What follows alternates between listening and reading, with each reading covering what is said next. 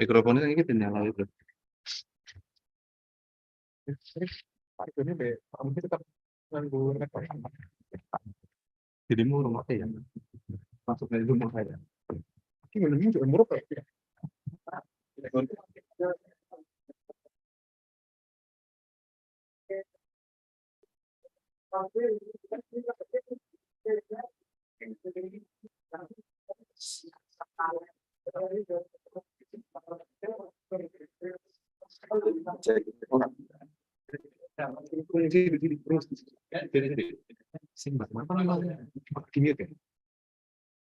Nah,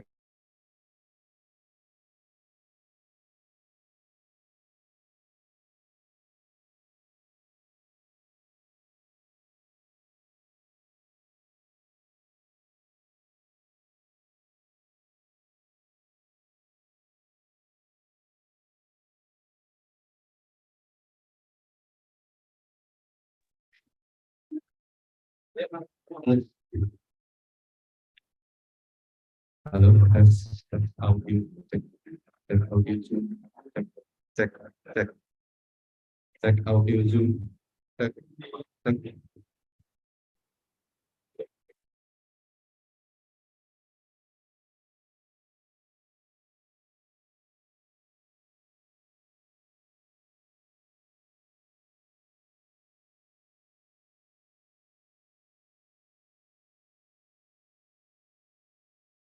Cek cek tes audio, mari tes audio Zoom, cek Mas Badrul, sama tuh.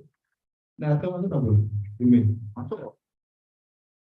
Ulangi ya, tes mic Zoom, tes tes tes halo, cek audio, cek Mas Badrul, masuk dan suaranya belum menggunakan kontrol. Ah, ya, ya, oke. Halo, halo, halo, masuk ya, oke. Masuk.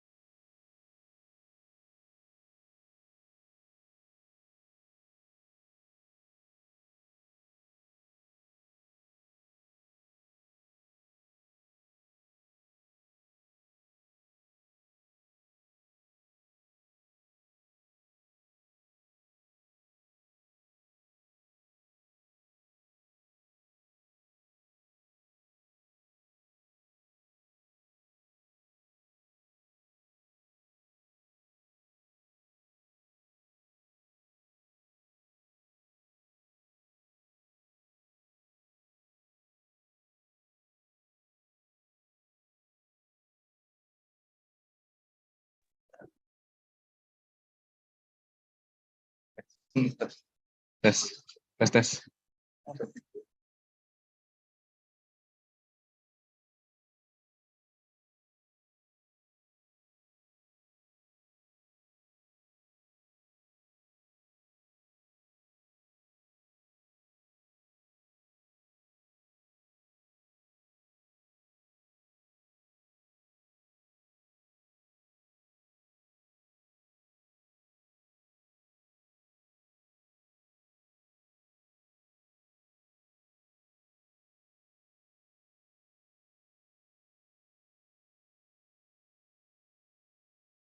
Tes.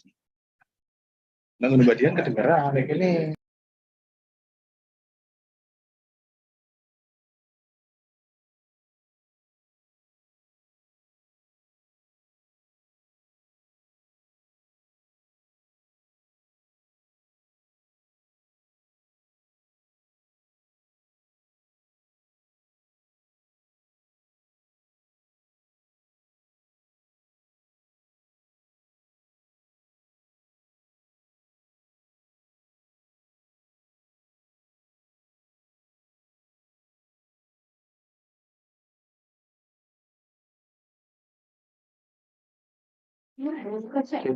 Cek, cek.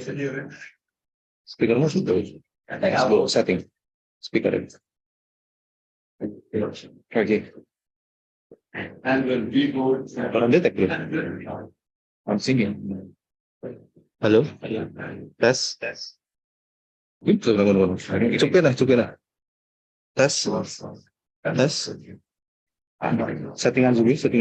Ini paham dulu. Yang speaker SMS ya. Tes. Cili. Oh, betul tapi cili. Tes. Halo. Saya masih audio berarti saya harus cilik kayak gini. Saya audio di. Sudah lama dulu. On ngasih telepon. Ini iya. Dia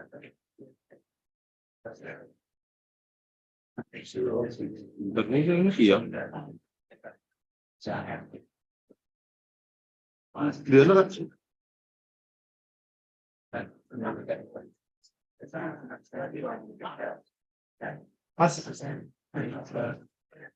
Mas.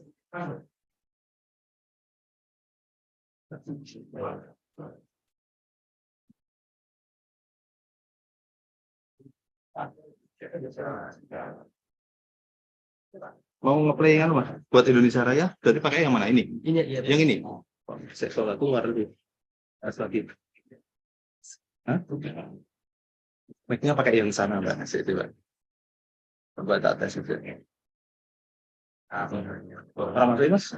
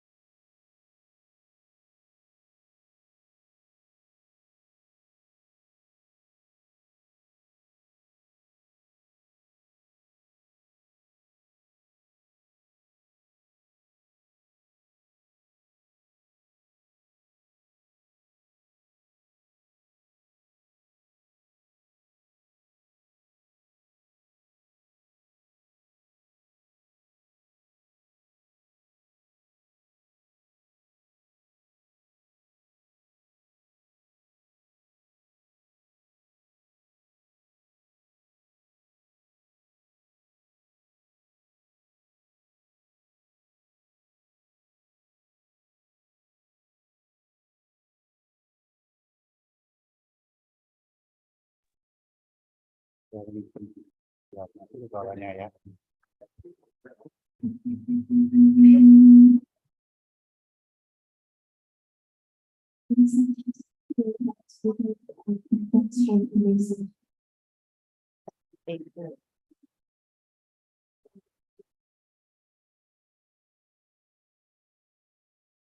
Assalamualaikum warahmatullahi wabarakatuh.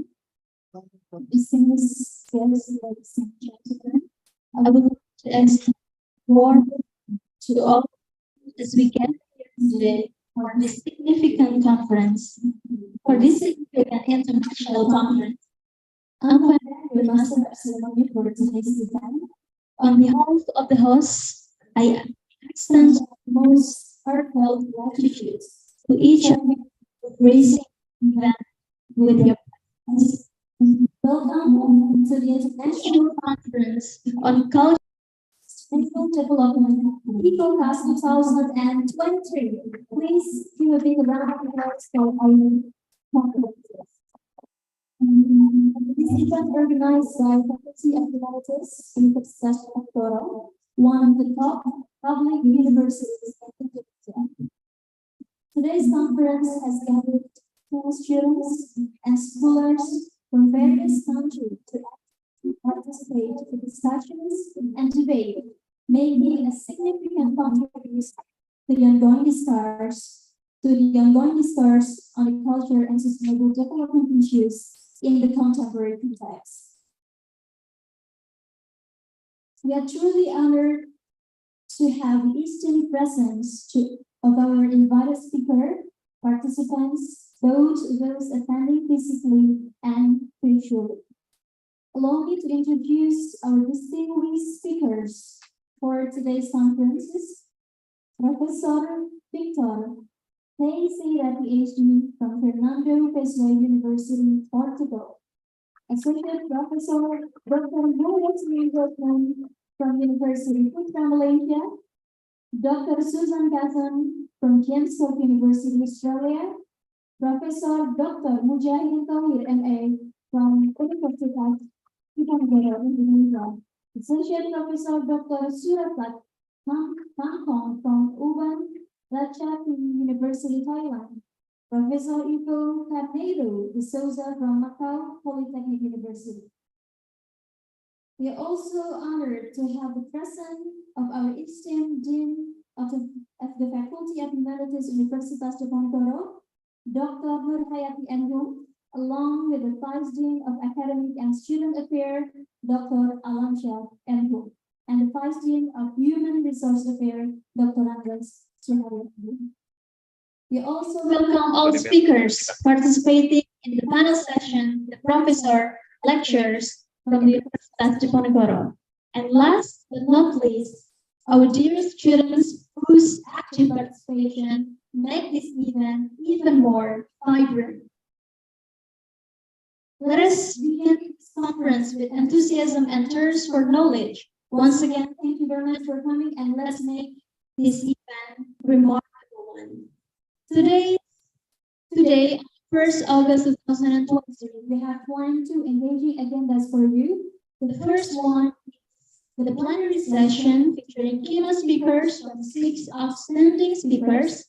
These distinguished speakers will share their invaluable insight on culture and sustainable development, setting the tone for our conference discussions. The second agenda is the parent session, and hold on to your seat because it's going to be quite intense. We have 5 parent sessions. There are at least 7 speakers who will deliver their presentation in their respective sessions. This provides a fantastic opportunity to dive deeper into various perspectives and knowledge about the culture and the sustainable development. Now, we read the round of our ceremonial session. The first one is Sing Nation Indonesia Raya. The second one is Doa. The third one is opening remarks by Vice Dean, and followed by the opening speech by Dean of Faculty of Humanities and photo session. And the sixth one is the main agenda and by closing. Ladies and gentlemen, without further ado, let's begin our event this morning. Now please raise for singing national anthem, Indonesia Raya.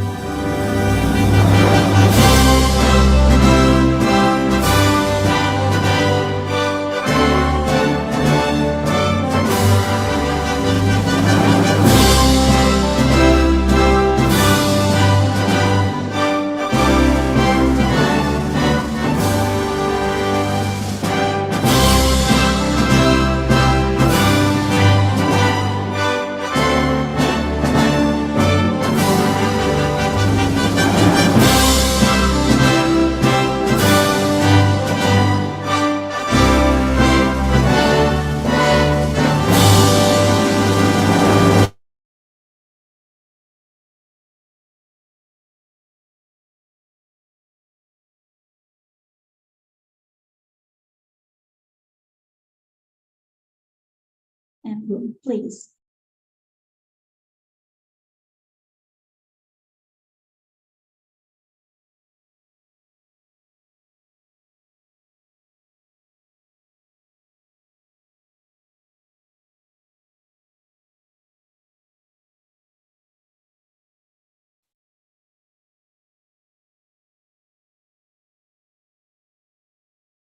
Assalamualaikum warahmatullahi wabarakatuh.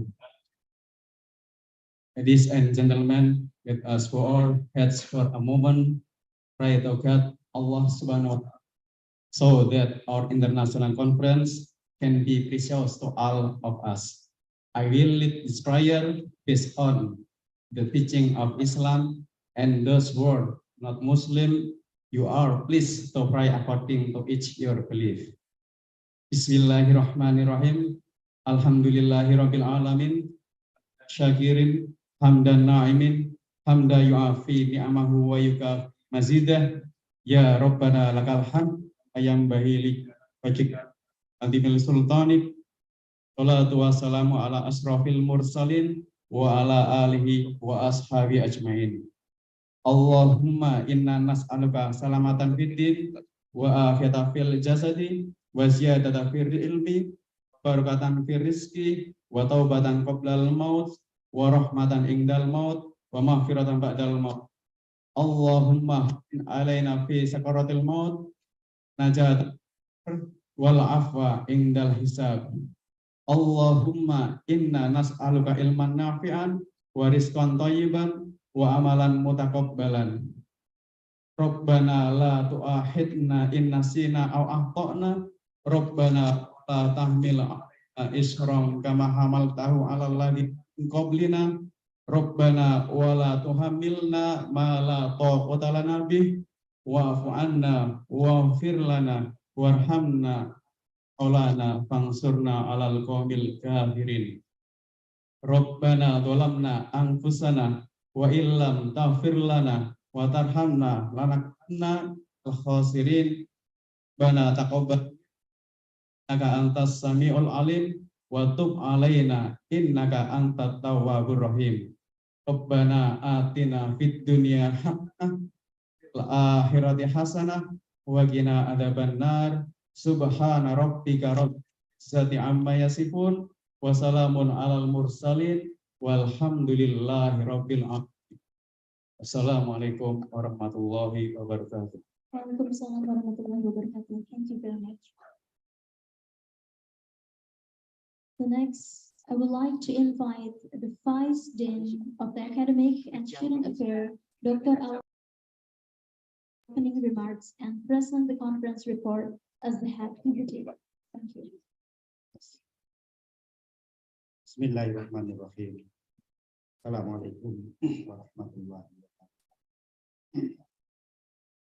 Excellencies in Faculty of Humanities, Mukayati Agung, Vice Dean of Resources, Bapak Dr. Agung, and Professor Dr. Rianto, the Honorable Guest Speaker, who is standing offline, Professor Victor Teixeira from Research Center for the Study of Population, Economy, and Society, Fernando Pessoa University, Portugal.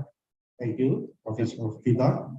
Professor Mujahirin Tahir from Diponegoro University. The honorable speakers who attend this seminar via Zoom meeting, Professor Ivo Carneiro de Souza from Macau Polytechnic University, Associate Professor Dr. Muhammad Ruslan Rusnan from University Putra Malaysia, Dr. Susan Gassom from James Cook University Australia, Associate Professor Dr. Surasat Hamson from Ubon Ratnajani University Thailand, and the moderator Mas Hari Dulaksana. Distinguished participants, lecturers, students, and all of committee in international seminar. Good morning, ladies and gentlemen. This is my pleasure to extend to all of you a very warm welcome. It is my great pleasure to welcome you to the international seminar with entitled Culture and Sustainable Development in Community, Challenges and Opportunities in the Past, Present, and the Future. This precious international seminar is being held in the context of a series of disnatalis for the Faculty of Humanities, while at the same time to support Universitas Diponegoro world-class university activities. In the first session of this seminar until 1 p.m., we will hear presentation from our honorable keynote speakers, and then it will be followed by presentation by the participants in the form of parallel session for 2 days. There are 70 participants who will present 132 papers on various topics relevant to scientific field, both the history, literature, linguistic, library, culture, language, and diversity related to Sustainable Development Goal, or SDGs, but from our faculty and from our faculty by online and offline. We will publish the article of the speakers in proceeding, and if it is possible, we will try to publish this article in Index Proceedings International. Thank you for Diponegoro University, especially thank you to Dean Faculty of Humanities for facilitating and supporting this activity, and thank you for the participant and the committee, the young lecturers who have worked hard to make this seminar possible. Especially to speaker Professor Victor, Professor Mujahirin, Professor Ivo, Associate Professor Muhammad Ruslan, Dr. Susan, and Associate Professor Dr. Surasat Hamson. Thank you very much. Wassalamualaikum warahmatullahi wabarakatuh. Waalaikumsalam warahmatullahi wabarakatuh. Thank you very much, Bapak Dr. Alamsyah M. Hum. Now, I kindly request the Dean of Faculty of Humanities, Universitas Diponegoro, Ibu Dr. Nurhayati M. Hum, to deliver his opening remarks. Please.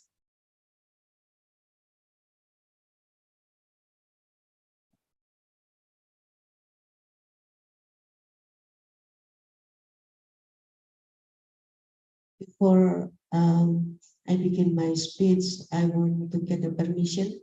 Let me have a 3 single minutes. Bismillahirrahmanirrahim. Assalamualaikum warahmatullahi wabarakatuh. the Excellencies, the Honorable guest speakers, Professor Vitor Teixeira, PhD, from Fernando Pessoa University, Portugal. Welcome to our faculty. Welcome to this seminar. And then the Excellency Associate Professor Dr. Muhammad Ruslan Rosnon from University Putra, Malaysia. Then in this opportunity, Professor Dr. Muhammad Ruslan will deliver his speech through virtual. And also Dr. Susan Gasons from James Cook University, Australia. Welcome virtually to Universitas Diponegoro. The Excellency, our senior lecturer, Professor Dr. Mujahirin Tohir, MA, from Faculty of Humanities, Universitas Diponegoro, besides you. And then Associate Professor Dr. Surasak Kemkom from Upon Ratchathani University, Thailand, and Professor Ivo Carneiro de Souza from Macau Polytechnic University. The Honorable the Vice Dean of the Academic Affairs, Bapak Dr. Alamsah M. Hung, the Vice Dean of Human Resources, Bapak Dr. Andes Suharyo M. Hung, our senior lecturer coming here, just landed from Uzbekistan, Bapak Profesor Dr. Irianto Widisusilo. Thank you very much, Prof. And then the Honorable, the Head of Departments in the Faculty of Humanity, Universitas Diponegoro, who come in this seminar, the Head of the Study Program,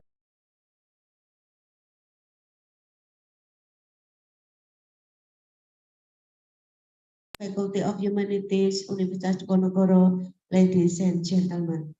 Good morning and welcome to this international seminar. On behalf of the Faculty of Humanities, Universitas Diponegoro, we are delighted and we are honored to host the International Conference on Culture and Sustainable Development, ICOCAS 2022. You know that ICOCAS actually is not the first conference we conduct. This is the new name. But historically, we have conducted series of international conference on culture issues. And we also know that almost every year, we always conduct the international conference and with the different topics. And the last conference was conducted in 2019, named CL Lamas, Culture, Literature, Language Maintenance. But due to the COVID pandemic, we have been absent for 3 years. But during the 3 years, we also joined with other international seminar conducted by postgraduate school, Ichelis. So yeah, we almost every year participate in the international conference. And now we come back again with the new name, ICOCAS, covering broader topics of culture. The novelty of the topic is that now we relate the culture issues with the global issues about sustainable development goals and the issues of revolution, ER 4.0 and Society 5.0. We choose the topic because culture take part as essential elements of human development. Culture is a source of identity, innovation, and creativity. Culture provides sustainable solutions to local and global challenges. Culture contributes to the achievement of the sustainable development goals from national, regional, and international perspective through building on national experiences, existing policies, and frameworks and cooperations. In this seminar, we open floor for discussion, opportunities of the culture for addressing social problems such as achieving decent work, poverty reductions, social resilience, gender equality, and other aspects of sustainable development agenda. Ladies and gentlemen, through this conference, we also hope that the audience discuss the position of local and national culture in ER 4.0 to build the society 5.0. In this Industrial Revolution 4.0, the main focus of many countries and also of Indonesia in the world is on developing management of manufacturing of products. The goal is to accelerate production and also to intensify economic growth based on technological integration.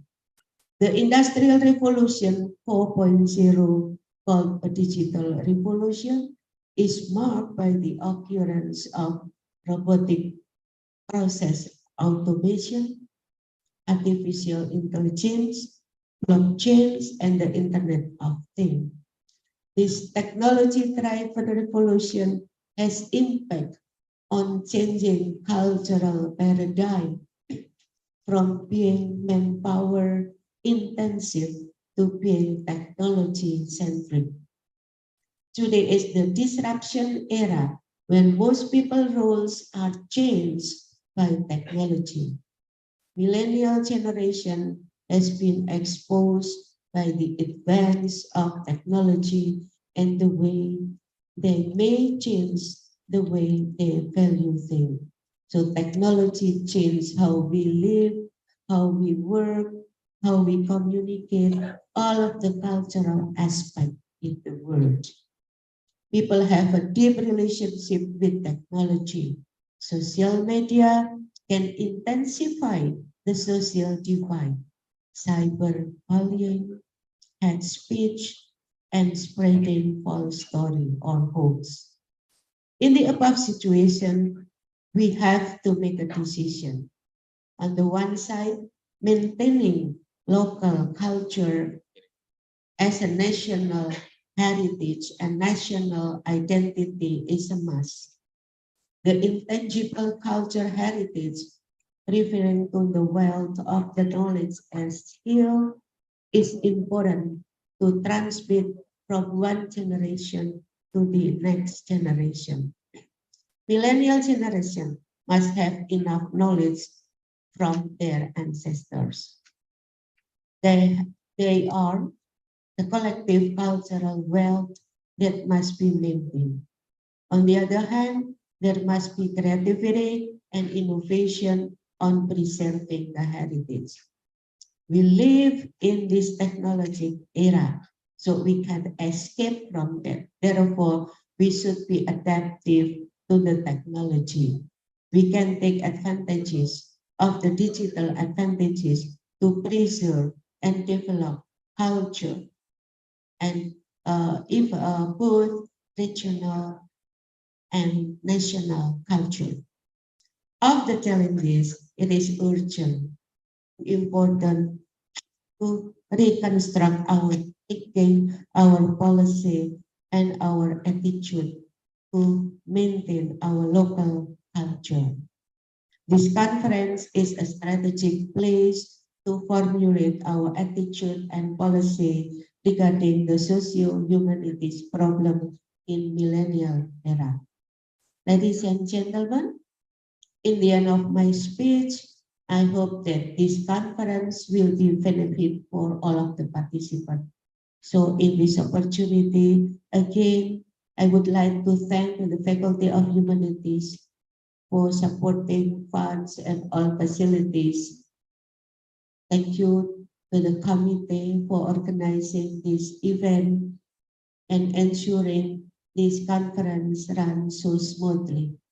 I would like to thank to the all invited speakers Profesor Vitor, Profesor Associate Profesor Dr. Muhammad Ruslan, Dr. Susan Gasan, Profesor Dr. Mujahirin Tohir, Associate Profesor Dr. Surasa Kempong, Profesor Ivo Karneiro de Souza, and the moderator Bapak Arido Laksono M. Thank you all the participants who are going to present your valuable idea. Thank you very much. And as Pak Alam said, that this is the first event in the series of Dies Natalis of the Faculty Humanities Universitas Diponegoro. Wassalamualaikum warahmatullahi wabarakatuh. Thank you very much. Thank you very much.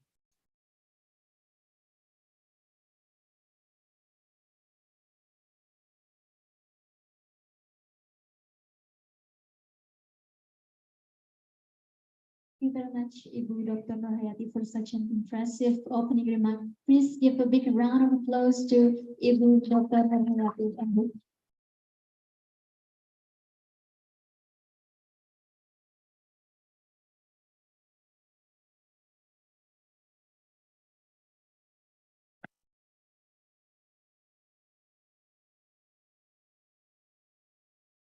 Ladies and gentlemen, for a memorable moment, we kindly request all of you to stand up on your seat, and the committee will take the picture. Just stand on your seats.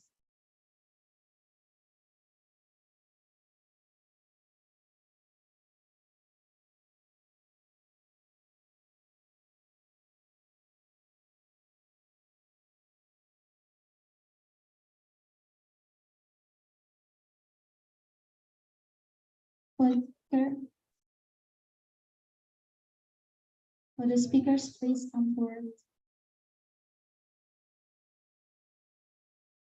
for the session.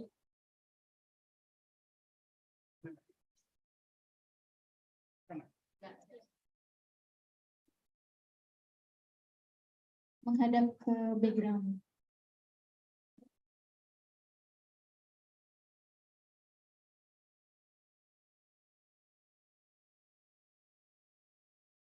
The committee will arrange.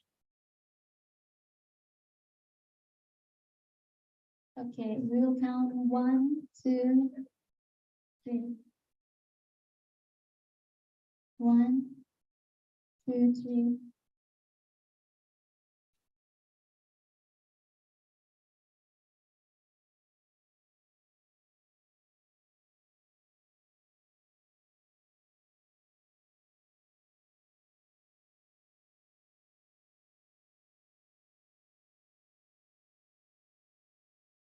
Please give your best smiling face. Okay, the committee will count 1, 2, 3. Okay, it's in. Thank you very much. Thank you very much. Let's make this conference a resounding one.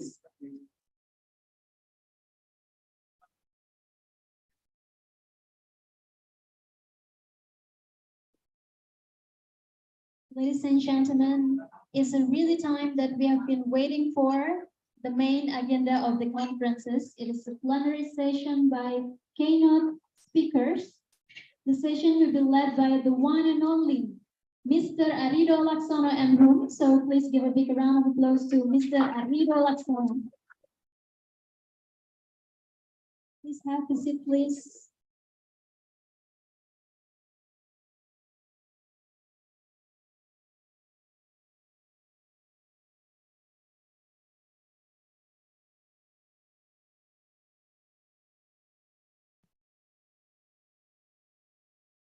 Mr. Arido Laksono holds the position of the Secretary of the Anthropology Department at the Faculty of Humanities, Universitas Diponegoro. His interests span across various intriguing subjects, including American multiculturalism, cross-cultural understanding, American literature, and religion. With his diverse areas of interest, Mr. Arido contributes significantly to the academic community and brings a wealth of knowledge and expertise to this department. So please join me to giving a warm welcome to Bapak Rido and the speakers for today's session. Thank you Yeah. very much. Bapak, the time is yours. You can handle on the discussion and the presentation. Thank you.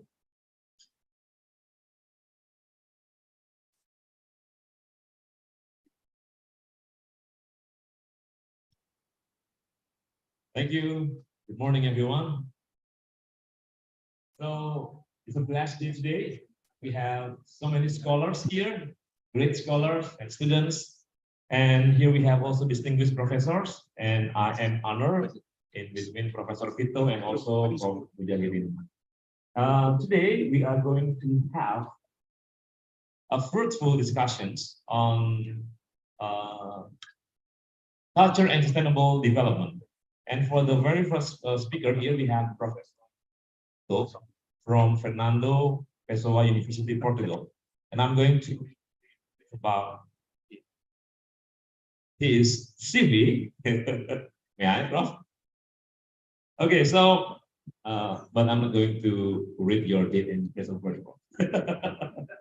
So, Prof. Vito is from Portugal, yeah, and he has a very long read here, but I'm going to read brief here. And his research topics and interests are in intercultural studies, history of Portuguese expansion, and Portuguese art and heritage in Southeast Asia, history of intercultural relations in Southeast Asia, Islamic culture, religion, and art, wonderful, and then iconography and iconology and semiotics, cultural tourism and traveling design, history, art, and heritage of religious orders, and also Macau studies and history of Hispano-Filipino art. Right. Without further ado, let's have Professor Vito to deliver his knowledge for us, sharing his knowledge for us. And before that, please give him big applause. Professor Vito, you have 30 to 45 minutes. Thank you. 30 to 45.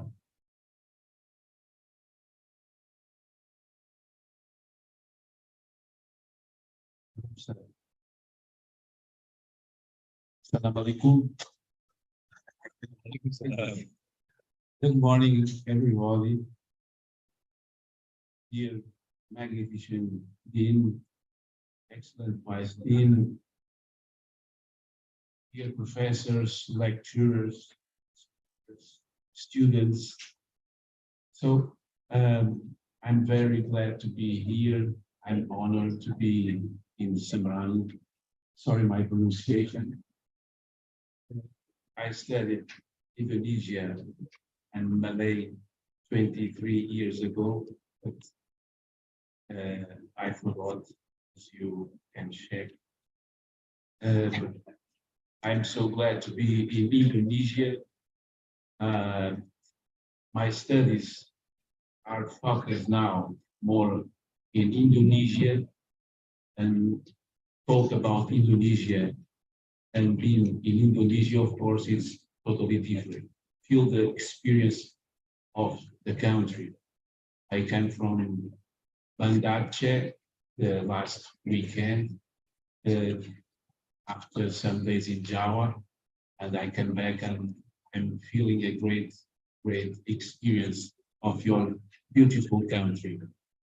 I will talk about Makassar. Essentially, I will try to resume, to not spend the morning talking about Makassar in a historical perspective with an anthropological, cultural approach in a different perspective. I will try to not have a speech as a spice invader, as my ancestors they were. I'm trying to fight against the Eurocentric vision and sight over Asia.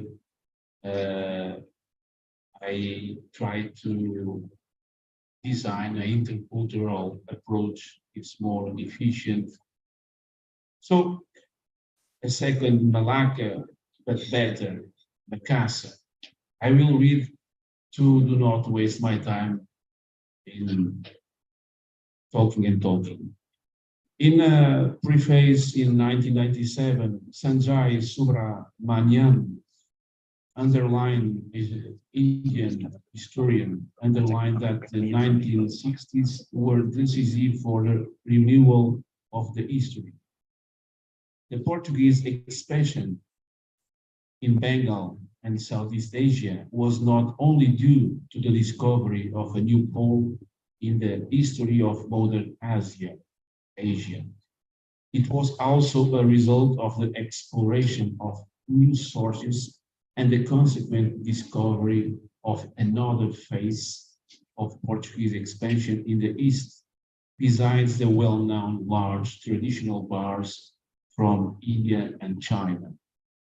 The movement was probably triggered by Mary Meiling-Orlov's book, Asian Trade, which emphasized the centrality of administrative sources of the VOC between 1602 and 1800. Her work was continued with contributions from the Leiden School and the group of Denis Lombard, who in turn began to value native sources, comparing them with European, Portuguese, Dutch, and English ones. All these authors stressed that Portuguese and European expansion was not just a product of European initiative, but also a reaction to it by local communities. Therefore, understanding the process required studying the history of these communities and exploring their respective sources. This new perspective allowed for the formulation of further questions and the discovery of new concepts and interpretations. One of the innovations was to reevaluate a period of Portuguese expansion in the East that had been considered a period of decadence, attributed by nationalist historiography to the Spanish kings, the Philips, a period allegedly marked by neglect and subjection of Portuguese interests to those of Spain. This period, especially concerning expansion, was further complicated by the adverse effects of the Great Truce with the Dutch 1609-1621 on the stability of the Western and Eastern empires. However, overlooked in this narrative were the possibilities opened in the Far East by the joint efforts between the Portuguese from Malacca and the Spaniards from the Philippines. These opportunities generated enthusiasm for projects of conquering Asia. Well, on the other hand, the alleged decadence of the Portuguese state of India was inconsistent with the figures relating to Portuguese commercial activity, considering not only the tremendous transoceanic trade of the crown, but also the local trade of private individuals. The trade of the East remained healthy until later than previously proposed, even after the appearance of other Europeans in the Eastern region. The reconsideration of the imperial impact of an official commercial activity constitute another incredible novelty, the transition from an official expansion model to one of expansion carried out by private individuals. In a 1995 article, Anthony Disney contrasts these two models, referring to the first dominant in the 16th century in the West Indian Ocean as the South Asian model, and a second prevalent in the first half of the 17th century in Southeast Asia and mainly here in the archipelago as the East Asian model.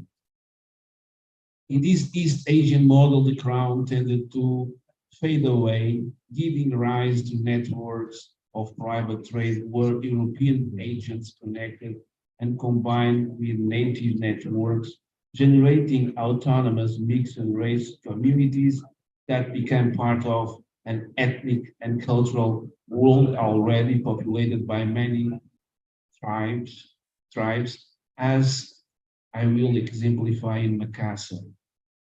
This shift away from the formal domain of the crown caused the Portuguese tribe to disappear from the primary official narrative sources, remaining only in a few alternative narratives, such as Perdão de Espírito, Peregrinação, pilgrimage, or some ecclesiastical or non-Portuguese sources. The second moment of the Portuguese India is not limited to an epistemological rupture, a change of perspective and a reconfiguration of sources. It's also associated with novelties in the context of political actors in the region, particularly the arrival of a new agent, the VOC, which unifies several Dutch companies already trading in the East and designed a suitable strategy for its activities. Ironically, this strategy was inspired by observing the strengths and weaknesses of the Portuguese presence. The points noted by VOC strategists were as follows. One, the need for a long-term political line that would unify short-term commercial objectives with political and even religious purposes to secure shareholders' interests and rapid profit increase. Two, establishing a political, administrative, and logistical center in the East, similar to Goa, Batavia. Three, the choice of a place free of monsoons, where fleets could move and trade without waiting for weather conditions. Four, the concentration of mercantile interests in a few products. These strategic decisions led to the opening of the Warhouse headquarters in Batavia and the subsequent displacement of the center of commercial activities from India to Southeast Asia. This shift affected the archipelago and the bordering continental coasts from Malacca to Macau. Consequently, new centers like Batavia, Malacca, Makassar, Solor, Timor, and Macau emerged, with the prominence of products like nutmeg, cloves, sandalwood, precious stones, overshadowing pepper and even cinnamon.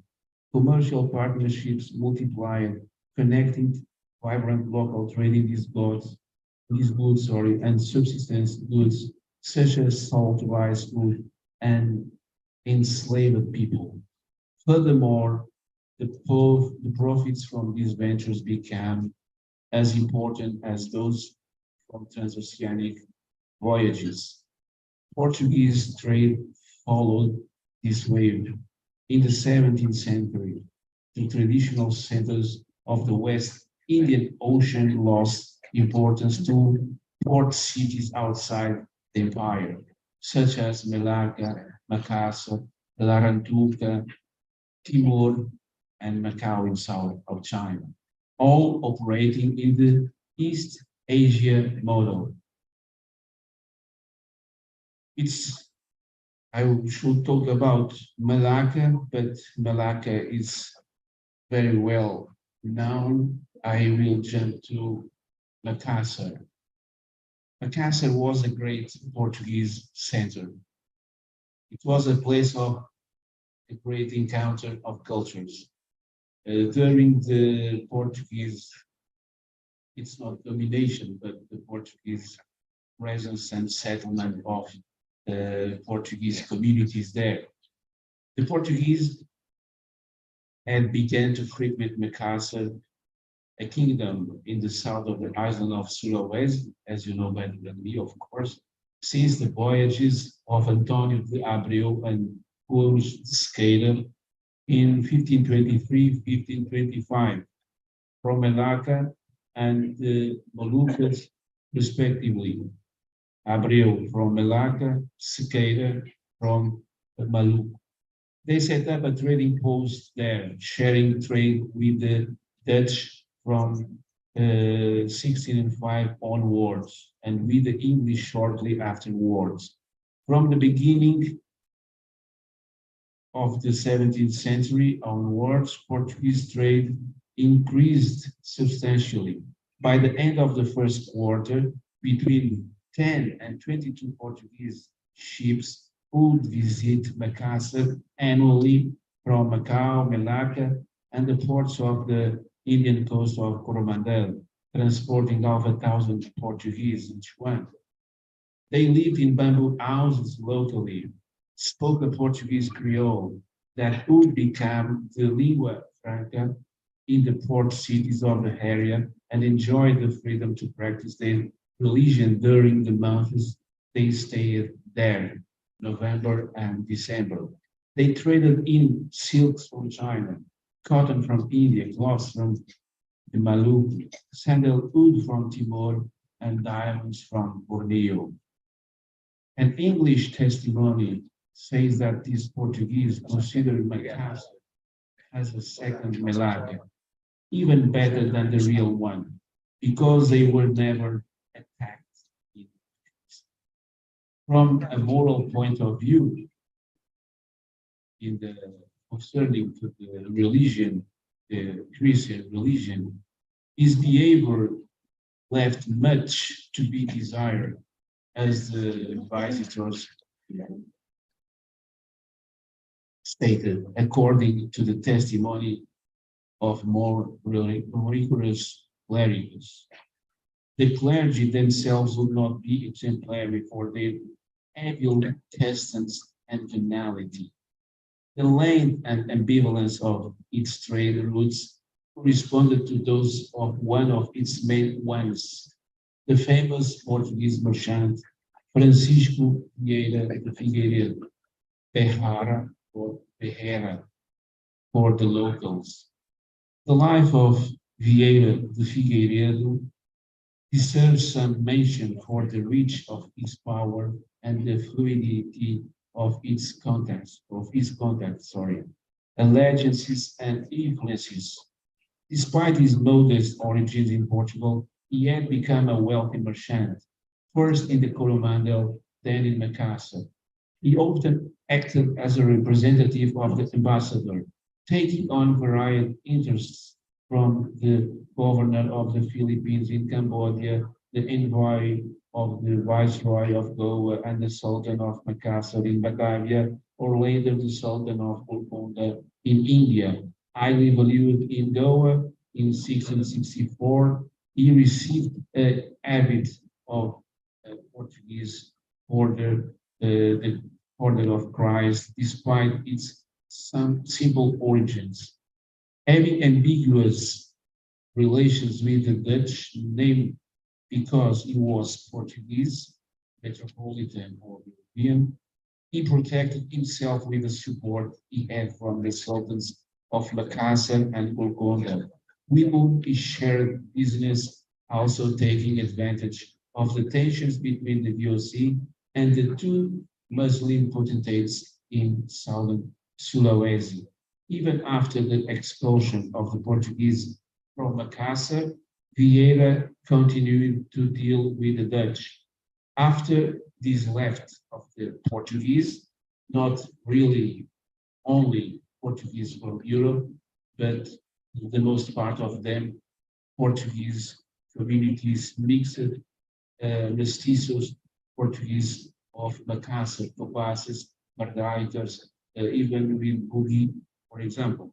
After this left in 1661, Vieira remained there for a few more years, with acceptance at court and protection from the Dutch, especially after the conclusion of a peace between Portugal and the Netherlands in 6061, 6062. His activities were strengthened in Larantuka and Timor, where he traveled several times in 1663, imposing on the Portuguese community of Lifau and Larantuka a captain to his leaking. Antonio de Ornay, who was pro-Dutch, which may have been a play of interest by Vieira towards the VOC. In 1665, Vieira settled with his family, brought from Makassar, in a beautiful house, trading sandalwood with Macau, where his wife was born. He died in Larantuka in 1667 as professor officer related to heads. In some ways, Vieira's life is like another scenario in Myanmar. Philippe de Nicot, a famous diplomat and policymaker, and a troublemaker also. The Portuguese of Makassar usually have their contingents of adherent servants and enslaved people. They mated with Muslim women, just as Muslims took Christian women. A lot is known about the internal organization of the community. They would have, as in other places, their captain and notables with functions of self-government. After the fall of Malacca, some of the ecclesiastical Christian religious authorities had settled here.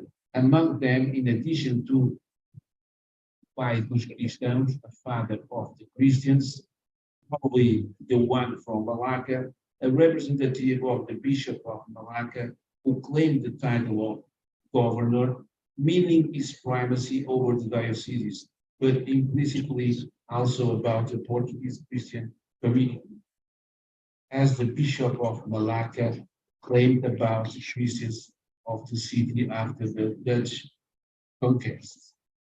The Portuguese community of Makassar grew very much after the fall of Malacca, 1641, from more than 500 to more than 3,000 inhabitants, with the fugitives from that military and commercial square. The Portuguese population, was called Borrobos or Barrobos. There were several missionaries when they were closed because of fierce disputes between the religious orders. I will try to resume.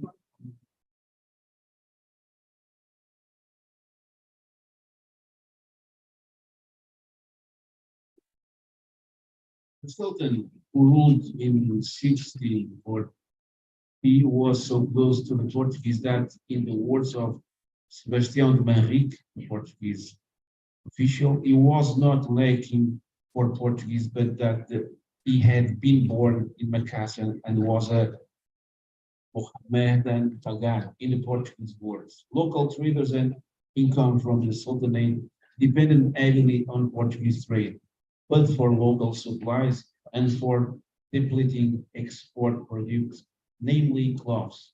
Therefore, whatever their most profound feelings towards a Portuguese community that was not exemplary in its behavior, they cherished it as a source of the city's economic and political health. On a political or military level, the excellent relationship between the local authorities and the Portuguese experts in certain military domains, such as firearms, was meaningful both for the internal peace of the kingdom and for the political undertakings abroad before other Europeans or with local powers, submissions of Portuguese support for the anti-Dutch rebels of Ambon, for example. Hostility to the Dutch and their attempts to monopolize the spice trade, and opposition familiar to the Portuguese and the locals fostered the Sultan's great sympathy for the Portuguese. Sultans spoke fluent Portuguese and Spanish. In 1640, the dominant figure in the kingdom's government was a chancellor, famous for his magnificent library, rich in Portuguese and Spanish books. One of the king's secretaries was a Portuguese, Francisco Mendes, a mestizo to whom the king of Portugal promised the habit of those order of Christ. Nevertheless, the Sultan was practical and efficient in Portuguese, not needing an interpreter and directly reading the letters in Portuguese that were presented to him. And the religious issue as the source of the Portuguese sources they stated for us, hesitant between Christianity and Islam, not only the Portuguese sources, but legends also faced. So hesitant between Christianity and Islam, faced with the impasse and the various arguments in favor of each religion, the city leaders organized a dispute between experts of both creeds, in which the Muslims prevailed.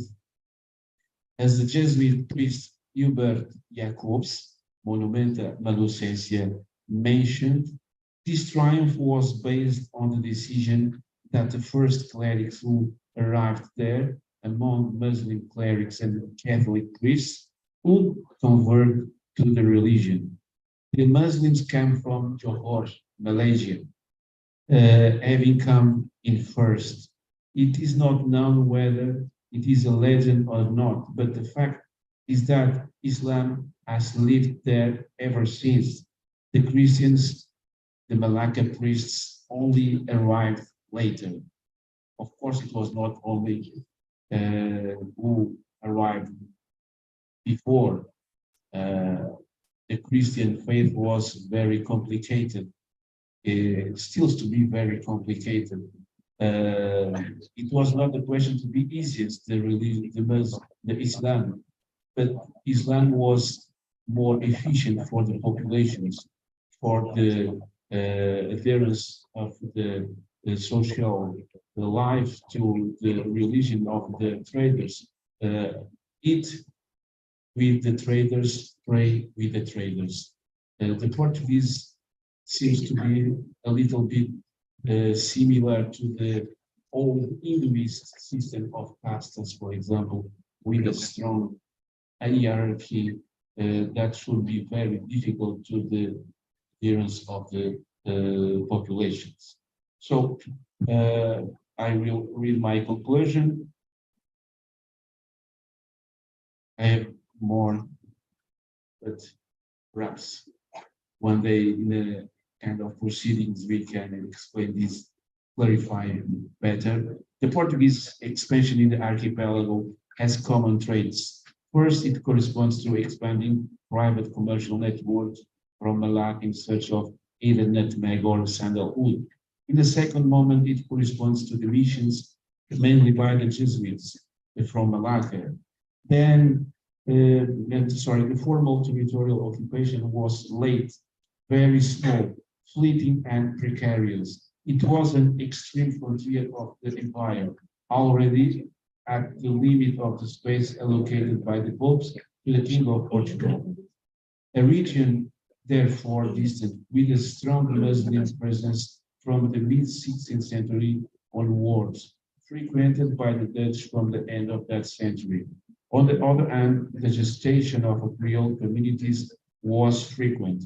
First, by bringing together the Portuguese with local women, then by the abundance of dependents and enslaved people of these lords of commerce and war. Finally, the effectiveness of missions and the adoption of the Christian religion as a prestigious identity marked by local populations, as identity is still stimulated by competition with Muslims in the first phase of implantation in the archipelago. Only some of these extension elements of the Portuguese community were perfectly articulated. For example, the Lusitanian libido, according to the Professor Boxer, this promiscuity that could have characterized the Portuguese in the tropics was partially condemned by the religious, who were scandalized by the number of women used by the Portuguese, as well as the fact that the Portuguese lived with Muslim women from many religions. It was a calamity noted by some religions in Makassar. Also, relations between missionaries and merchants, or even military leaders, were rarely those of frank and mutual support.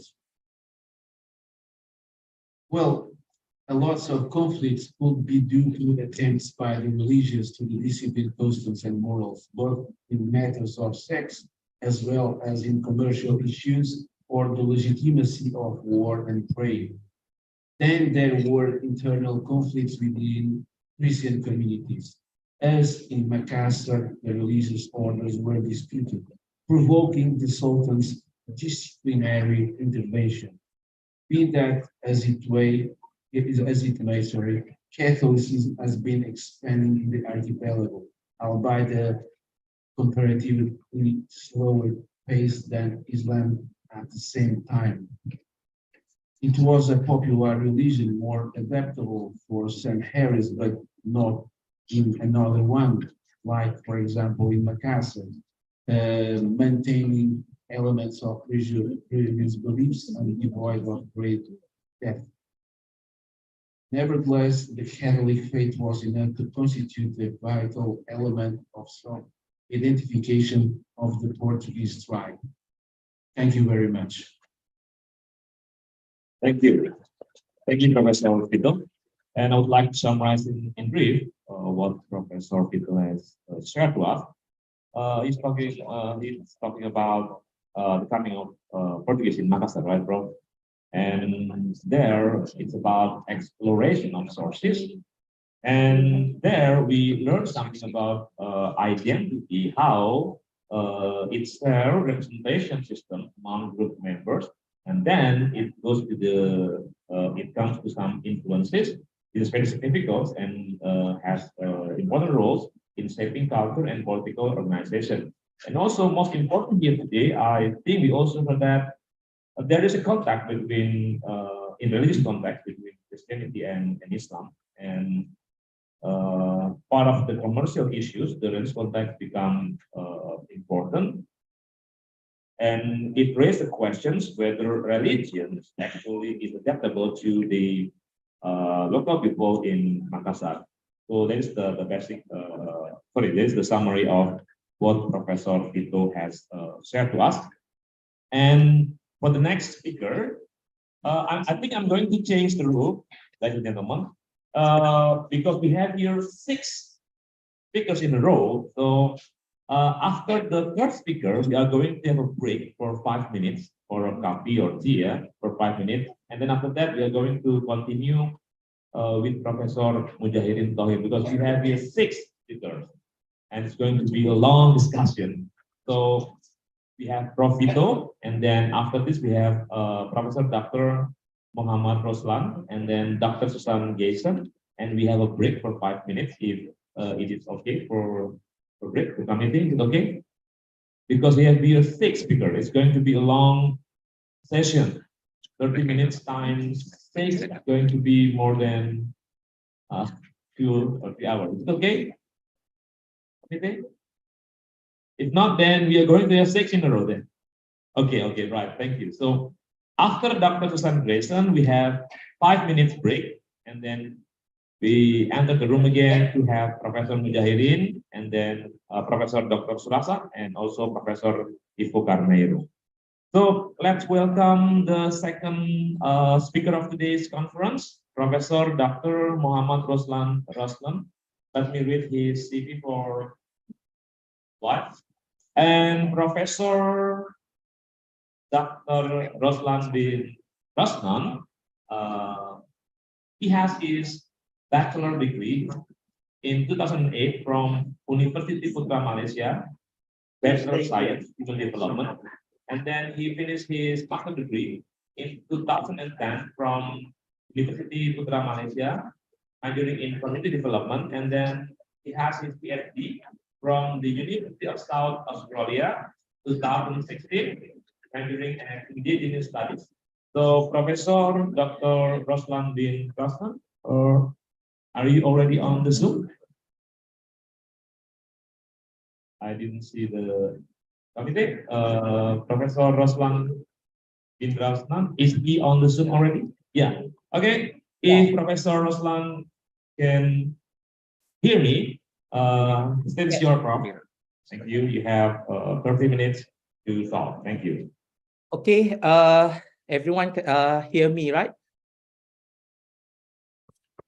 Okay, Assalamualaikum and very good morning to everyone.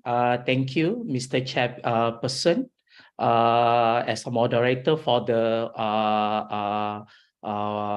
introduction.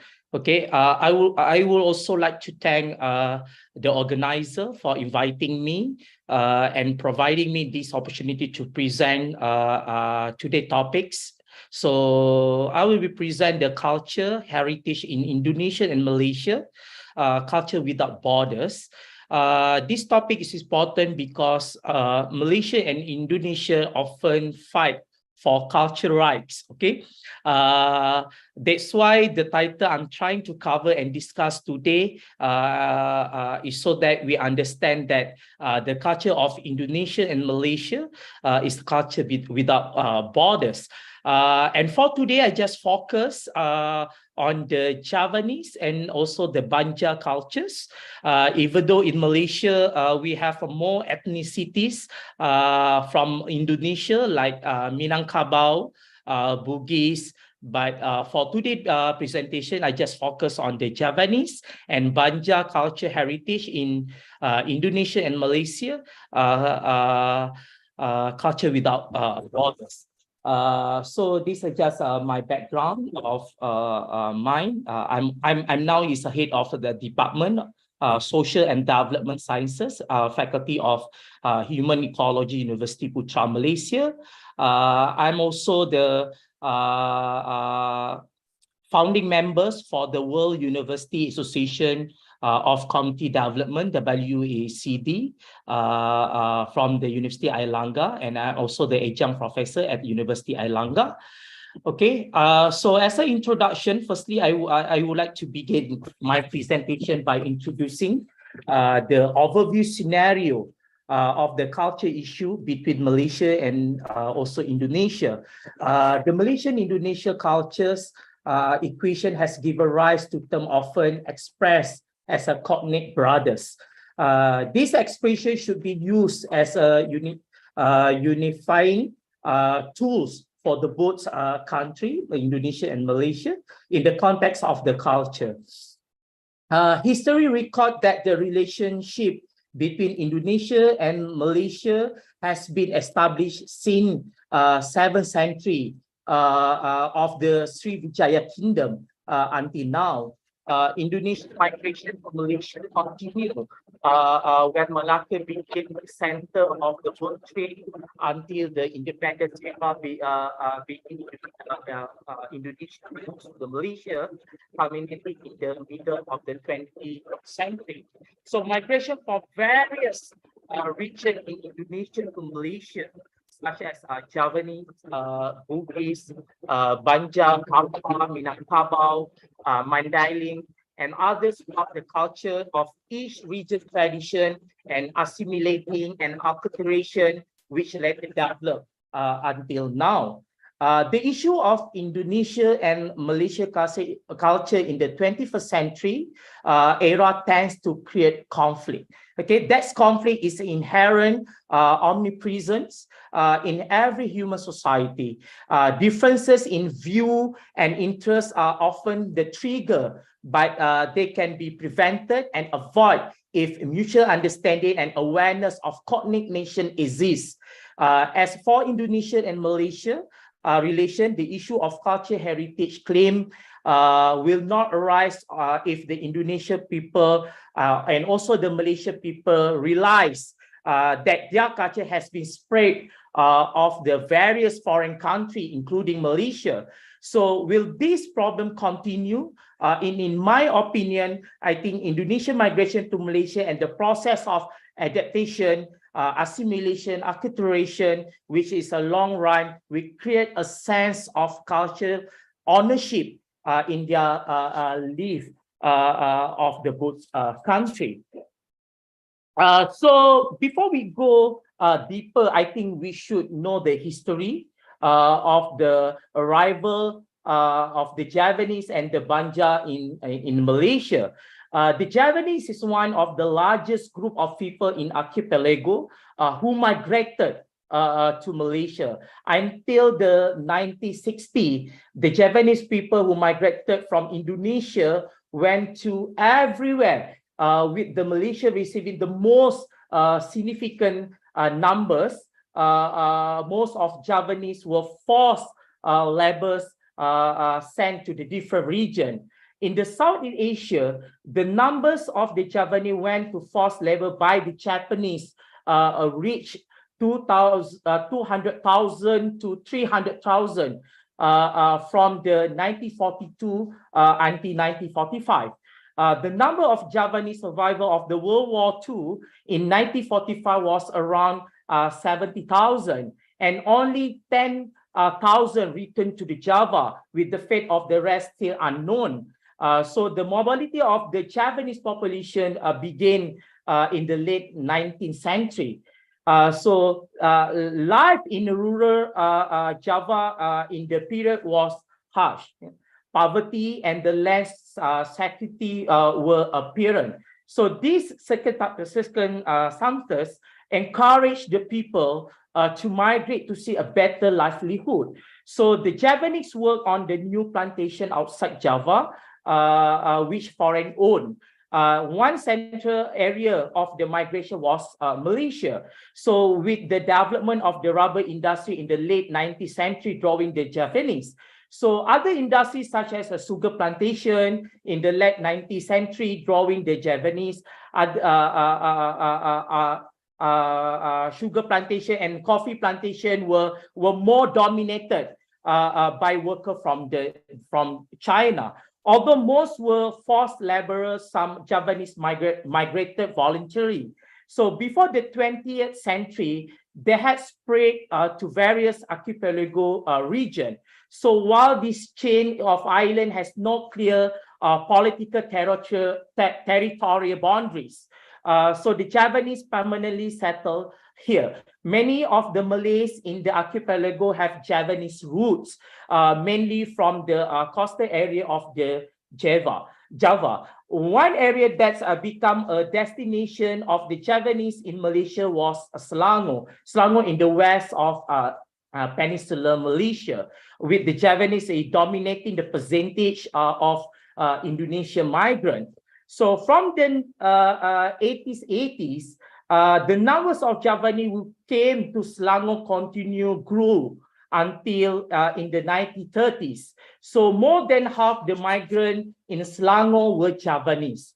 Migration by the Javanese to Johor, for example, in the southern peninsula of Malaysia, occurred long before the 20th century. As one of the area Malaysia with the largest Javanese immigrant population is Johor. Johor is related to the past mobility of Javanese, mainly because the geographical condition of Johor is easily accessed through the Singapore and the Sumatra. Okay, the growing number of the Javanese immigrant in Malaya between 1911 and 1941 was evident in Johor and Selangor. In this area, the growth tripled, they reached more than 120,000 at the end of 1941. At the same time, they changed in the Perak. Perak is in the middle of the Peninsular Malaysia, and the Singapore only shows slow increase the numbers of the immigrant. Javanese started arriving in the beginning of the mid 20th century. Most coming from the Ponorogo is Java. Then Batu Pahat Johor was occupied the most Javanese and Bugis. The Bugis settled in the coastal area and planted coconut trees as a sources sources of income. Okay. In contrast, the Javanese settled in the area which coincided with the rise of the rubber industry in the period 1911 until 1930. The Javanese migration also encouraged the British colonial who brought many Javanese to work in rubber plantation. In general, two factors are behind the arrival of Javanese in Malaysia. The growth of the population in the Javanese becomes one of the factor pushing and the Javanese to migrate.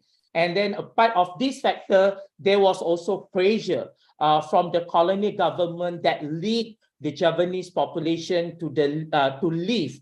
So Javanese settlement in Malaysia required them to adapt and assimilate to this new territory.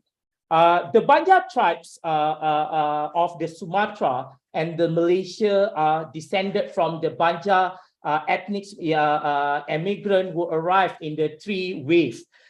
First, in 70s, 80, there was a mass migration to Sumatra. The ethnic Banjar who became immigrant at the time were supporter of Prince Amir, who was defeated in the Banjar kingdom in civil war, namely Prince Tamidua.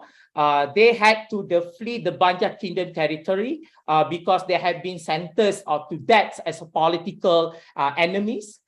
Second, in 1862, there was another mass migration to Sumatra during the chaos of the Banjar War. The ethnic Banjar who became immigrants supported Pangeran Antasari. They had to flee the city center. And then for the same reason, they had to flee to Banjar Kingdom Administrative Center in the Matapura. So the Dutch resident forced control the major city of the Banjar Kingdom territory and they become their adversaries during the Banjar War. Third, in the 1905, the Banjar ethnic group migrated in a large number in island of Sumatra. They had to do it this time because Sultan Muhammad Saman and the kingdom of Banjar Kingdom then was matriarch the 100 of the Dutch. Okay, the Banjar tribes migrated to Sumatra, particularly to Tembilahan, Indragiri, Hile around 1885. So during the reign of Sultan Isa, the last king of Indragiri. So during those time, the Banjar tribes also migrated to Malaysia among other the state in Malaysia, for example, Kedah, Perak, Selangor, and also Johor. So these are the place the Banjar tribes also migrated in Malaysia. So when we talk about the assimilation, I think the assimilation occur in the three significant steps. Okay, placement, adaptation, and also the assimilation. So the process takes a long time and does not apply to a single generation, but can occur fully within generation. The people of Java, Banjar, Malays have a similarity in some aspect which can speed up the three phases of acculturation. So the Malay language was essential in assimilating the Javanese and the Banja in Malaysia. In terms of vowel and also the consonants, the structure of Malay is similar to the Javanese. In addition to these factors, Malay had also become one of the subject taught in the school in Java and the language used by the government official to communicate with the native in various Dutch colonies. So thus the Javanese residing in Malaysia have no significant difficulties communicating with the Malays. The process through which the Javanese and Banja people assimilated in Malay can be seen in marriage and educational institution, which are the most appropriate measure for determining their level of assimilation into the Malaysian society.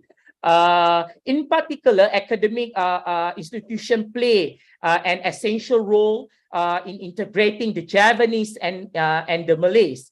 So the Javanese descendant was educated in Malay school and taught in Malay ways in terms of language and cultures.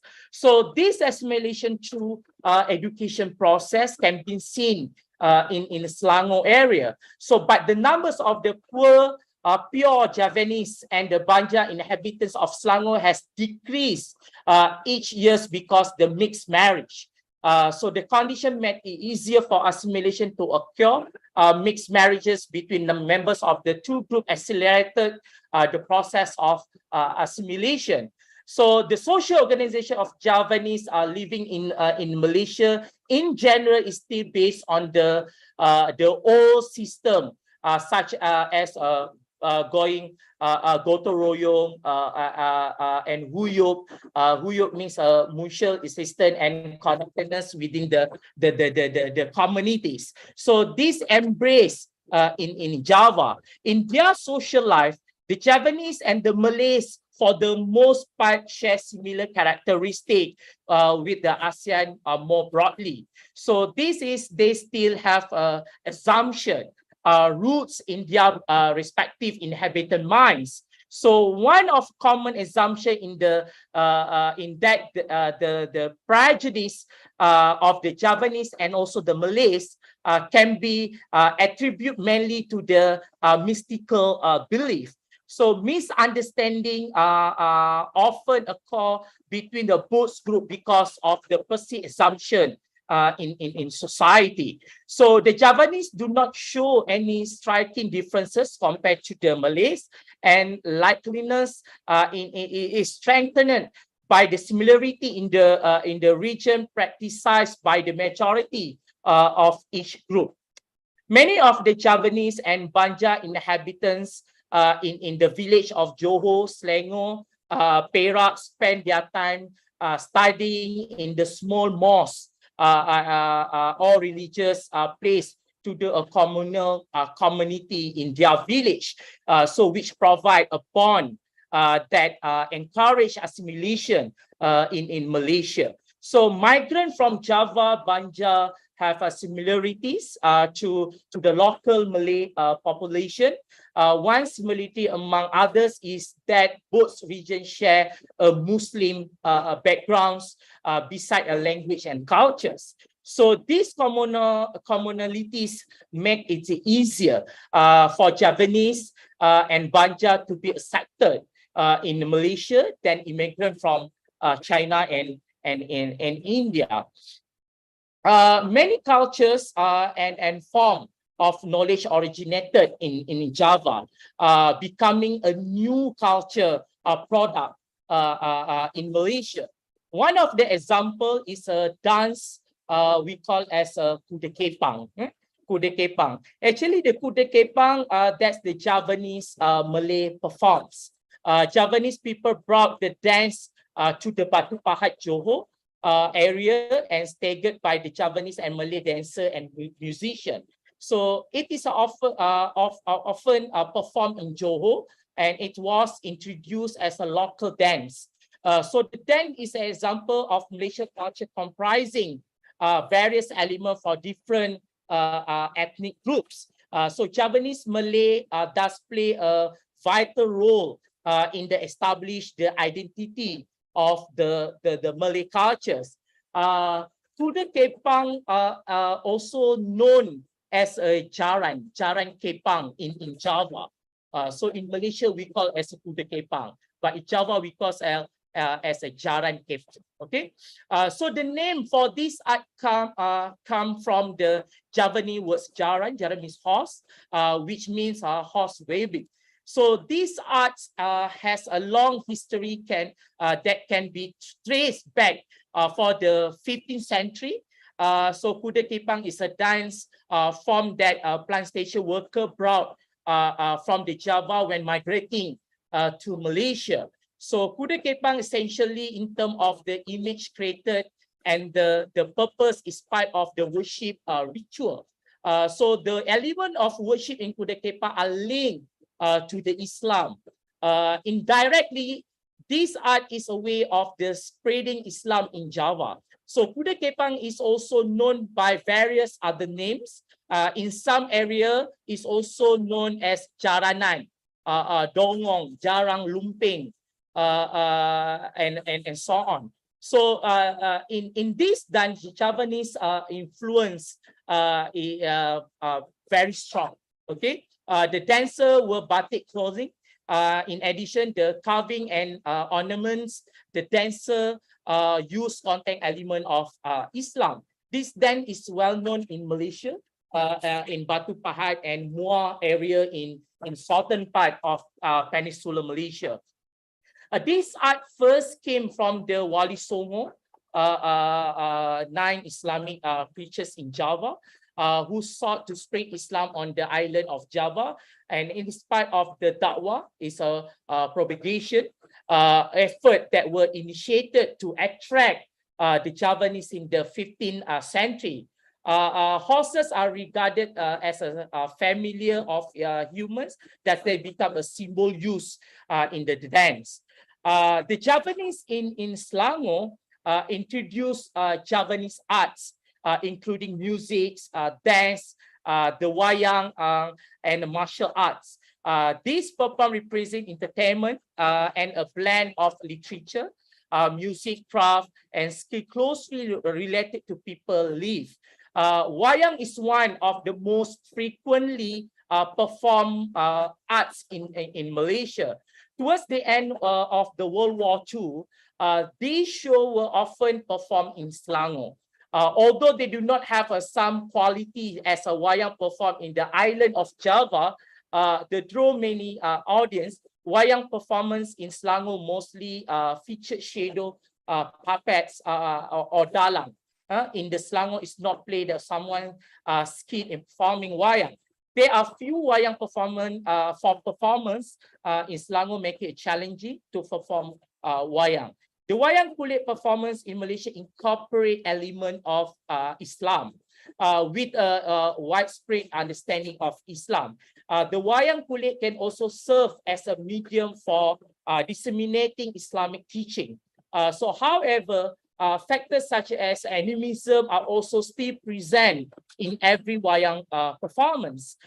These show contain moral message that teaching that can be practiced in societies and related to ancient Javanese texts such as Ramayana, Mahabharata, Hikayat Amir Hamzah, Panji, and Pendawa Lima. Okay, another arts that Javanese brought to Malaysia is Rio. Okay, also known as a barongan in Malaysia. This art is popular in Javanese Malay community in Johor. The Rio is a performance art comprising dance, traditional music, and drama. The Javanese who migrated to Batu Pahat, Johor, brought this art of Ponorogo. Because most of the villages Ponorogo people is easily for the Rio to spread. in Batu Pahat, the real change according to the local communities, social and cultures, condition with strong Islamic values. The most significant change in the storyline in Rio in Batu Pahat, Johor, tell the story of the Prophet Sulaiman, who can talk to animals. It is a form of the entertainment for the villagers and does not contain the ritual aspect of belief. So the Rio serve to elevate party festivities such as a wedding, the welcome official of the kingdom and the government programs. So in terms of food, we have a silamatan. So silamatan means communal feast activity in Malaysia are usually followed by eating kenduri. Kenduri means a bucket of ceremony cuisine. Okay, so in Selangor, the Javanese who celebrate Silamatan usually serve the typical food such as nasi ambeng. I think this Javanese word nasi ambeng, and side dish are presented on the leaf of the talam, which up to 5 people can consume. Okay, under the certain condition, before the talam, people often use the ancak. A kind of woven leaf are commonly used to make offering to the spirits. So, however, it is also used to serve food as Salimantan event. So, people who have finished with the Salimantan, they receive a pack of rice prepared and wrapped in banana leaf. We call as a berkat. Berkat means blessing. Okay, serving the food as mentioned earlier, that Salimantan reflect the culture maintained by the Javanese in Malaysia. And other than that, the clothes, batik, I think, is more popular between Malaysia and Indonesia, but the difference is just the abstract and also the design of the batik, but in Malaysia we call as a batik also. Okay, and then these are some of the picture Malaysia. So this one is Kuda Kepang, and this Rio. So this one is nasi ambeng. So this wayang. Okay. And then for the Banja cultures, the Banja cultures is also still practiced in Malaysia. For example, the pucuk luntas, okay, pucuk luntas or luntas are now very rarely found around the resident of Banja people.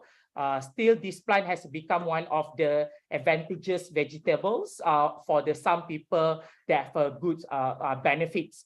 So the main ingredient is handful of the pucuk beluntas, wash it and the boil until cooked, and then the vegetable can be consumed directly or served with the rice or other side dishes.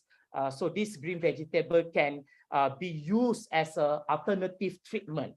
Okay, that is a reducing body odor. So and then another one is lakatan bainti. Lakatan bainti is one of traditional Banja cakes often served in Banja traditional ceremony. Lakatan bainti is commonly known as a nasi balama. Okay, nasi balama. So traditional ceremony that's often used lakatan bainti are religious activity or housewarming. Okay, and then we have bubur habang. Okay, bubur habang is actually the red porridge. Okay, it's a culinary often served in every Banja community ceremony. Bubur habang is a food made from the rice and could become a porridge. Then the divided porridge in 2 parts. One part is mixed with the coconut and the salt, and other parts are mixed with the brown sugar. So the porridge is served in the ceremony by putting red porridge and the white porridge on the plate. The types of the ceremony that often use red porridge and white porridge are wedding ceremony and the traditional ceremony for bathing for the 7 months pregnant women and the built house ceremony. So they are always red and white porridge every time a ceremony is held. It's also served when there's someone wish is granted. Okay. So these are some of the picture. So this is a red porridge. We call it as a bubur habang. Okay. As a conclusion, I think Indonesian descendants who have settled in various parts of Malaysia in their daily life continue to carry out the culture of their native region.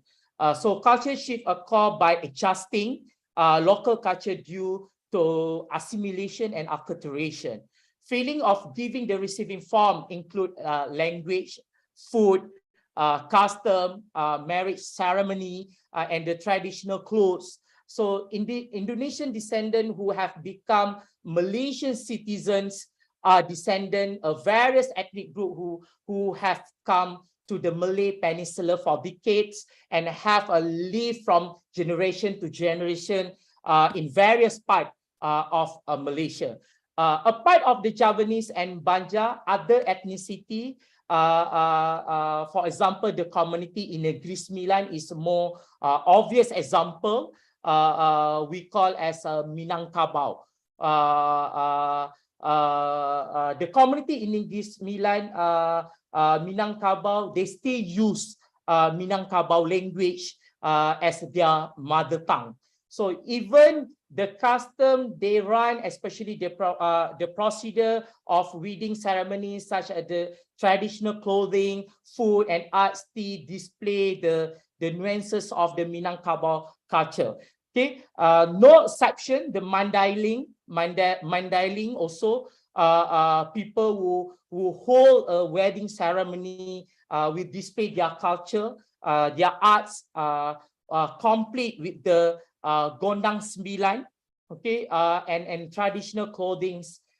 So they assume that their center's implementation of the culture in the area of origin is a culture preservation effort in their migration area. So meanwhile, the Malay tribes as the host community in Malaysia welcome the culture brought by the migrant from the Indonesia. I think that's all for today. Thank you so much.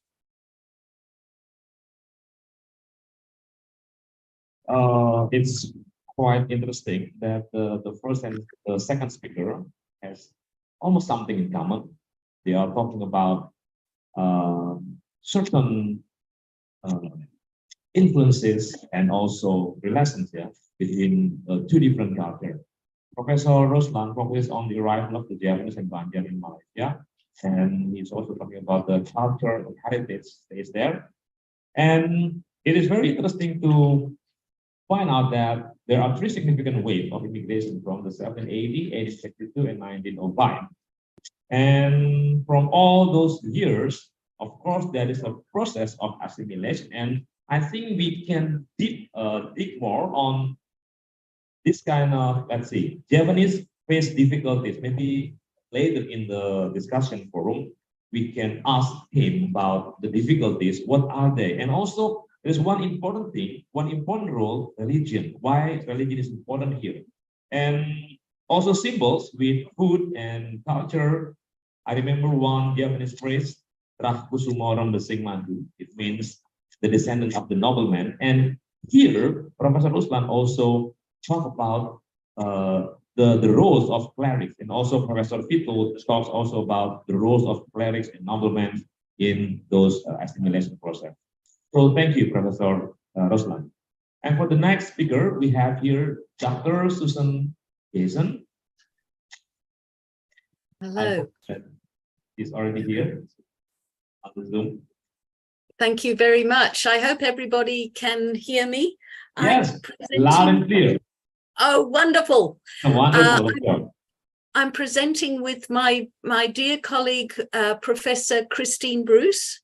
I'm joining you from Brisbane, but I am the coordinator of advisor development at James Cook University. Okay, Professor Susan, time is yours.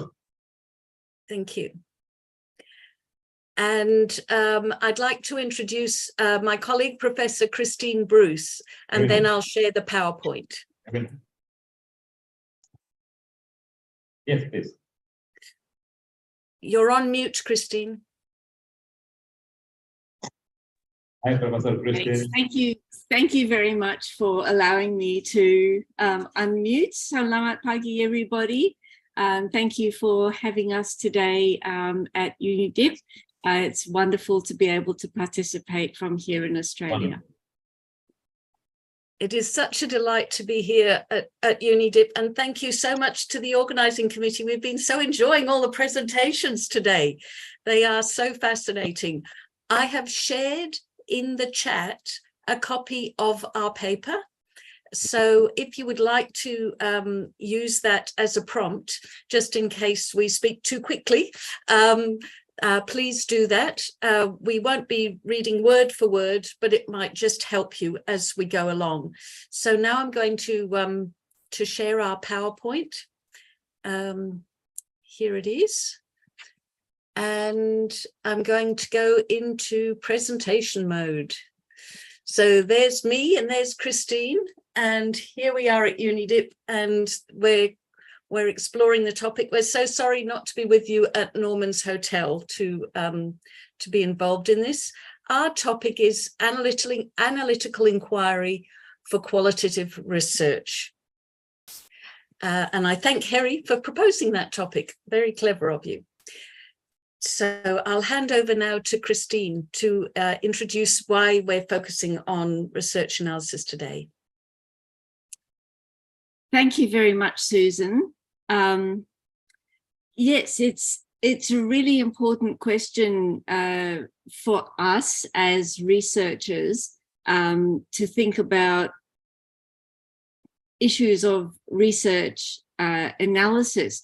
So what we are wanting to do today really is share something with you from our own experience, because we find as HAS researchers ourselves that the research process itself can be really very empowering.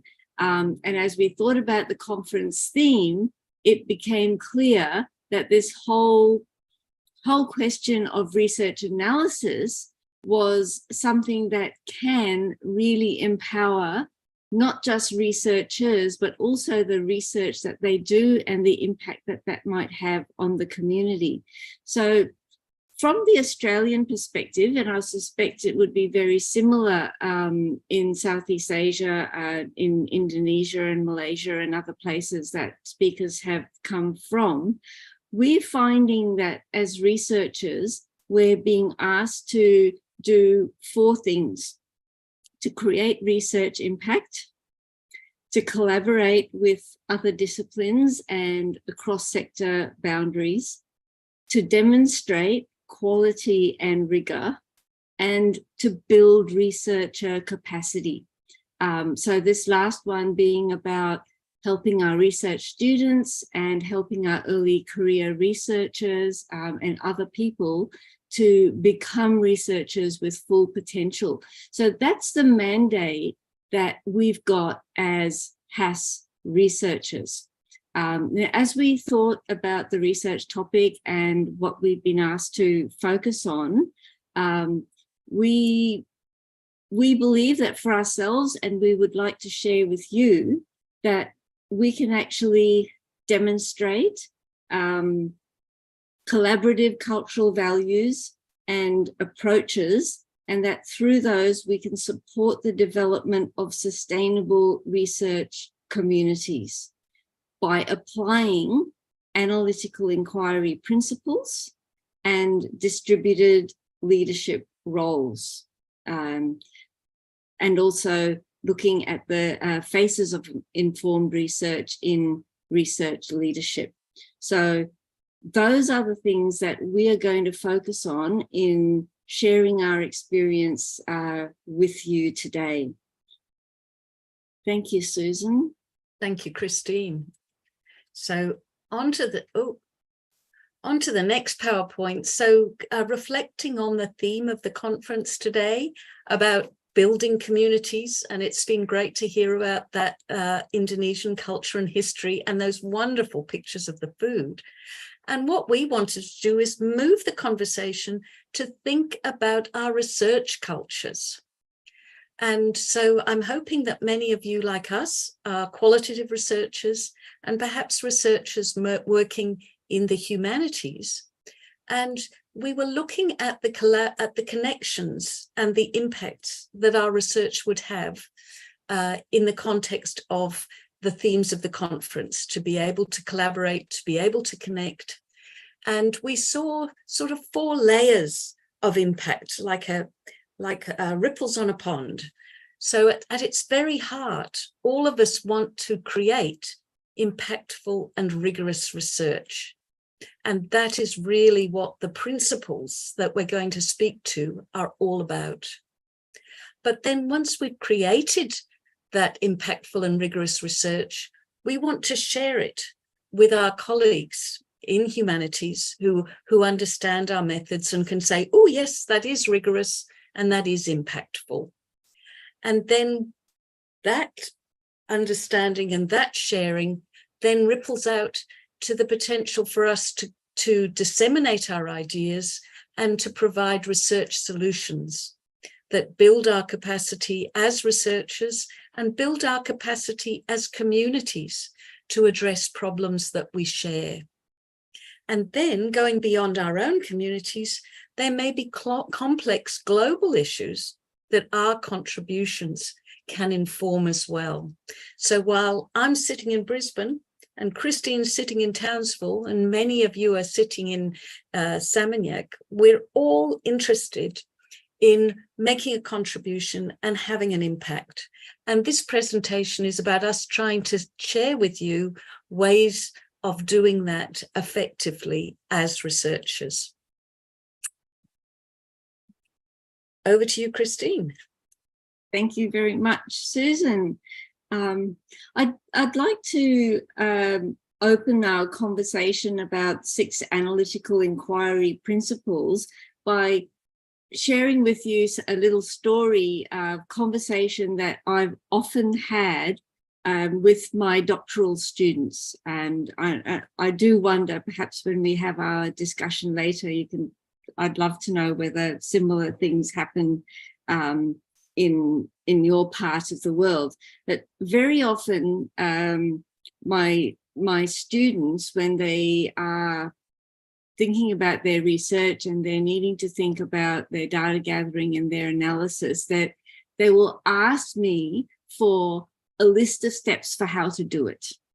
And they want to know where to get that list of steps from. And I'm always having to say to them, there is no recipe for this.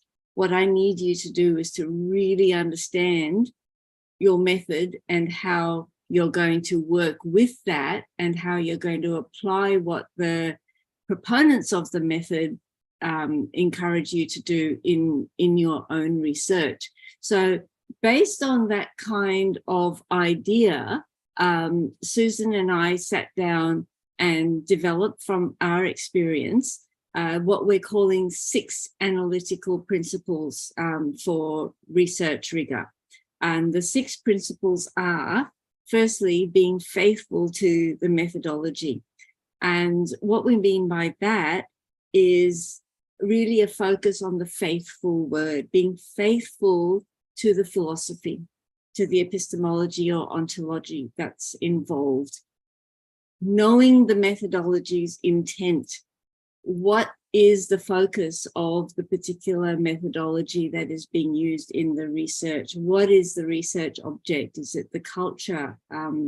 Is it a smaller aspect of the society? Is it a person, or is it an organization? accounting for the philosophy behind the method is the third principle. What is the philosophical background there? Is the methodology meant to be interpretivist, constructivist, hermeneutical, critical, really understanding what that's about and applying it? Then being able to generate quality data, adopting an appropriate researcher lens, understanding what it means to actually be, say, a ethnographer, or a action researcher, or a phenomenologist, or a narrative inquirer, and then finally engaging collaboratively through the process of doing research. Now, what we're going to do for the main part of this presentation is have Susan think about and reflect on her recent narrative inquiry, which is the methodology that she used into early career researcher pathways to exemplify how we have come to think about these principles as we've thought about what to share in this conversation with you. So I'm going to hand over to Susan to share not just about narrative inquiry, but also a bit about her amazing research into early researcher career pathways. Thank you, Susan. Thanks, Christine. So that's a lovely introduction to those 6 principles. And now we're going to just look at each of them in turn. And you're going to hear a little bit about my research. And I just acknowledge that Christine was one of my wonderful supervisors who helped me do this narrative inquiry that led to my graduating from my PhD earlier this year. So the first principle that we're going to use, and please use the chat. Tell me if you're a narrative inquirer. Tell me if you're an experienced researcher, or perhaps you're still doing your studies. We'd love to hear, or what you're studying. But being faithful to the methodology is about thinking about what it is in your methodology that needs to be accounted for your research to be meaningful. In analysing the data collection in any research, it's essential to be faithful to the methodology. All elements of the research process, from the question, the data collection, the analytical approach, are all informed by the methodology, and in turn, they inform the application of the analysis. And by ensuring that faithfulness, we give rigor and quality to the research process and ensure that the outcomes are meaningful. And so in the case of narrative inquiry, the thing that one has to be very faithful to is to the notion of narrative thinking. And narrative thinking involves thinking about experiences in the context of temporality, sociality, and place. And so when I was developing my approach, I needed to ensure that the approach I took addressed those things. And so in the case of my study of early career researcher pathway experiences, the experiences I discovered were about students having past doctoral studies, being current researchers, and planning their future careers. They were in virtual places, in working from home places, and in physical workplaces. And they were engaging with their friends and their families. They were engaging with their work colleagues, and they were engaging with research colleagues around the world. And so those were the outcomes of my ensuring that I took account of the conceptual framework from narrative inquiry in conducting my research. I hope that makes sense. Please pop something in the chat if it doesn't, or if you've got a question.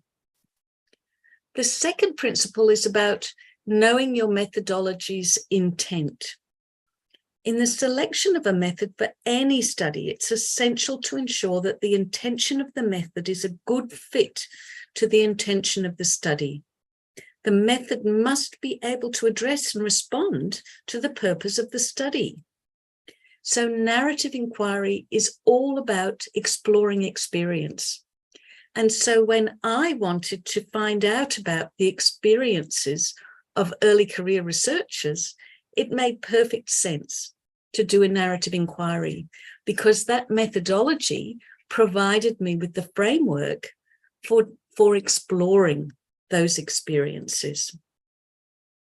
And so my narrative inquiry was, first of all, tried to identify what was confusing or puzzling about those experiences, and then conducting analysis to try to explain the tensions and the difficulties that I saw in those experiences. And the outcome of the study was finding potential solutions or ways forward to overcome those tensions or puzzles. I hope that makes sense. I did a lot of what we call muddling in the midst. So finding those tensions and then looking at the narratives and saying, what does that tell me about that experience? What does it all mean? And the outcome of my study was to identify 3 pathway trajectories as possible futures for addressing the concerns that I found. The third principle is accounting for the philosophy informing the methodology. So if we think about that in the selection, engaging in any narrative methodology requires an understanding of its epistemological and ontological foundations.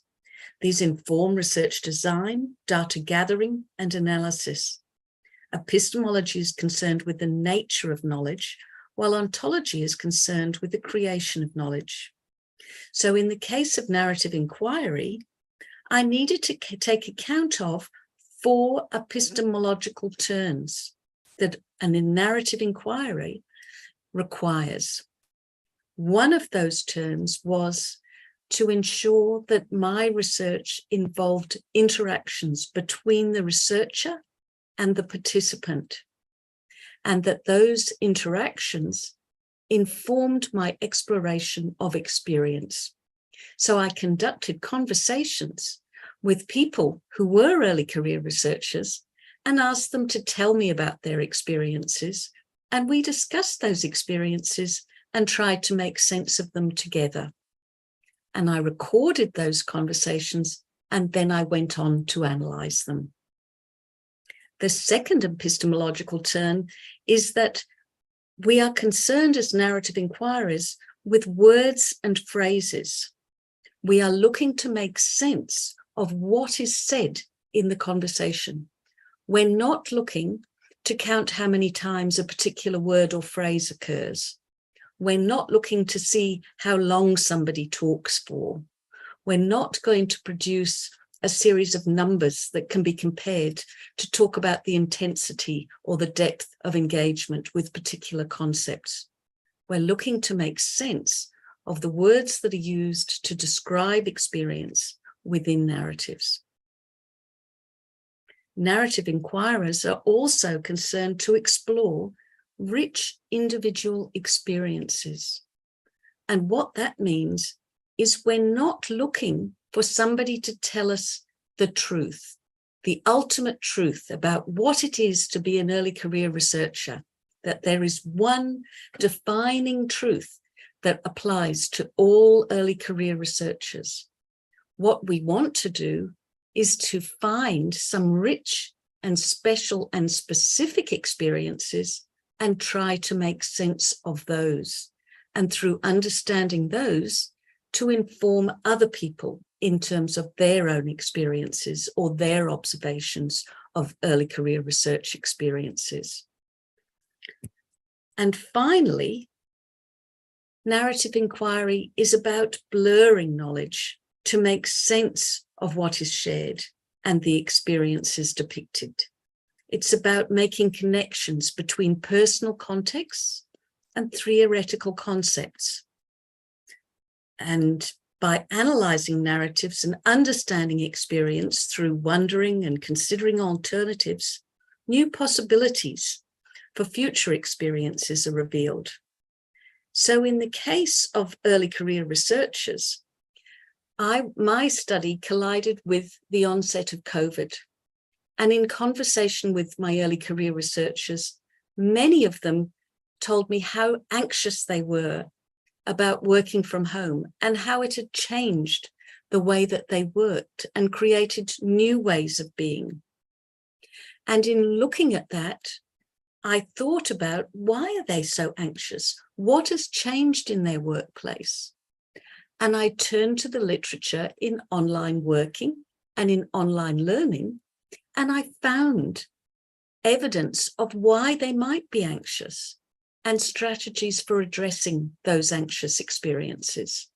So I extended from their experience, blurred their knowledge, and gathered together a deeper body of understanding to explain experience. And that's what blurring of knowledge means. The other aspect of narrative inquiry, not that I'm trying to sell this as the best way to go, but just so that you understand it, is about a particular definition of experience. And that definition of experience comes from a guy called Dewey, who developed a theory of experience. And he said that experience was defined by 3 characteristics. One of those is that it is the product or outcome of interactions. The second is that it has no discrete beginning or end, and that it reaches across personal, aesthetic, and social meaning.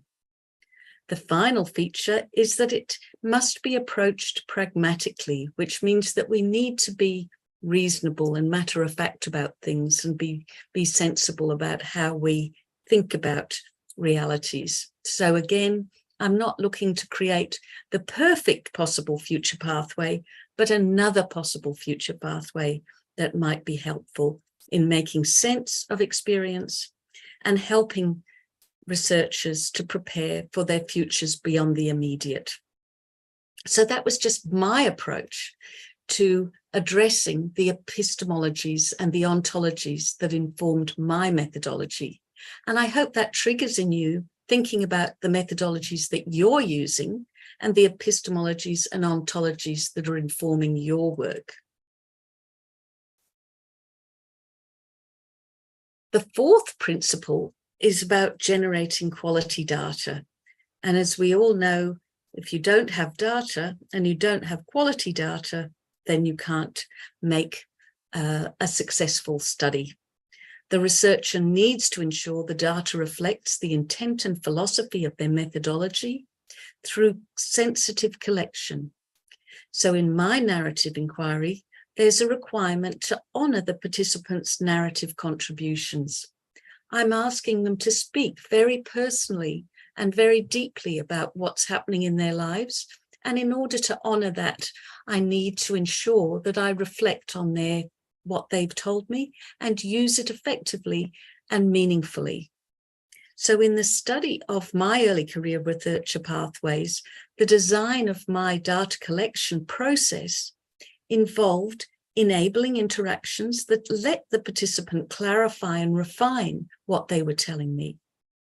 I captured the data in the way that enabled me to analyze those interactions deeply and accurately. I also requested verification of the transcripts that I was going to analyze from the participants and said, is this what you said? And is this what you meant to say?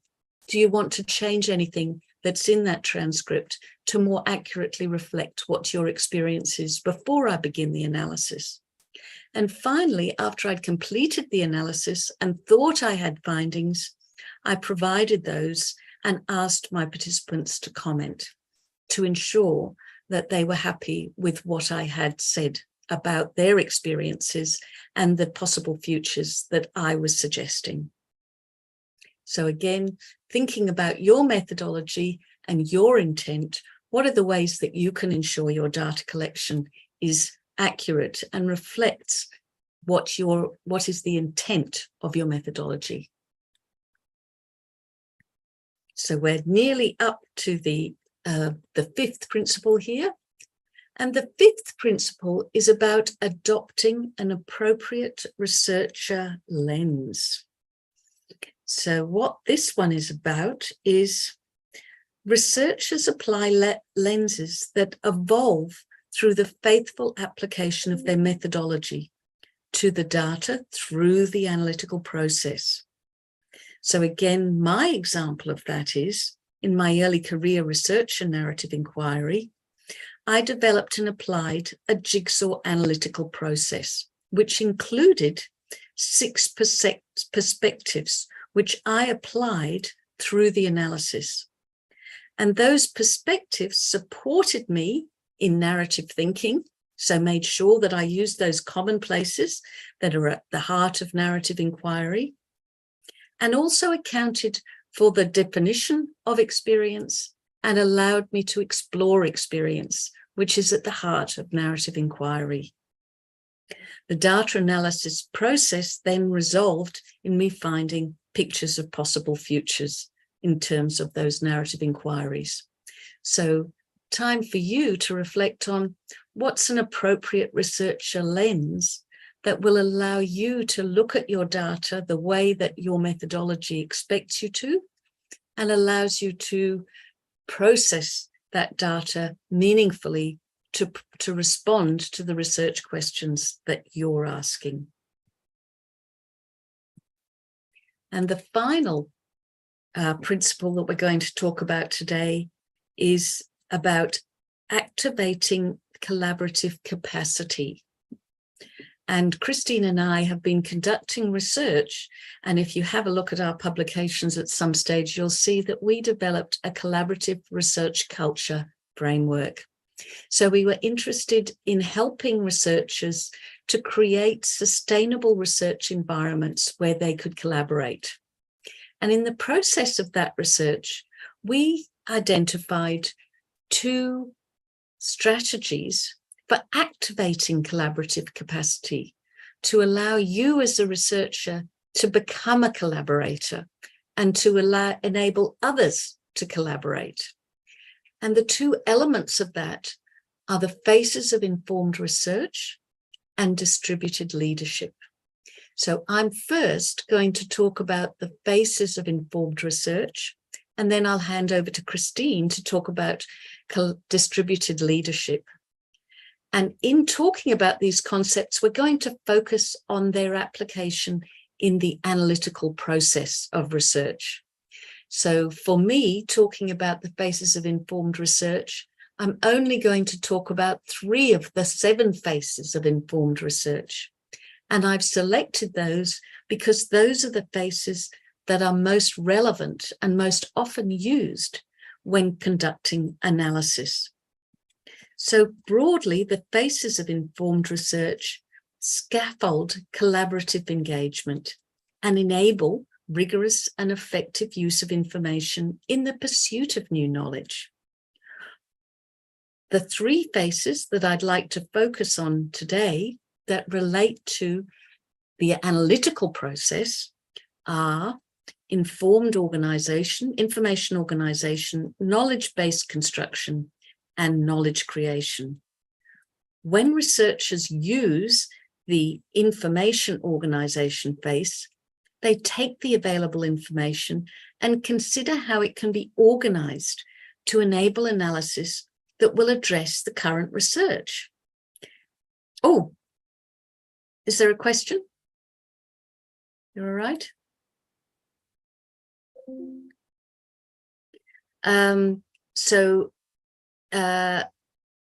When researchers use the information organization phase, they're looking to address the current research.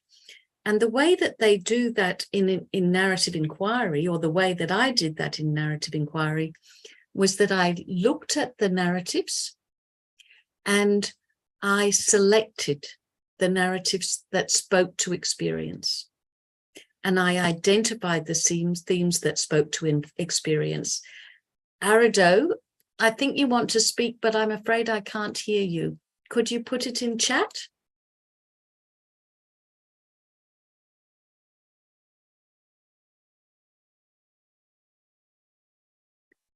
The second phase is using the knowledge-based construction phase. So I can see Arido's just put his question in there. Something went wrong here. It might be worth logging out and in again, Arido.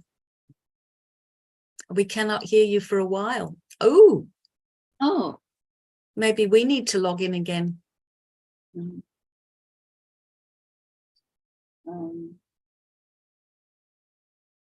Can you hear me now?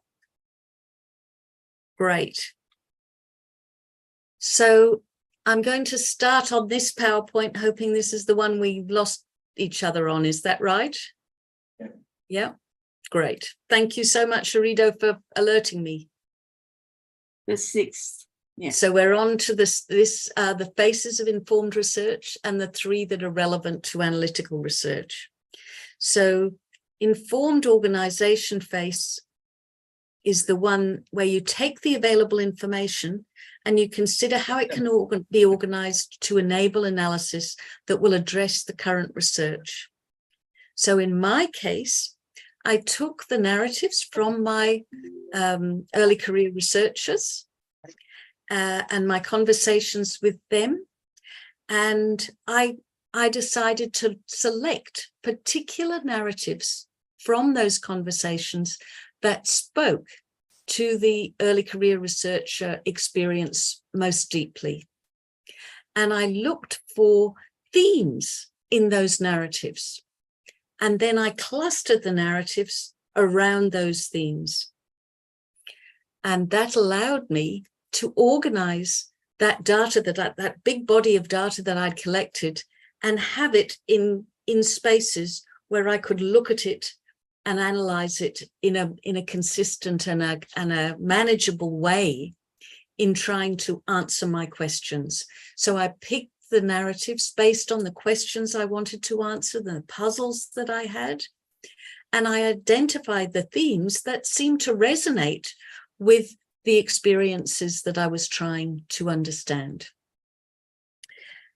The next thing that I did, and the next thing to consider, and the next phase that I'm going to talk about, is using the knowledge-based construction phase.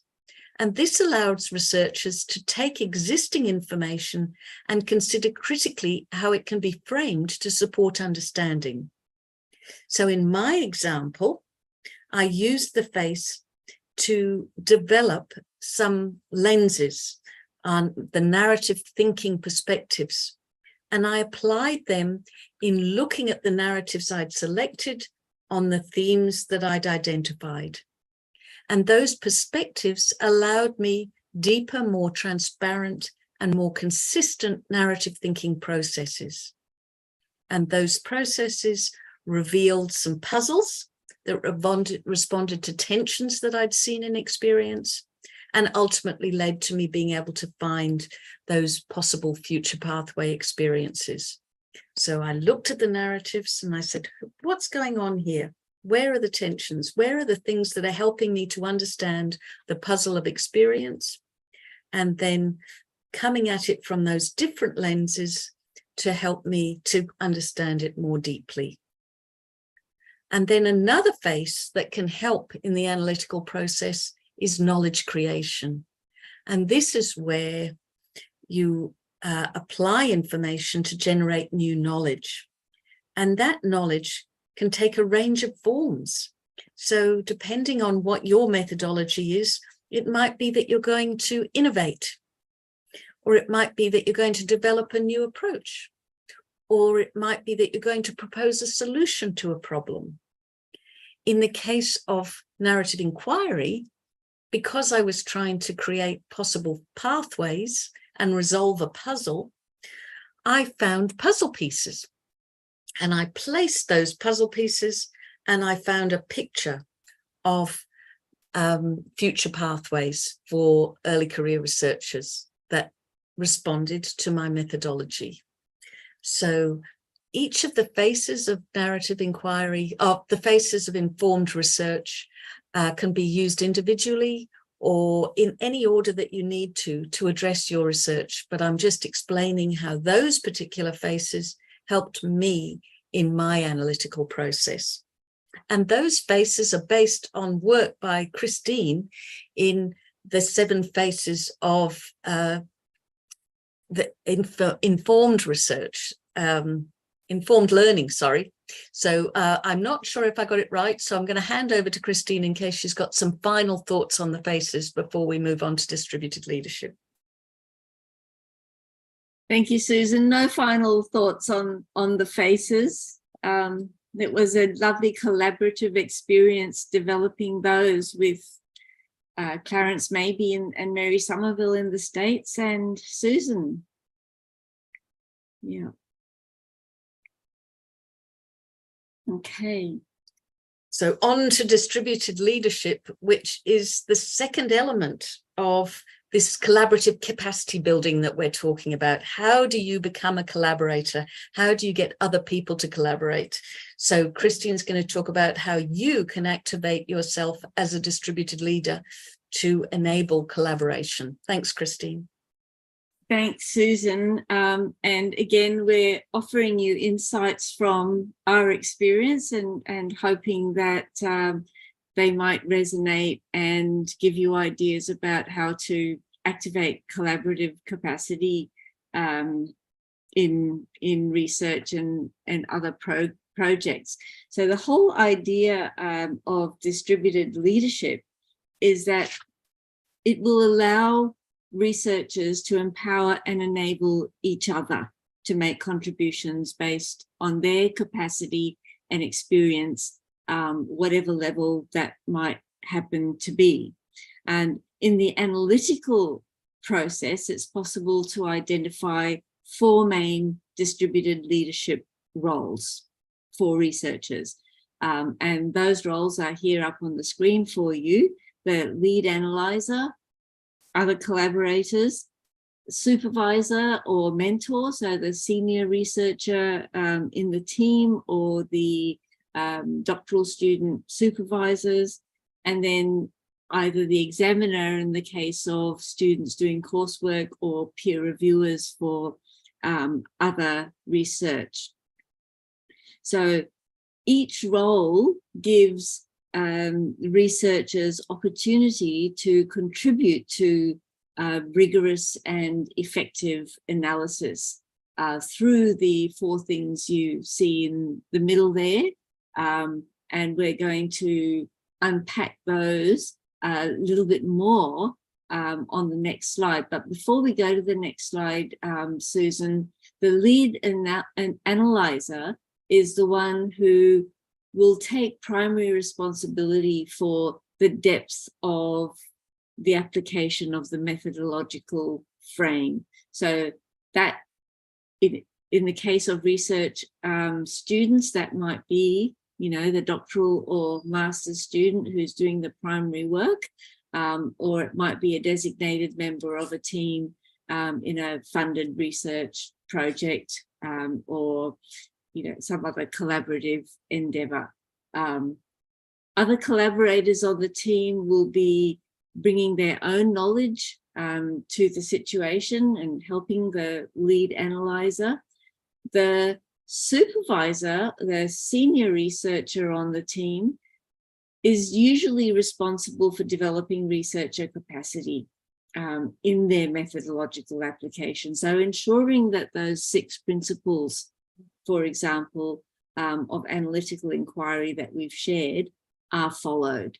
And finally, the examiner or the peer reviewer is looking at whether the methodology has been understood and applied in how it's communicated.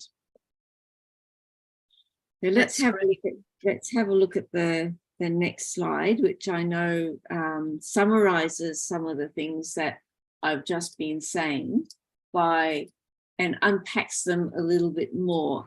So if we think about the Christine, we've only got 3 minutes left, just for your... Thanks, Susan. I think that will be good. The lead analyst and the collaborator has some key questions that they're asking. They're relearning that methodology. They're immersing themselves in it. They're asking themselves what it means to do this as whatever method they're using, an action researcher or a phenomenographer or a narrative inquirer. What are they trying to do? How can they bring the principles, philosophies, and constructs together? The supervisor mentor is ensuring that that immersion happens, and the examiner is asking about whether the principles have been demonstrably brought and whether there's been a scholarly contribution about the analysis. In my own experience, that key idea right at the top of the slide, that there is no recipe, is really important. It's one of the things that we talk about all the time. There is no list of or process of things to do. We have to go back to the principles always. I'm going to hand over to Susan to sum up. That's great. Thank you, Christine. And we have a question online about approaching a senior researcher to mentor us. So I'll leave you to think about that, Christine, while I quickly conclude. So we've given you lots of thoughts today. We've tried to help you to think about the current global context where researchers are being asked to create research impact, to collaborate across disciplines and across sectoral boundaries into industry and government, to demonstrate quality and rigor, and to build researcher capacity and get more research funding and more publications. And we tried to demonstrate how collaborative cultural values and approaches can help you to do that by developing sustainable, impactful research communities. And we think that you'll be able to do that through the application of those analytical principles and the collaborative capacities that we've talked about. So I hope you found this session useful. We've really enjoyed talking to you. In terms of Etta's question, I've found always senior researchers to be phenomenally helpful and very willing to support others. I think approaching them with clear questions of how you're asking them to assist you, and in recognizing why you think they can assist you with the question that you're asking, is a great way to begin. Always have a look at the research that they're doing and be ready to discuss their work, and be clear about and be respectful of their time and how much they can devote to assisting you. That would be my suggestion. Christine, any thoughts on that? Thank you so much, Thank you, Professor Susan and Prof. Christine. I'm sorry, but we are going to have the question and answer after all the speakers have delivered their. Terrific. Thank you so much, everybody. Thank you so much. Thank you so much. It's really great to hear from you and everyone here. Dr. Susan Jason is currently coordinator HDR Advice Development within the Graduate Business School, and she's a senior fellow of the Higher Education Academy. I forgot to introduce to the audience here. And previously, we have two great speakers talking about the fact, the history, and now we have two other great speakers talking about the methodology, impactful, rigorous research. And the point is that to make sense of what is said, while you are going to make sense of what is said, then according to Professor Susan and Professor Christine, we have here puzzle of experience in order to understand things deeply and to generate knowledge and also generate methodology. And we are going to have 5 minutes break. Yeah, everyone, 5 minute break. And after that, we are going to enter the room again, and we are going to continue with the other three great speakers of today. And after that, we're going to have questions and discussion session. Thank you, everyone. Stay with us, and let's have a break for 5 minutes. Thank you, Prof. Susan and Prof. Christine, Prof. Vito, and also Prof. Rosna. We'll be back in 5 minutes.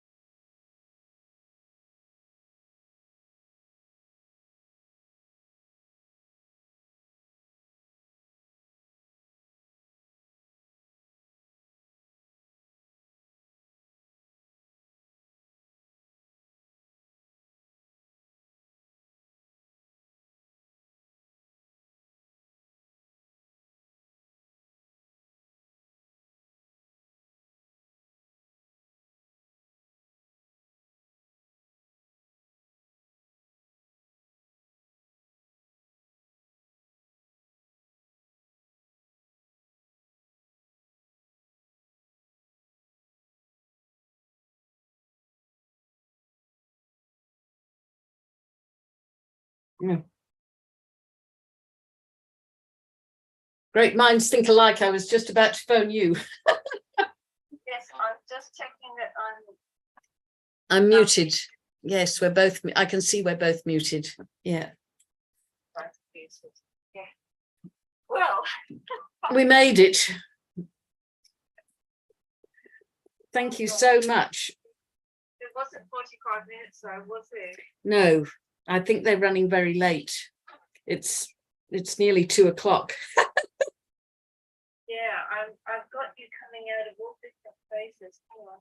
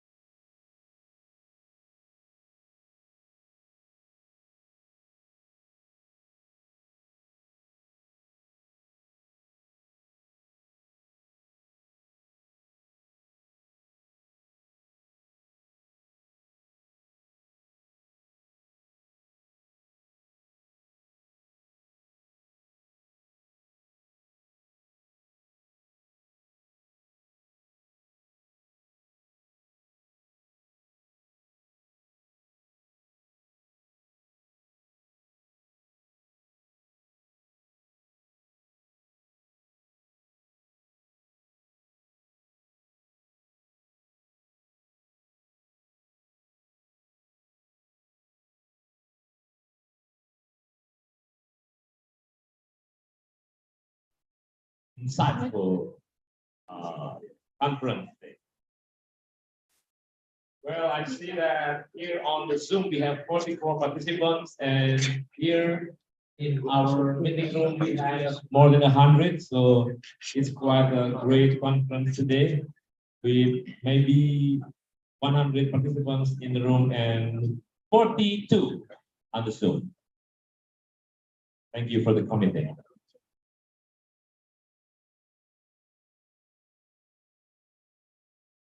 For the next speakers of the day, we are going to have Professor Dr. Mujahirin Tohir.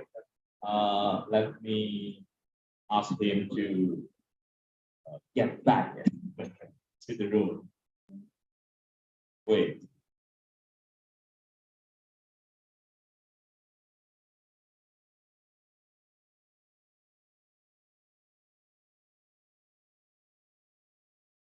So while waiting for Professor to read his.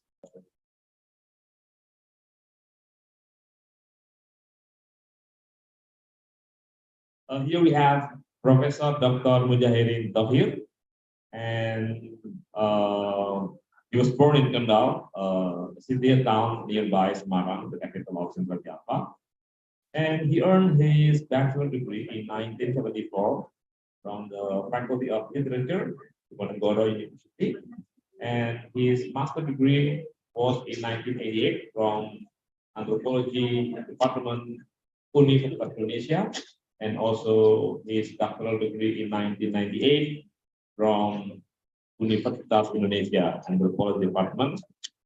He is now one of our professors in the Faculty of Humanities, Diponegoro University. Without further ado, I'm going to give times and for Mr.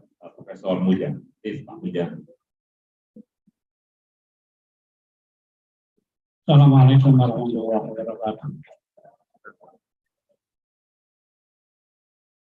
Morning, ladies and kok ile kaula matur mangke. Should I translate it? Wonten salah-salahipun. I'm sorry if there are some mistakes when I say something.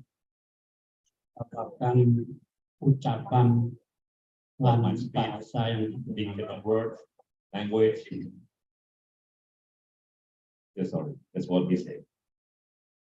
Pardon me if I make error in choosing the words and spell it, because English is not daily speaking. Okay. Today I want to discuss about culture and symbol of Japanese community. So the key of this discussion is the culture itself. And very item I want to discuss about the terminology of culture. Japanese culture is different of co-action, ideal culture versus actual culture, the choice of action of Japanese culture, typology of cultural Japanese, and in the era of Japanese kingdom, typology of Japanese culture today, and best of Japanese culture, living in harmony. So the last is the meaning of the ritual for the Japanese.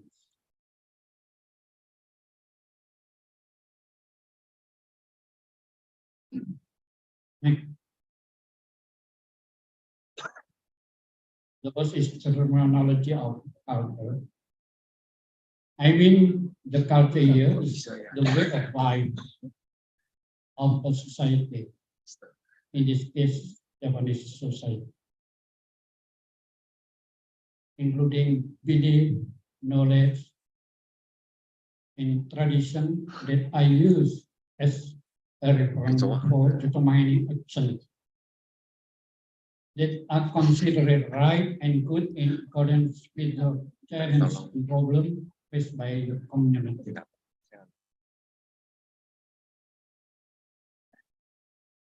So, what the culture as a reference for action?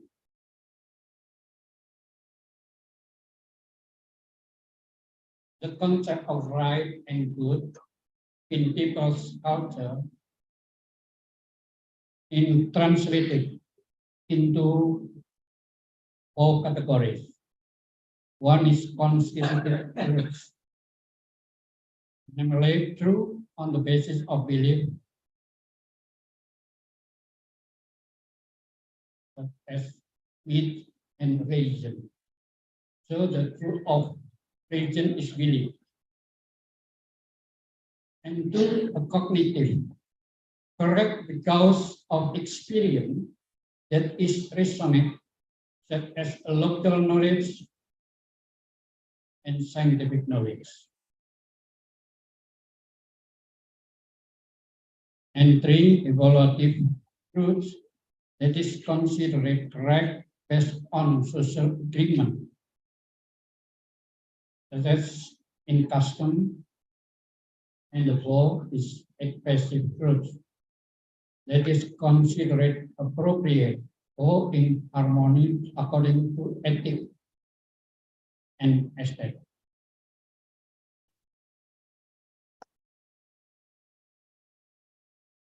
In that point, we can to discuss about ideal culture and our versus actual culture.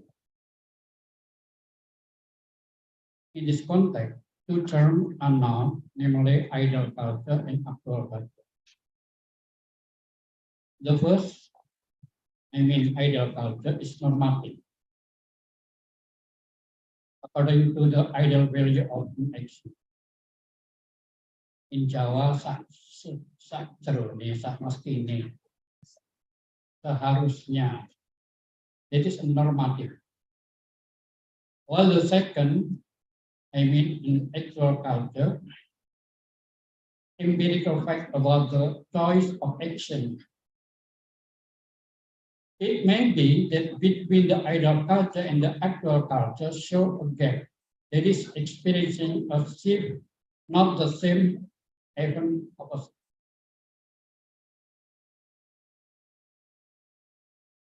Ini nyatanya orang ini Japanese.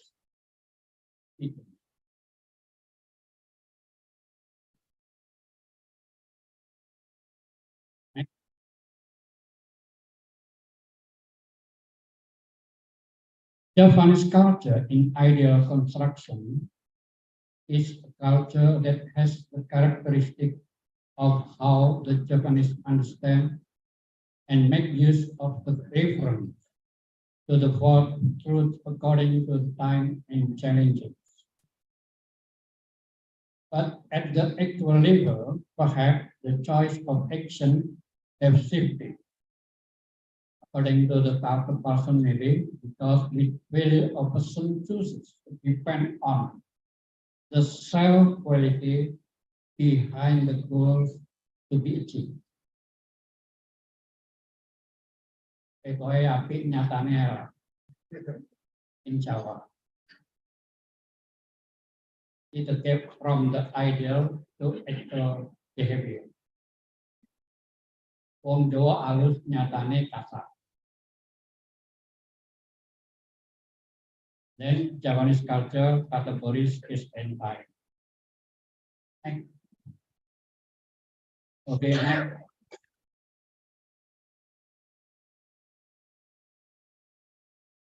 Japanese cultural typology is basically a category of femininity culture. You know, femininity culture. Java or Japanese is femininity culture. This is marked among others by embracing the feeling rather than rational thought. Wong Jawa lebih suka dengan rasa daripada pikiran. And two, choosing a congruent rather than opposite attitude. Lebih baik ngalah daripada melawan. And three, language and action are disguised rather than overt. Bahasanya melimpir daripada terbuka. Being silent for the example does not always mean agreeing with the situation. For example, after yes does not necessarily mean will. Ya tidak berarti okay. But because for some reason cut off unnecessary conversation. Main cepat rambungnya. The answer, inshallah, or God willing, for the Javanese people when asked to come at an invitation, can mean yes, I will come, or just the opposite, namely not come. It is the Javanese people. That as attitude does not mean that the Javanese cannot be trusted with the promise, but solely because it hurt other people feeling. Therefore, watch and remember how the intonation of speech and facial expression when the giving answer. Lihatlah raut mukanya, mimiknya, cara mengucapkan. It is the Javanese people.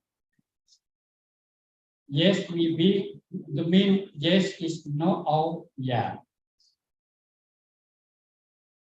Okay, next. In the era of the Javanese kingdom, Japanese society and the culture that was used as a reference can be seen into 4 categories. One is the culture of the village in the city-state community, peradaban keraton, or the society is kota negari.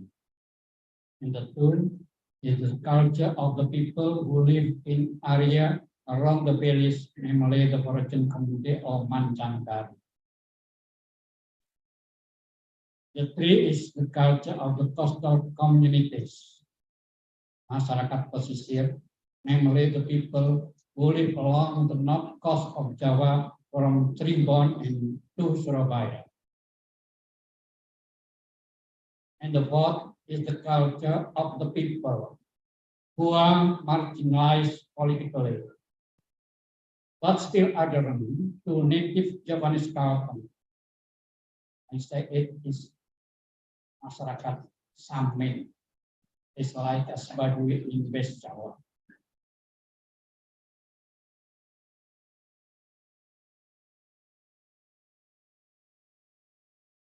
Okay, next. The typology of Japanese culture today. Today, the three typologies of culture, like kota negara, mancanegara, and pesisiran, are experiencing changes with its time limit due to internal and external factors.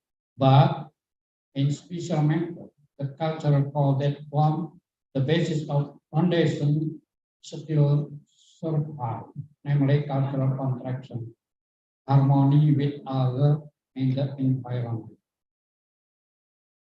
While in Samin community, masyarakat Samin, the cultural pattern is still relatively preserved, namely a culture that is oriented toward harmony and obedience to the nature. Next.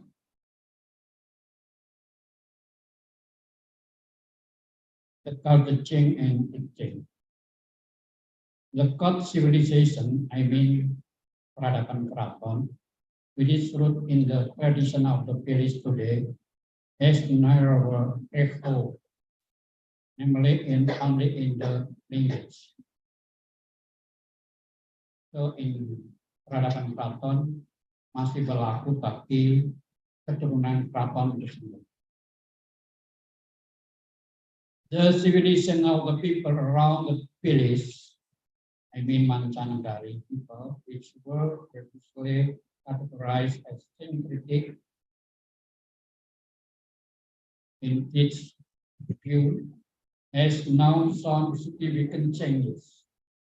On the one hand, work orientation still persists in the social stratification model based on officer rank in the government structure. But on the other hand, namely from a religious perspective, there has been a shift toward Islam. He replied.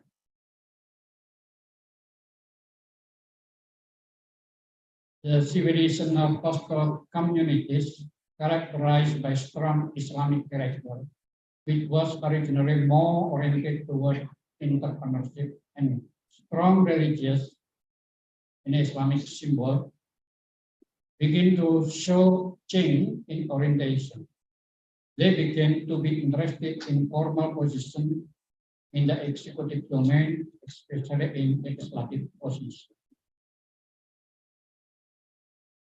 And thus, the Javanese community group that is still strong with all tradition or native tradition is one again, the Samin community. They belong to a group of French civilization or native culture.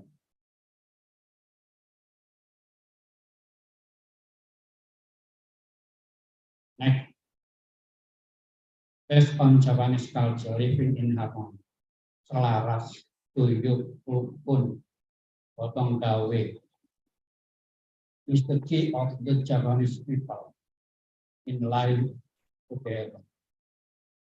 The interesting thing behind it all is how the Javanese from various social classes in various cultural areas still have the same cultural construction, namely the very orientation of living in harmony. The orientation of the value of the Javanese toward others and toward nature is built on a reciprocal relationship in harmony. Living in harmony and peace is a common feature of Javanese society. This is marked by need that are spiritual in nature to maintain harmony among people, including ancestors, even to other creatures beyond them, as shown in various ritual activities. Various rituals such as sea ritual, sedekah laut, it ritual, sedekah bumi, sedekah desa, and maybe ruwahan ritual. Today are still maintained and help to maintain this harmonious social cohesion.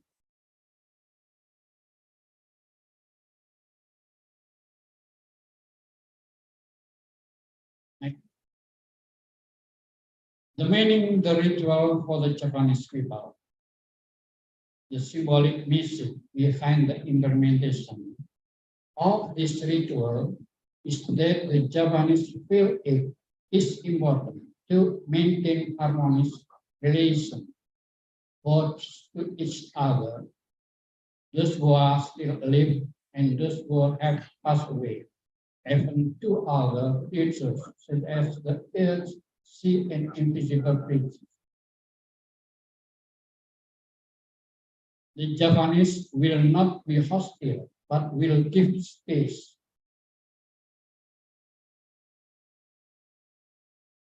This is an example of how a harmonious reciprocal relationship is a basic characteristic of Japanese character.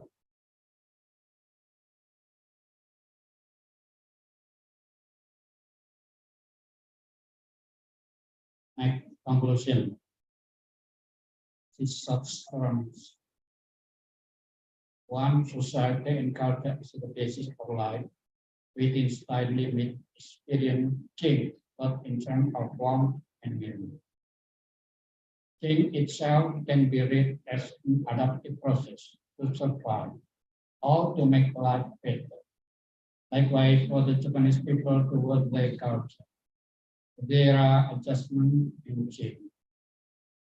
However, there are four things that have not changed in percent, namely the attitude of living in harmony and social intimacy, which are still the main characteristic of the general character of the Japanese. Thank you. Thank you, Professor Gali. Right. So from the history, fact, methodology, and now deep concept, the concept of right and good, and also the characteristic of the Japanese when they say yes, doesn't mean okay. So you have to be real careful, pay attention according to on the intonation of speech and facial expression. They're like yes, yes, oh yes, thank you very much. Yeah, it means different. Yeah. It may be it's a yes or no. Thank you, Prof. Mudya. And now we come to the next distinguished speaker of today, Associate Professor Dr. Surasa Kangkong from the Ubon Ratchathani University, Thailand. I think he's already there, and I believe that we have the same color in batik, yeah, blue. And Professor Dr. Kangkong is the Dean of Faculty of Liberal Art from the Ubon Ratchathani University, Thailand. And he got his BA from the Srinata Wirot University, Thailand, and MA from the Chulalongkorn University, Thailand. And his PhD is from the Literatures Essex University, UK. Please, Professor Surasa, I'm yours.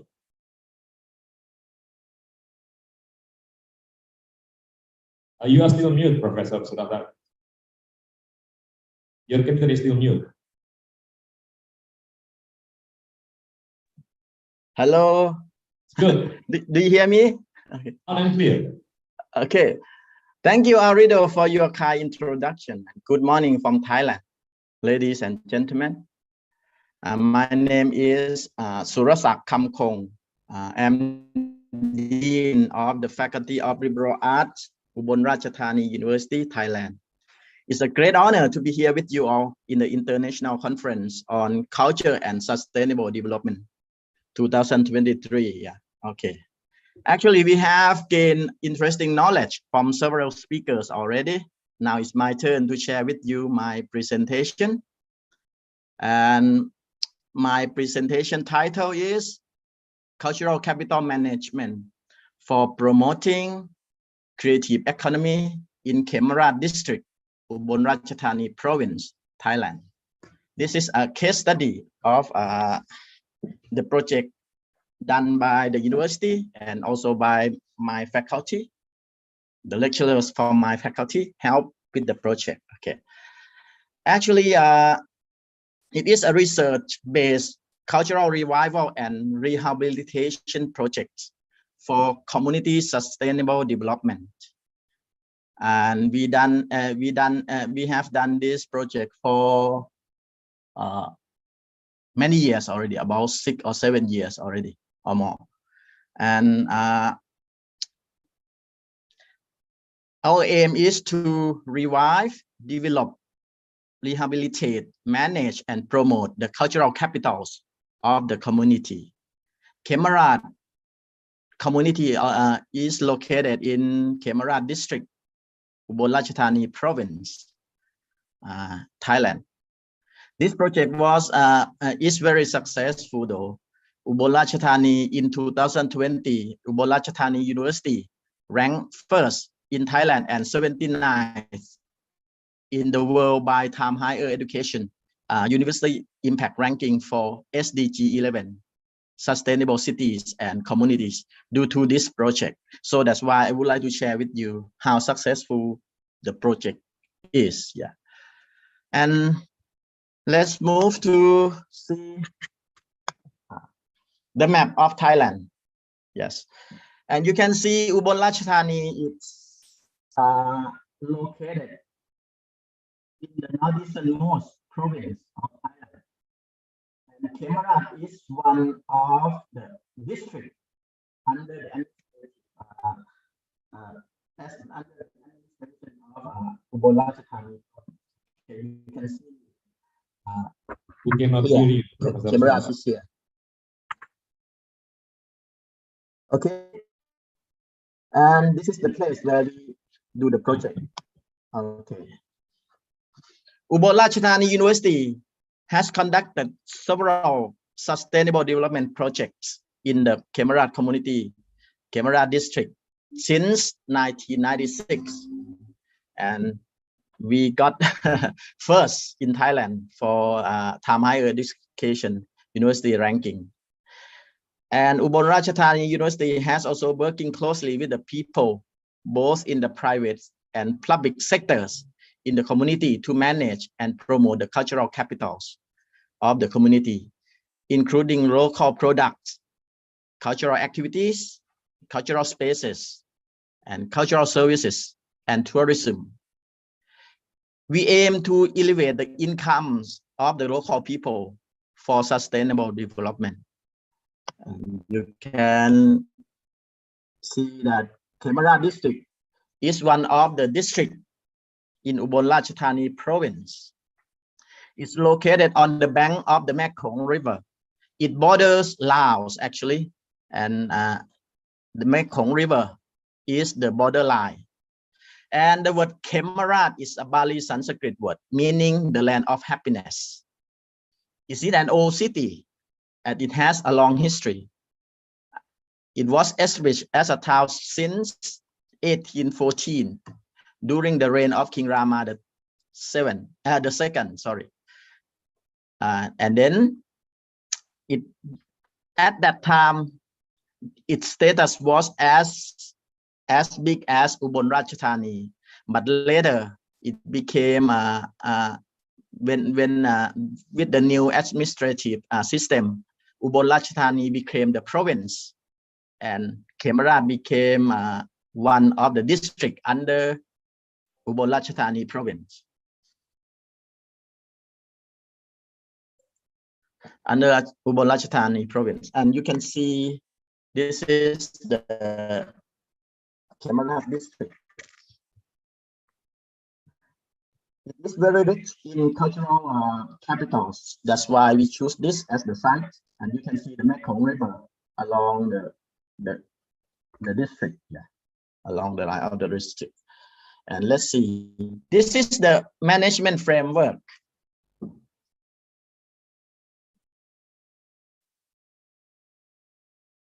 Framework in order to improve, revive, rehabilitate, and promote the cultural capitals of the community. We needed involvement and cooperations and collaboration from several people and organizations, both in the public and private sectors, to help with the project. We require all stakeholders' participation in the project.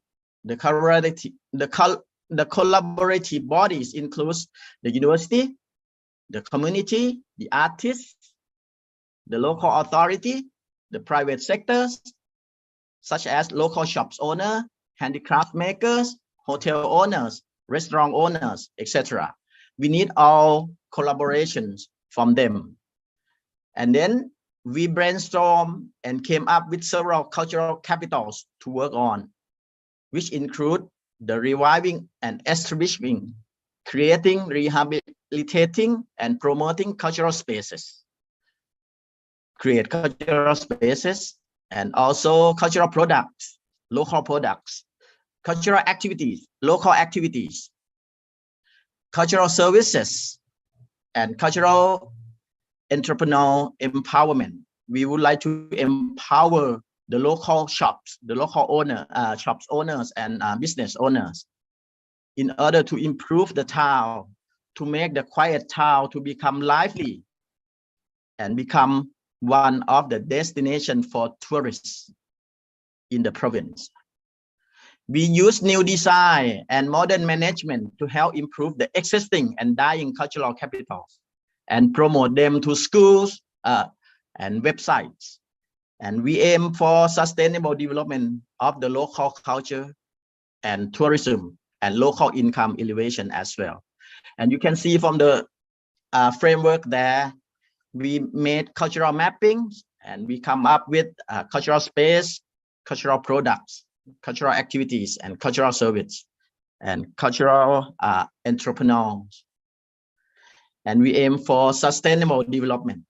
This is the framework we use for conducting the project. And for the cooperation within the university, there are about 11 faculties altogether in the Ubon Ratchathani University, and we have some other divisions. And the head of the project is the division, a research promotion division. They bid the budget from the government and to do the project, and then with the help from many faculties in the university. And Faculty of Liberal Arts is one of the leading faculty to help with the project. because we have lecturers and we have the programs in cultural innovation, and we have students there to help. And we have the help from the Faculty of Science, Business School to help with the management and to help with the business, and Faculty of Engineering, Faculty of Applied Arts and Architecture to help designing the the house, the old house, and Faculty of Agricultural Science to help with the agriculture there as well. Okay, for the Faculty of Liberal Arts, we have Bachelor of Arts program in Innovation in Cultural Heritage Management. The lecturers and the professor from who take care of this program help with the project, and also the students under this program, they help with the project and to conduct a cultural revival for the community. Okay, and we have network collaboration from outside the university as well.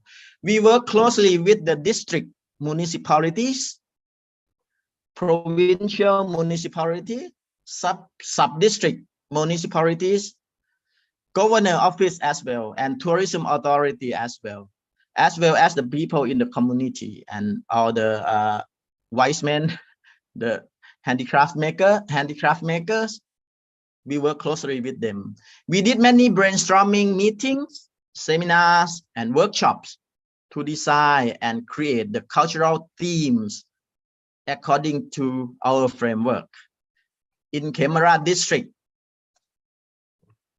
there are about 13 sub-districts, and under sub-district there are villages. Okay, and we brainstorm to pick up the most well-known and most obvious cultural capitals of each sub-district to rehabilitate and to promote and to make it lively again. So according to the framework, here you can see the cultural mapping of the district, Kemara district. There are about 13 sub-districts. At Nongqing, for example, we have the dress of Putali. Putali is ancient tribes who lived there for a long time. Yeah, and then there are some other interesting places around other sub-districts, and we map that in order to revive it. Let's turn to cultural space management. For cultural space management, we examine the plan of the town and select and redesign the old town area for architecture and building preservation. We choose old buildings for renovations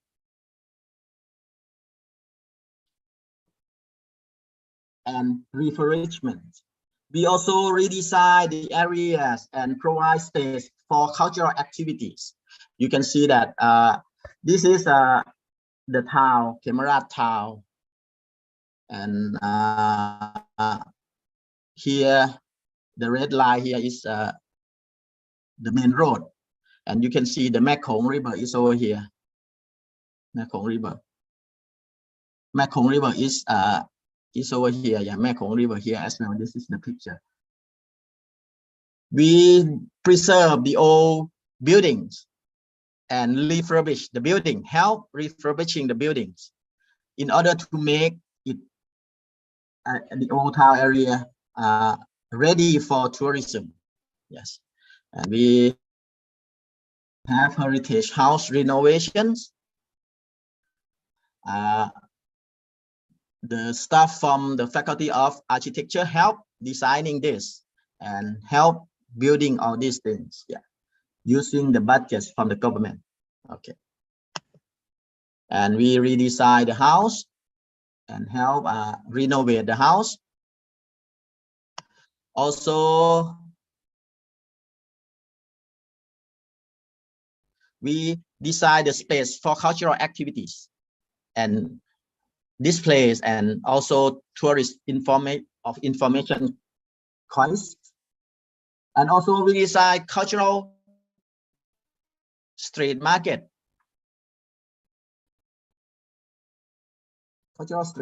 We also design the cultural product market and recreation park as well for them. You can see this. This is the design. And for cultural product management, we focus on 2 types of products: the handicrafts and the local food. The handicrafts product include bamboo basket and handmade cotton cloth. We help redesigning the products, okay, giving more modern design for the product for them. And for the local, this is what we did to the local handicrafts. Yeah, the cloth, cotton cloth there. They were the cotton cloth there is very famous. Yeah, we try to show distinctive design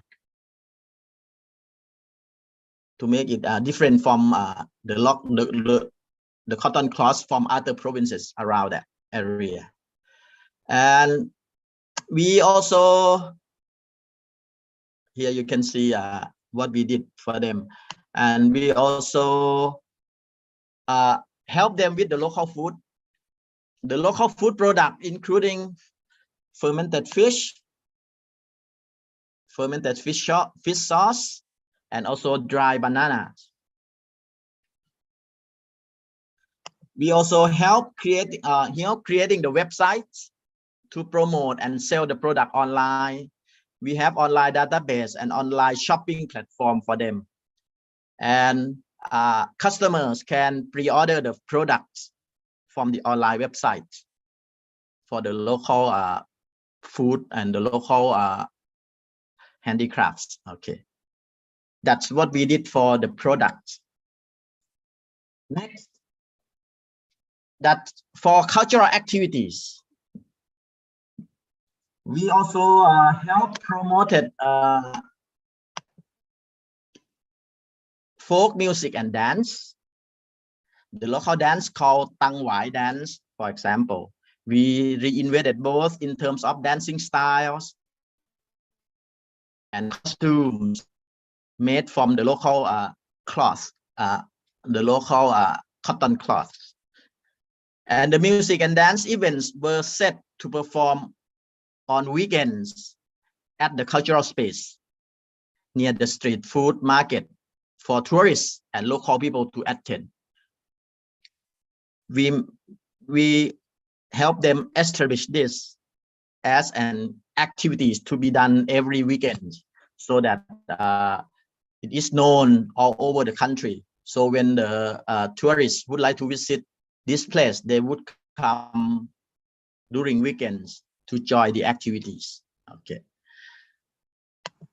And then this is the activities we did at the food street and also the market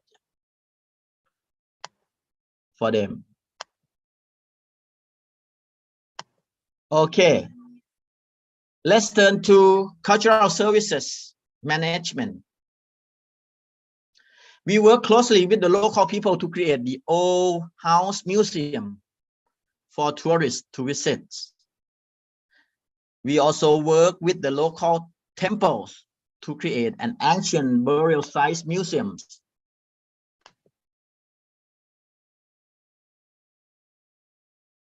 Here, the ancient burial site museums for tourists, and develop tourist routes for tourists to visit the interesting places and local cultural sites in the city center and also sub-districts of Kemeran. We create cycling routes for tourists, and the authority, local authority, they have some bicycles for the tourists to to borrow. And they can ride along the bank of the Mekong River to visit some interesting place. Yes. And here are the development of the tourist routes. And we have the maps, tourist maps for different sub-districts for the tourists to visit. And this is the map for sub-district, the name Wang sub-district. And this is the map for Nong Nok Tha sub-districts, different sub-districts. We create this for the tourists. Now, in order to make the town successful sustainably, we need to help the local business to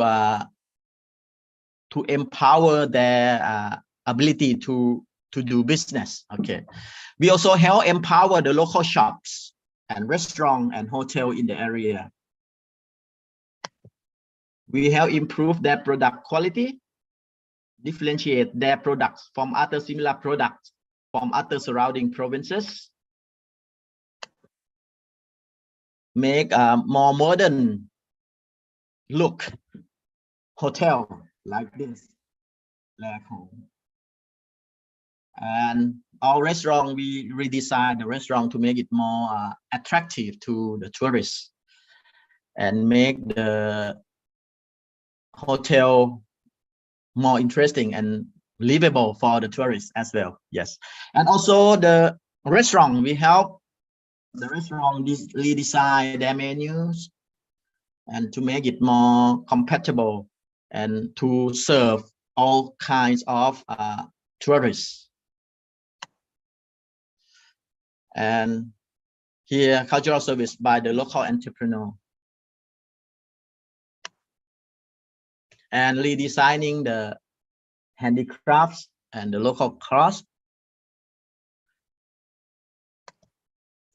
In conclusion, the project is deemed to be very successful and become the so-called Kemarad model for cultural rehabilitation and preservation for sustainable development of the local community.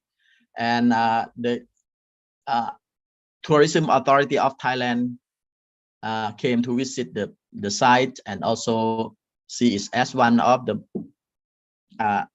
good model for cultural development, for such cultural revival and preservation, rehabilitation for sustainable development in Thailand. Thank you very much. That's all for my presentation. Thank you, Professor Sudhashak. Well, I think what you have said is very important for us as well, because in Indonesia, universities are competing one another to become a role model in many areas, in many elements, like what you have just described before. So I think your presentation can give us some insight on how to become a role model. Thank you. And for the last but not least, speakers of today, we have here Professor Ibu Karnairo de Souza. He's from, let me see, Uni, I don't know how to read it, hopefully it's not wrong, Universidade do Porto, Doutoramento. Is correct, Professor? Okay, that's how it works, yeah. Thank you, Professor Vito. And yeah, following Professor Surasak, we are waiting for Professor Ivo. Is he here already on Zoom? Not yet. Thank you. Thank you, Professor Surasak. Okay. Yeah. Stay on Zoom, yeah. We are going to have the question and answer session. And well, we are waiting for Professor Ivo, but if maybe it's not there on Zoom, so Komite, can we continue to the question and session? Yes, yeah. Okay. Well, everyone here, distinguished speakers of today's conference and all scholars coming to the room here and maybe there in Zoom. We now open for the question. Anyone would like to ask for all those distinguished speakers of today's? Well, here we have, oh no, it's from the committee. You read from the committee. We kindly ask you to, Google Form for the panel. Well, on my screen, we see Prof. Susan, Professor Roslan, Professor Surasa, Professor Muja, of course I as the moderator, and also Prof. Vito is coming.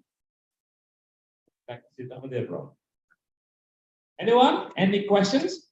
Yes, we have one participant asking for questions in the meeting room.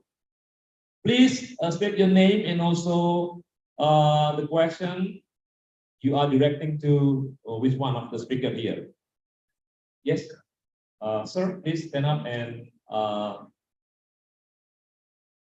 oh, well, microphone.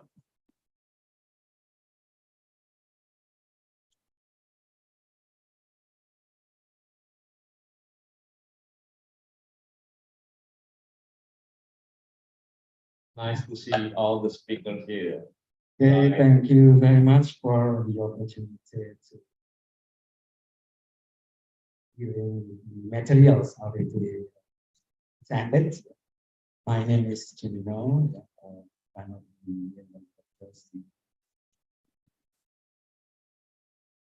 universities of Faculty of Medicine. Just focus on Mr. Victor, the first, and then the second year.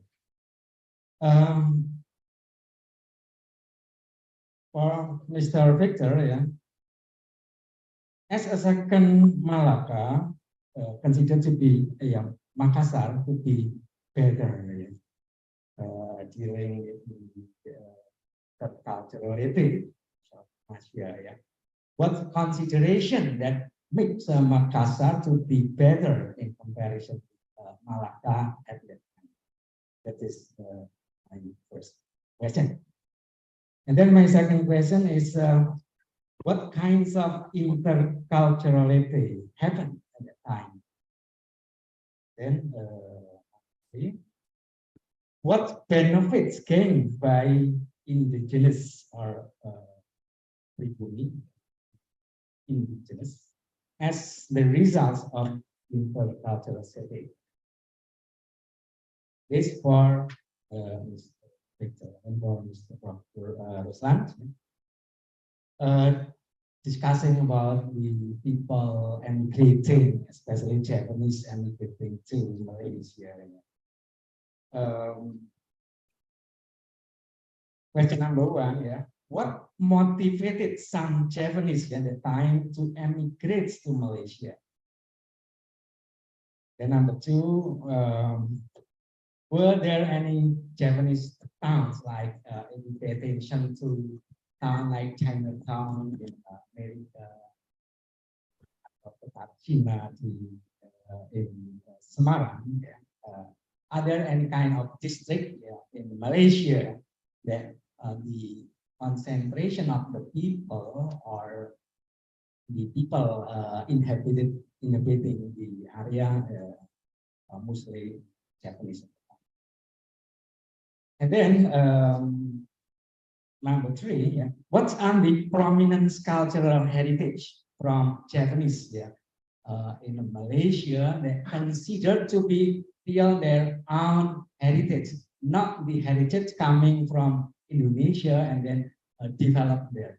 Because once there was a dispute about batik, claiming that batik from Malaysia, actually from Indonesia. So maybe at the time there must be a culture between the culture, multicultural there from Japanese and then from Malay, and then they need to have a significant heritage. Thank you. Thank you, Mr. Jimino. And the first goes to Prof. Vito.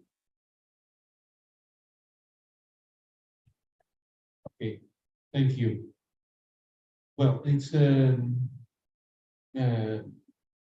very simple, if you permit me, answer.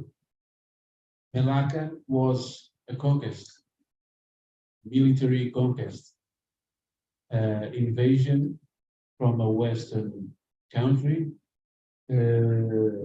imposition of a different system, completely outside of the traditional or the regular social, historical, political arrangements here in Southeast Asia. Malacca was a Christianization, a forced, imposed Christianization. Malacca was a try to reshape in the South Asian model.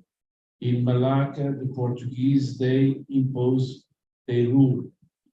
They use Malacca until 1641 as a colony, perfect colony, with a bishop, with the oldest structures of the Portuguese formal empire. After the fall, many Malaqueiros, the Portuguese name, the Cristão of Malacca, they spread away to Southeast Asia. Some of them, they joined other Portuguese, settled and mixed with the people of Sulawesi, even from other islands in Makassar. Why Makassar was better than Malacca? Makassar was better because Makassar belonged to the informal empire, belonged to a project, well, not ruled, not directed, but an informal concept of accommodation. The mixed marriages, for example, the adaptation of the Portuguese to the powers. They were ruled by the Sultan. They did not put away the Sultan like they did in Malacca. They were servants of the Sultan and the hierarchy of the Sultanate of the territory. It was very profitable for both of them. To the Portuguese, with the example of Vieira de Figueiredo, a typical Portuguese of the fringes of the empire, informal empire. He got married with a Macanese, a lady, a Chinese lady from Macau, as many Portuguese. He lived there and in Goa, in Malacca. He transferred to Makassar, and these 3,000 Portuguese, they experimented it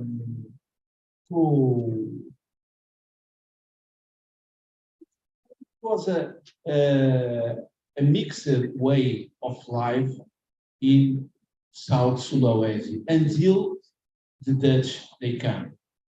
The Dutch finished with this accommodation, and what this tribe they did, they transferred to Nusa Tenggara Timur, to Solor, to Flores, Larantuca, and they began to develop the Portuguese implantation, for example, in the island of Timor, Oekusi, Ambeno, Lifau, and later transferring to Timor. So they never attacked. They never were attacked like in Malacca. They lived peacefully. They were advisors. They were the counselors. They were the staff of the local sovereign, oppositely than what happened in Malacca.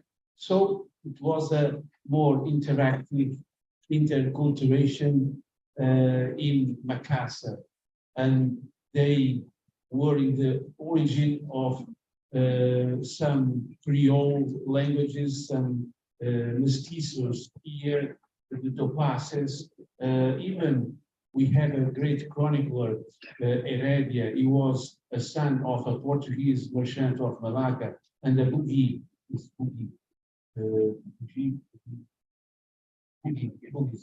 a Boogie lady, for example, he was a speaker of those languages, Portuguese, Latin, for instance, and Boogie and Sulawesi and Japanese.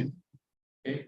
It's an example, and he becomes a very great erudite and intellectual from Makassar, in Makassar, and he was a great, important literary man in our literature of the 7th century. Thank you. And Prof. Ruslan, please answer Mr. Jumino's question. Yeah, thank you for the question. Okay. The first question, I think in general, we have two factors behind the arrival of Javanese and also the Banjar in Malaysia. First is the growth of population in the Java is one of the factors pushing the Javanese to migrate. Apart of these factors, there was also pressure from the colonial government that lead the Javanese population to leave. So that's why the Javanese settlement in Malaysia required them to adapt and assimilate to this new territory. So for the second question regarding the is it we have a special town like the Chinatown or special district? So we don't have any special town for the Javanese or Banjar, but we have villages for the Banjar and also for the Javanese, especially in the southern area in Batu Pahat, and also the Selangor and also the Perak, and most of them they are involved in agriculture sectors. And also the prominent cultures among the, I'm not sure whether they are asking about the Javanese or Japanese. So I'm not clear on that. But in Malaysia, we don't have in prominent culture because in our routine of livelihood in Malaysia, we are not melting pot. We are more looks like a salad bowl because we are multicultural. So that's why we have everything actually in Malaysia. That's why we use Malaysia Truly Asia as a slogan for the tourism perspective. But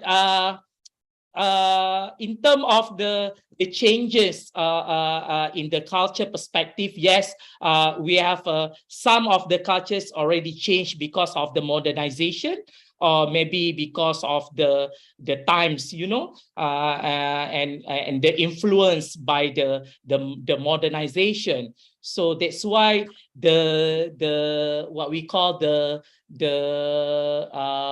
raw or the traditional culture itself is not appear in Malaysia because they are already changed based on the time. Okay. Thank you, Professor Ruslan, for the excellent answers and also Prof. Vito. And we have here two questions from, wait, I'm going to read the questions from the Zoom and then I'm going to talk to you. Here is a question for Professor Kampong. It must have been challenging to manage such a big project. Could you share with us how you manage the challenges? And another one for Professor Susan Jason.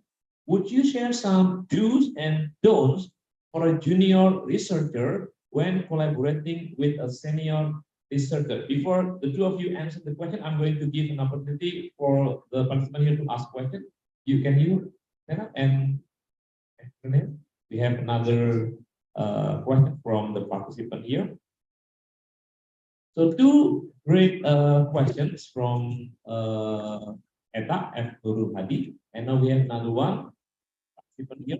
Please state your name and where you from. Okay, thank you. I'm Yuta Triwaspita. I'm from the department. Your name is Yuta. Yuta. Okay. My question is for Professor Vito. I would like to ask you about the Catholicism spread in Malacca. My question is, how can a formal diocese established in Malacca in the mid-16th century, whether there is a resistance from the Muslim majority there? As I know, to establish a formal diocese, there must be a formal request from the Bishop Conference to the Holy See to request for a bull. And actually, I have two questions, but the second question is regarding your field of study in religious order, if I'm not mistaken. Is it okay? The first one is about Catholicism and how the resistance from the Muslim, and the second one is about. As you mentioned before, and your question is about the study about religious order. If it is okay, it's out of the topic of today's conference. It's about religious study. Okay. About your field of interest, but later, yeah, later. Yeah, okay. Say your question. The second one is I'd like to ask about the sovereign order of Malta, which is it is considered as a religious order, but also it has political power in unlike a state which can provide an ambassador and issue a passport. So my question is, how can a religious order turn into a sovereign order that has power like a state? Thank you. Thank you. So we are going to listen to Professor Kampong first, and then the answer from Professor Susan Gadget, and then the last one answer from Professor Tito. Please, Professor Kampong. You are still muted, Professor. Okay, yeah, it's really a huge project. Yes, a huge project, and we need collaborations from all parts. Both private and public sectors, yeah, public authorities. And actually, for the university, we just use our know-how to help improve the quality of the products and help redesign what the local have to make it more modernize it, for example, to make it more attractive for the tourists to come.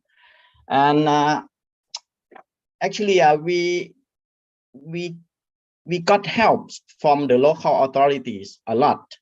They even use their local budget to help with the project, and then we brainstorm and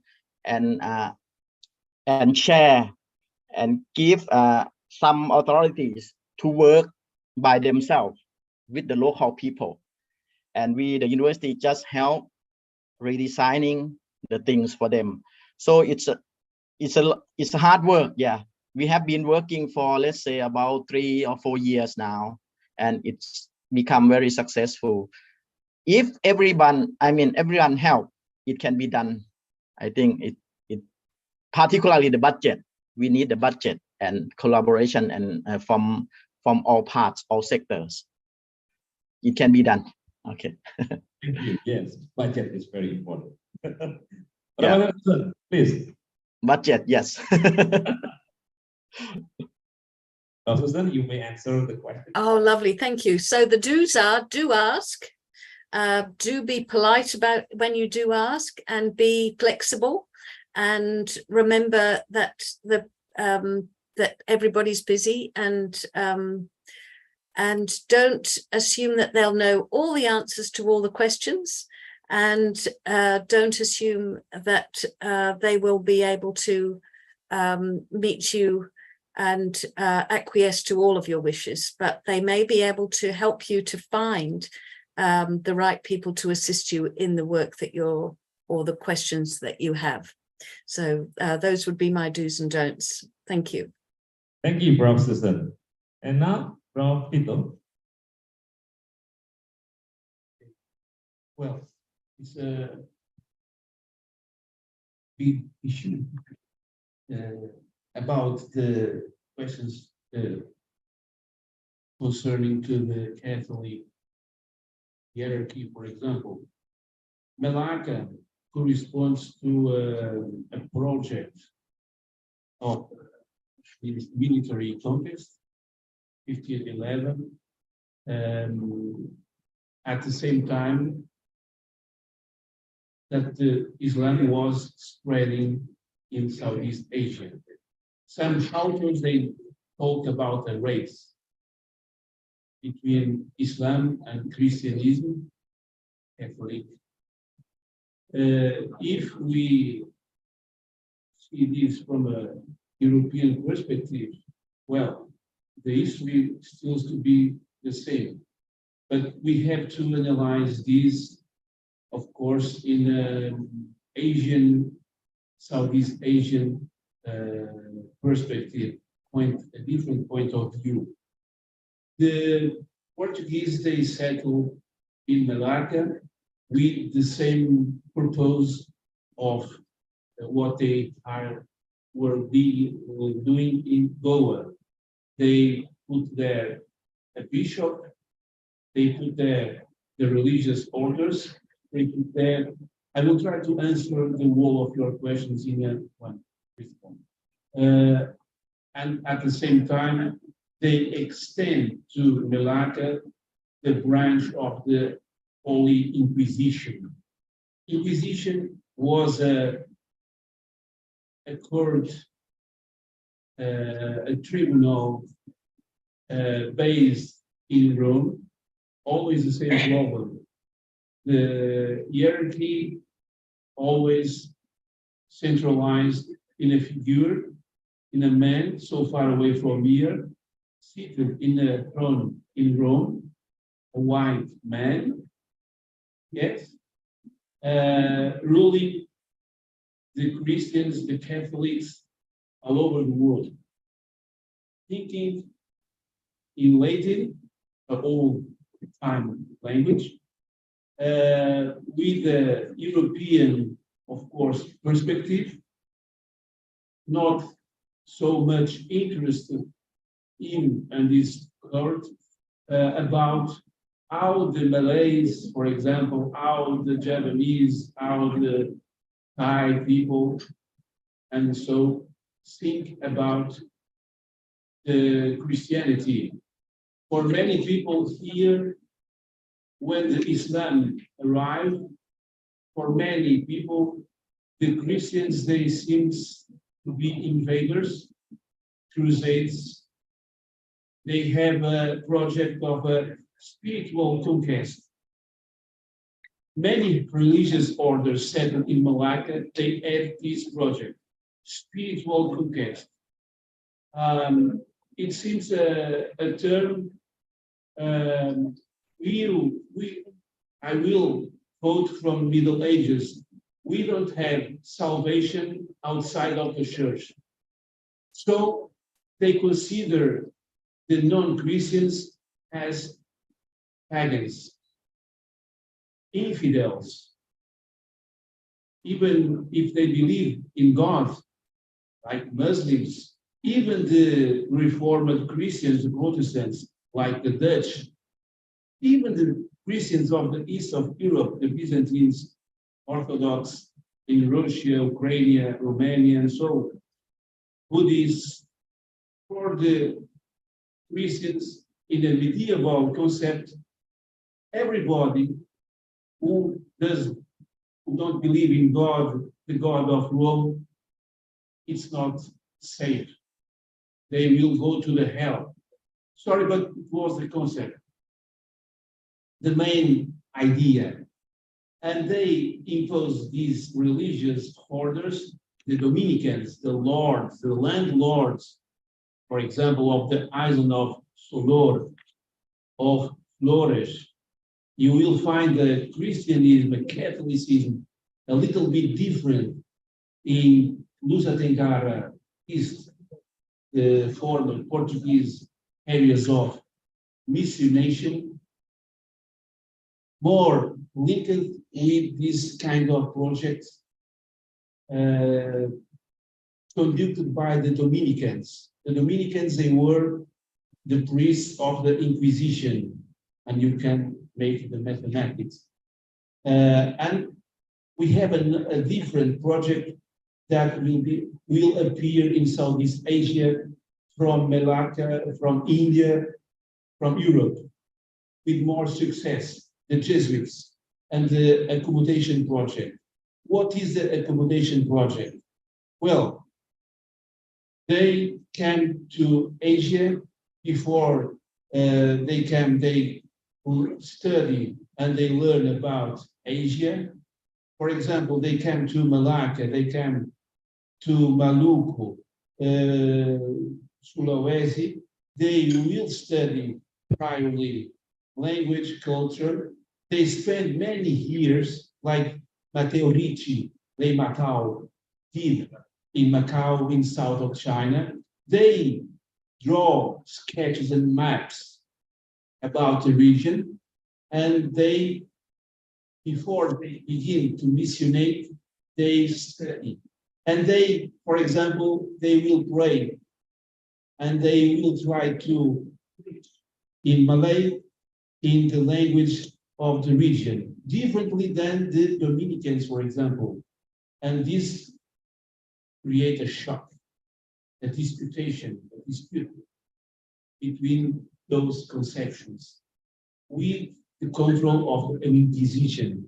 And the formal empire ruled and organized juridically, it was an empire of the hierarchy based in Goa, so far away from here.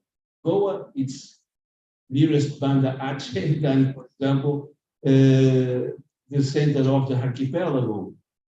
You have to compare, for example, Philippines, the Philippines of the Spaniards. The Philippines is a Catholic country in Asia. Why? Because the method of the missionation was the spiritual conquest made by Dominicans, even by Franciscans. The Dutch, they came and they said, we don't have any interest in religion. We want profits and profits. And later, profits. Believings, rituals, worships, shrines, each one will is believings. The most important belief of the Dutch was the profit. So, this, imagine, and I will finish, sorry, the position of the people, they observe the Islam. The Islam, as I said, was more connected with the nature, with the trade. For example, the Catholics, they forbade get profits. It was a sin. For the Calvinists, for example, the Dutch, the Christian Reformed Church, and for the Muslims, trade is trade. Faith is faith. But the domination, social and political domination in the Middle Ages and in 16th century in the Catholic Church was very strong. You cannot profit. You have to be poor. And you have to follow the commandments of the Holy See. Imagine in Banda, imagine in elsewhere in the archipelago. Who is the Pope? You have to be controlled by a hierarchy in outposts so far away from here in Rome. So what is Rome? And many of them, many priests, they try to show off, to carry some people from here. They call them indigenous, natives, Indians, to show to the Pope. Now, say a prayer. Now do this. And they came back to Maluku. And they forgot, of course, his worship, his prayer, and so. Christianism, the Catholic Church was not really adapted in some areas. They reached to adapt in other one because the Portuguese presence, informal, not colonial, was more well adapted. Lots of Yes, thank you, Profito. And if you have further questions, maybe you can send email to Profito. Right, Prof? Maybe he can send email if you would like to have further answers. And well, as the word says, time flies when you are with intelligence and scholars. And here we have one question. I think maybe any of the speakers would like to answer this question. It is from Yusraya. Thank you for the amazing organization, informative and insightful discussion. Thank you. It is a question for not a certain one related to culture. As we know, culture is responsible for producing the mentality of every community. How do you imagine the mentality of such complicated social and what is it, digital that technology created now? So I think it's a question for all speakers. Maybe anyone would like to answer. The point is that how is culture responsible for the producing of mentality of every community, especially in the digital technological era recently at the moment? I think maybe I can add for this question. I think we need to change when we're looking at culture. So we need to change our perception. Culture is not only arts or dance or anything, but culture is a capital actually.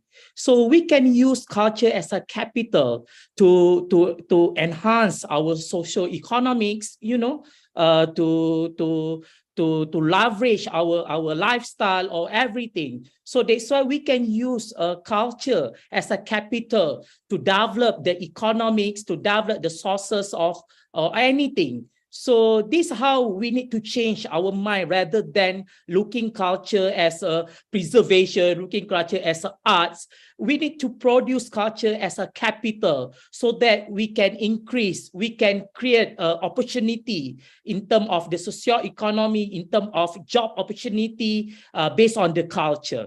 Okay, so I think these are things we need to bear in our mind. So culture already changed. In nowadays, we're looking culture as a capital, not just arts, you know. So we need to pay for the culture. Prof. Muja, would you like to add? Okay, so according to Prof. Muja, he agree with Prof. Ruslan. Prof. Susan, would you like to add more on the Yeah, I agree with. Oh, Prof. Sunasa, okay. More, about that. Yeah, culture is subject to change, you know, and modification.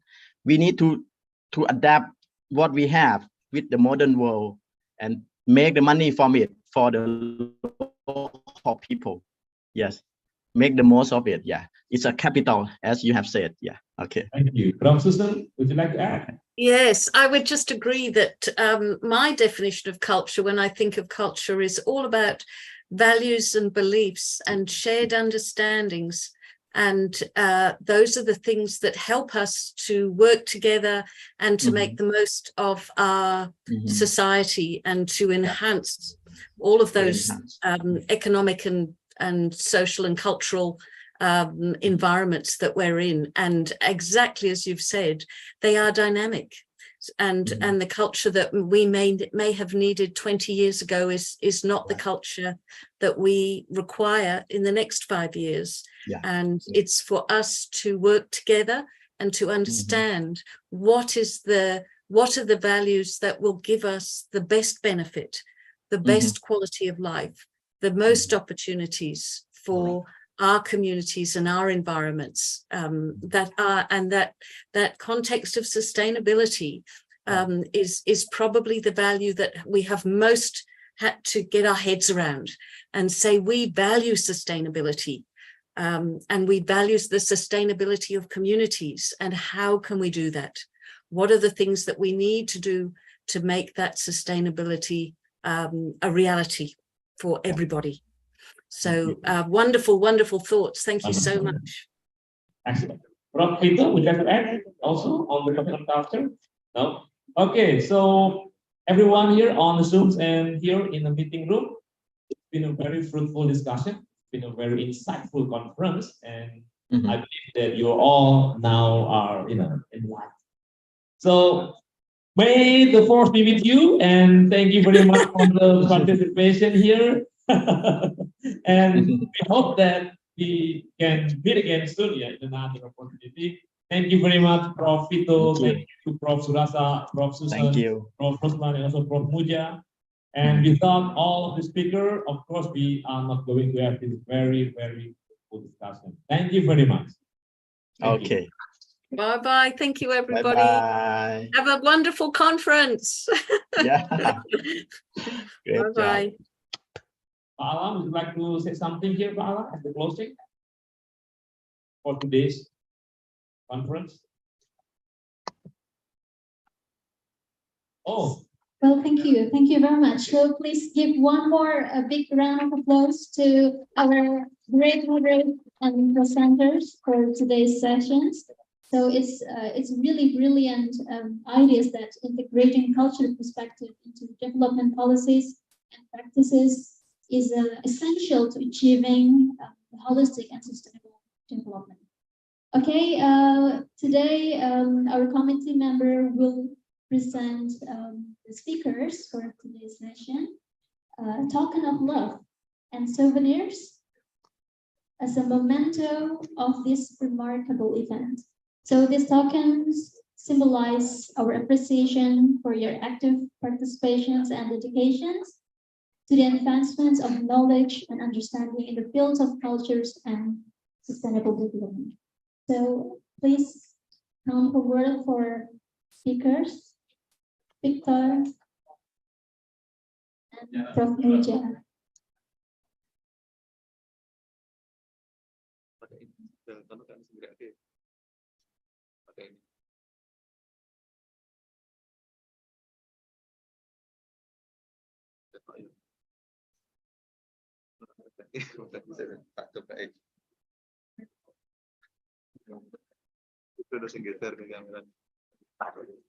Thank you. Thank you very much, Prof. Victor.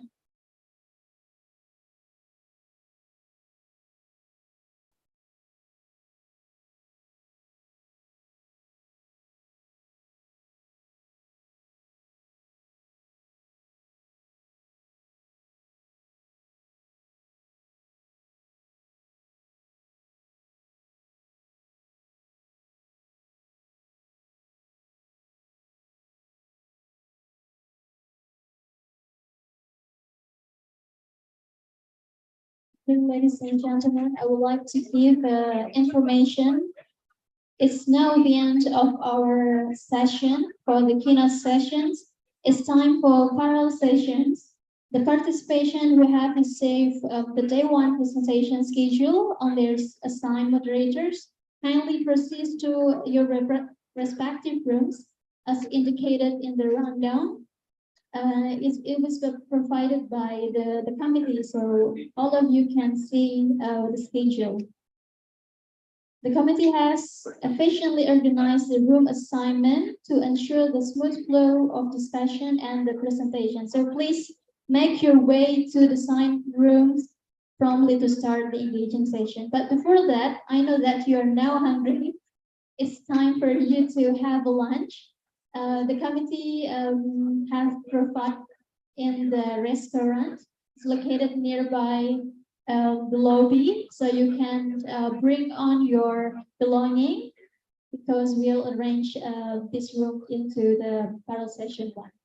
So I also would like to inform you that Professor Ivo could not attend this session. He got technical issues. He might follow or join in the first session in the parallel session. Thank you very much and see you in the next session. Have a nice lunch.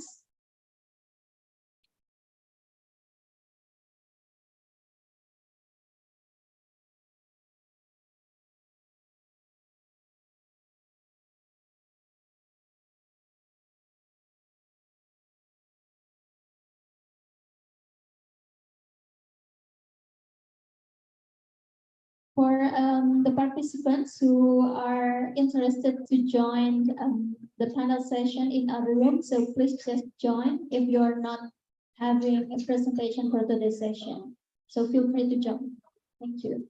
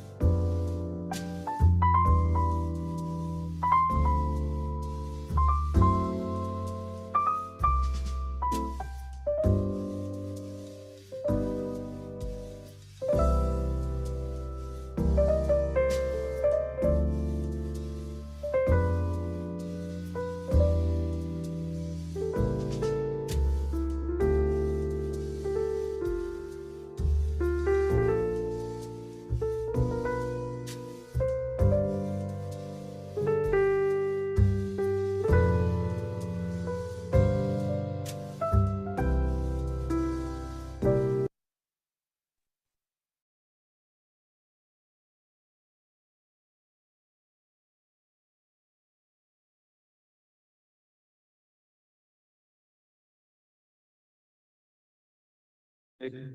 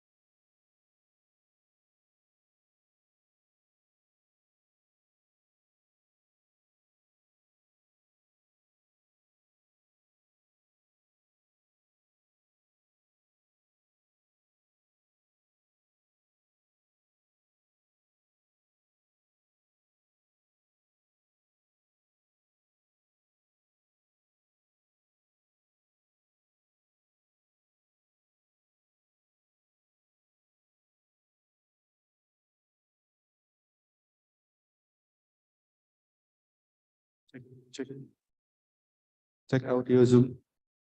Halo, audio Zoom.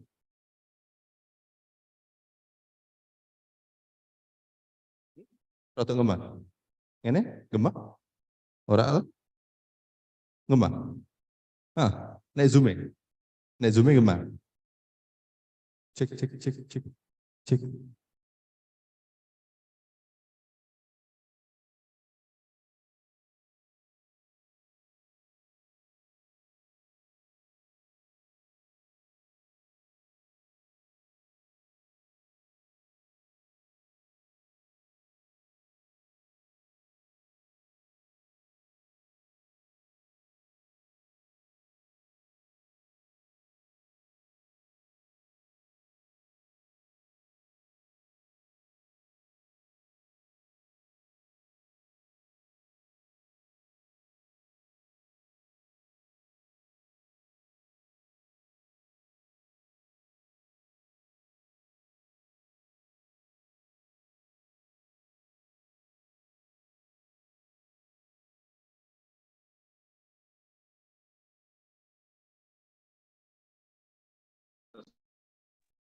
Tes.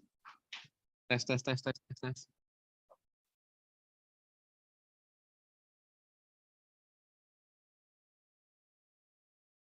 Iki tuh.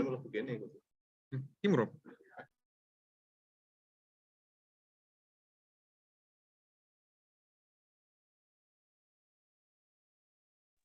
Tes.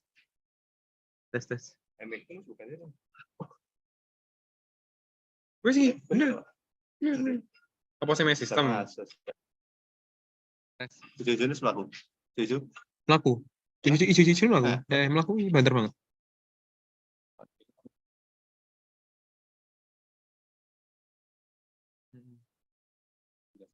Jadi ganti mikrofonnya mlebu, speakernya ora. Jadi tidak. Apa USB ku sing elek ya? Kan USB Kendo kali, merah kendo ya. Kualitasnya. Feeling kualitas ini, kualitas USB. Ya.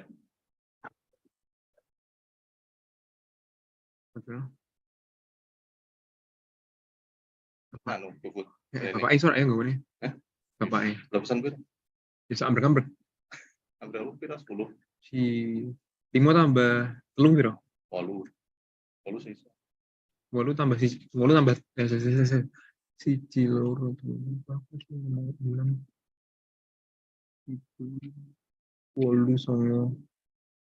songo sih. BOB nih. Kan paling di kresoki akeh tuh. Dia nganggo motor orang matic beda itu. Motor matic aman. Nanti kalau sudah di Mobil depan normal. Baik di sini, Sarga, Mas Koko, yang buat jaga-jaga ICO. Ya. Mereka, Kak Iko dapat meeting code-nya dari siapa? Di meeting ID-nya ada, Mbak. Di meeting ID yang di sama semua.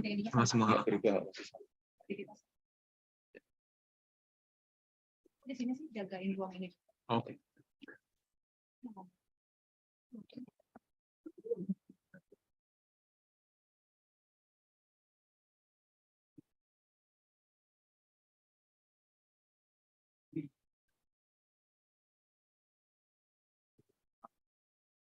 Bro, musikmu bro. Di play mana? Taruh kesapannya di profil. Oke, apa ya? Profil. Tunggu bro.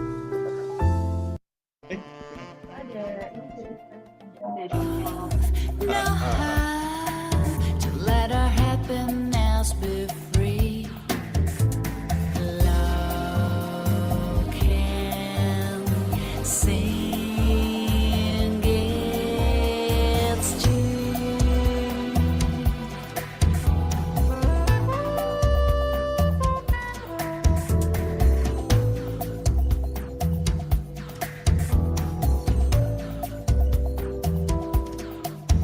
We listen to the special music our hearts play. The song of love will never ever fade away. Life can turn to light.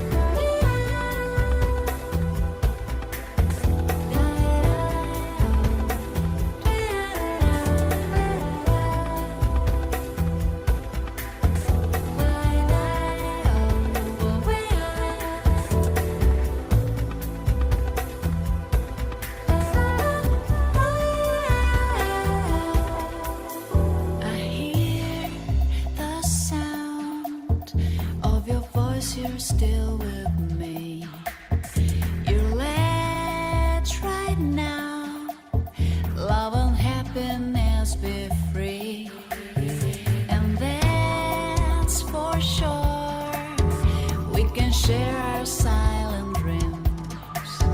This magic spell is surrounding you and me. Love can sing around.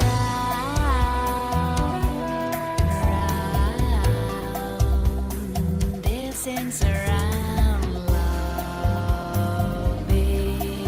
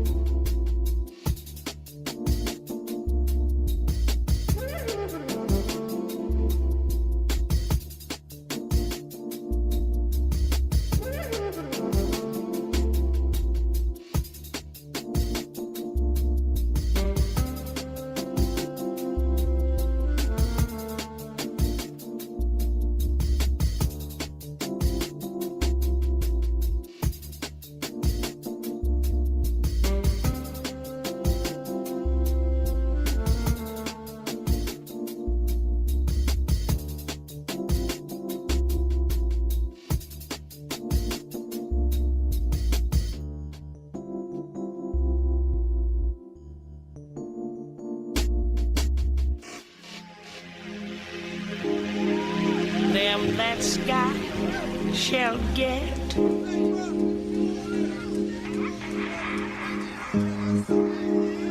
Them that's not shall lose. That's got his own.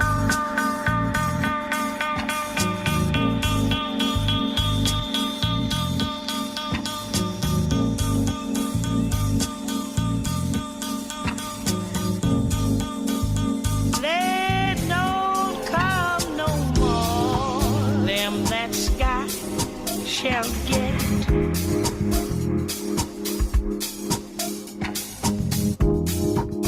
Them that's not shall lose.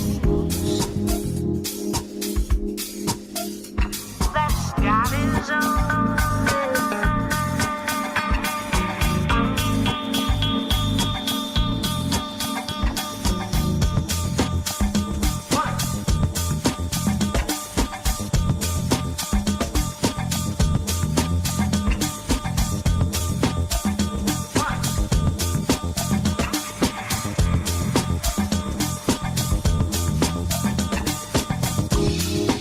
Them that sky shall get.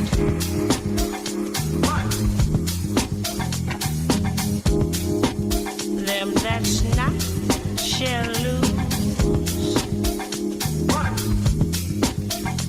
That's got his own.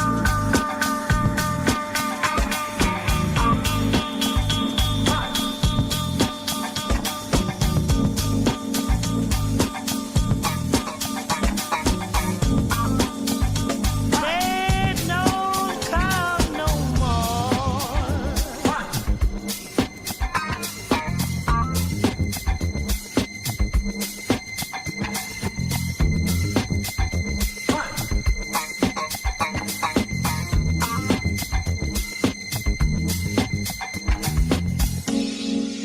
Them that sky shall get.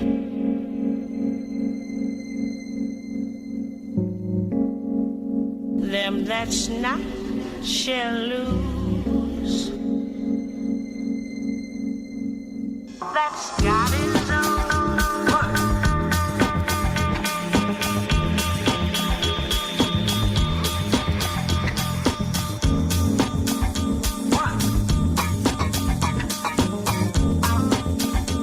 They don't come no more.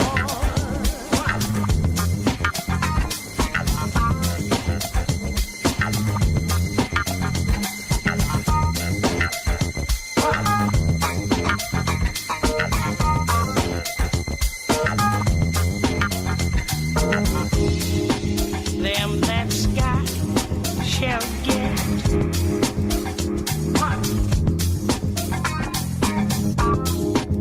Them that's not shall lose. That's got his own.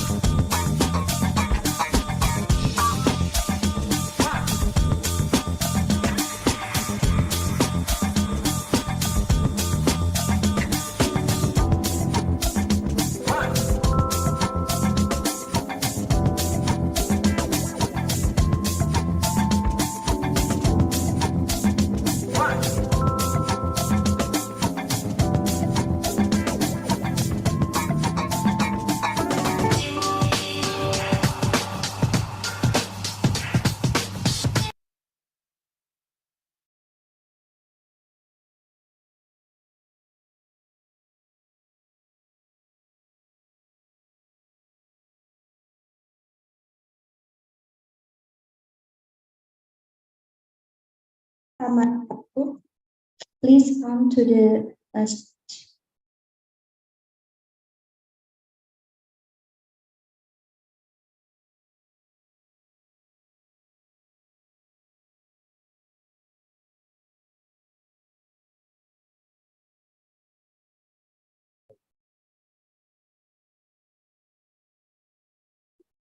Enggak sih, Pak. Bisa terjadi.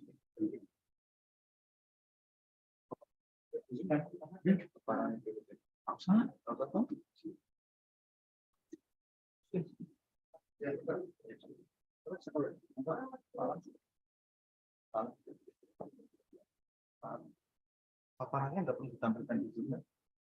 Hanya suasananya aja di sini, Pak. Ya.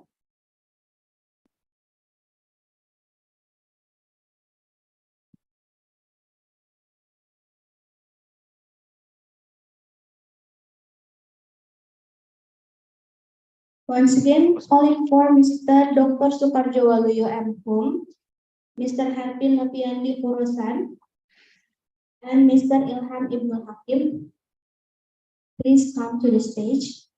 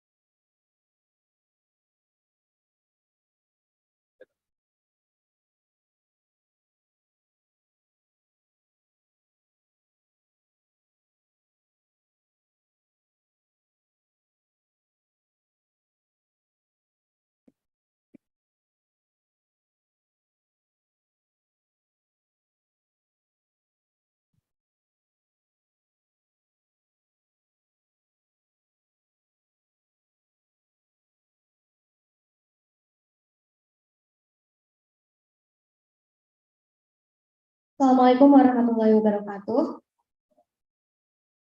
Good afternoon, everyone. Thank you so much for being here. Let me begin by giving you a warm welcome to the ICOCAS International Conference on Culture and Sustainable Development 2023. My name is Tari. I'm your moderator today. For those who don't know, I'm a lecturer at Faculty of Humanities in Anthropology Social. So here to listen and discuss about cultural meaning and symbols that will be given by our presenters today. That is Mr. Soekarjo Waluyo, Mr. Ilham Ibnu Hakim, and Mr. Harpin Nopiandi. Okay, without waiting any longer, please join me in welcoming Mr. Soekarjo Waluyo. Will present about Sunan Kudus, religious figure and idol for the people of Kudus Regency. Mr. Soekarjo, please.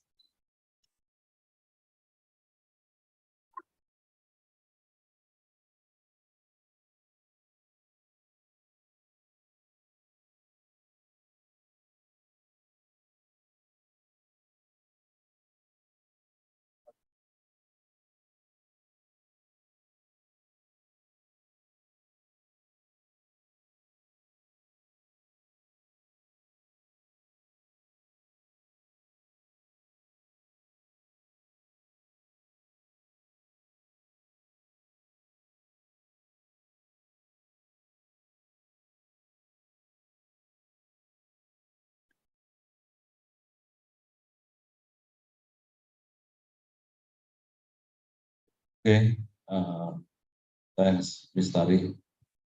Ladies and gentlemen, I want to present my article. The title is Sunan Kudus, religious figure and idol for the people of Kudus Agency in the performance of Dr. Apatri.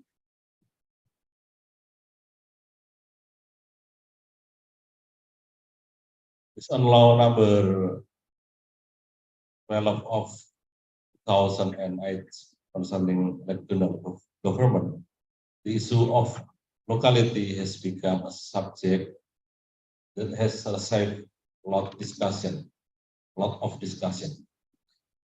Kudus Agency is one area that has now developed into a modern city. In the past, the city was the center of the development of Islam in the Middle Age in Java Island. Formerly, the Kudus was named Tajuk, called Tajuk because there were many Tajuks in that area.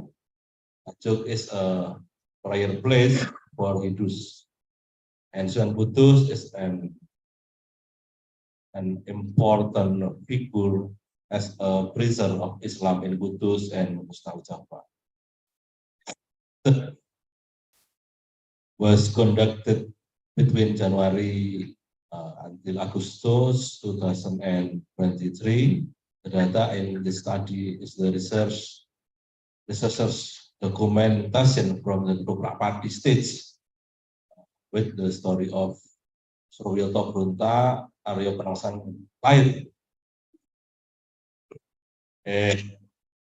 Sidorejo, Ujung Watu, Donorojo, Jepara Regens. Methodology.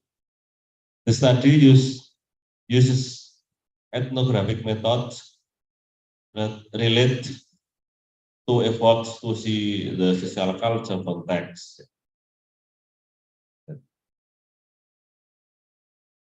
Framework or theory was collective memory.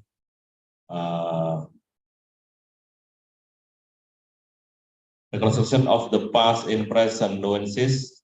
Memory is the cumulative of personal narrative and personal narrative that have similarities are transmitted into collective memory. And hegemony from Barker.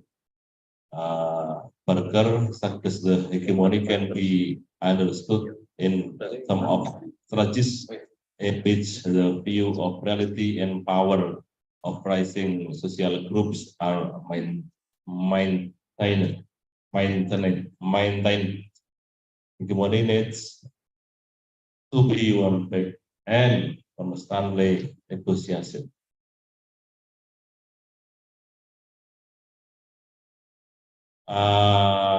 Result and discussion. Sunan Kudus as a religious leader and regional idol. Sunan Kudus as a religious preacher. Sunan Kudus was an important religious leader and warlord of the Sultanate of Demak, Bintoro. He is a member of the Wali Songo Council, whose function is provide advice to the Sultan of Demak and introduce Islamic teaching to Java Island. Sunan Kudus adapted and indigenized Islamic teaching for the Javanese people.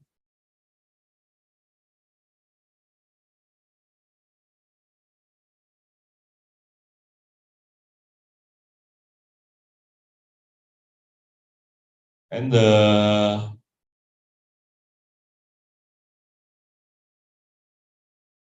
performance of Kedokra, the final second is final sense.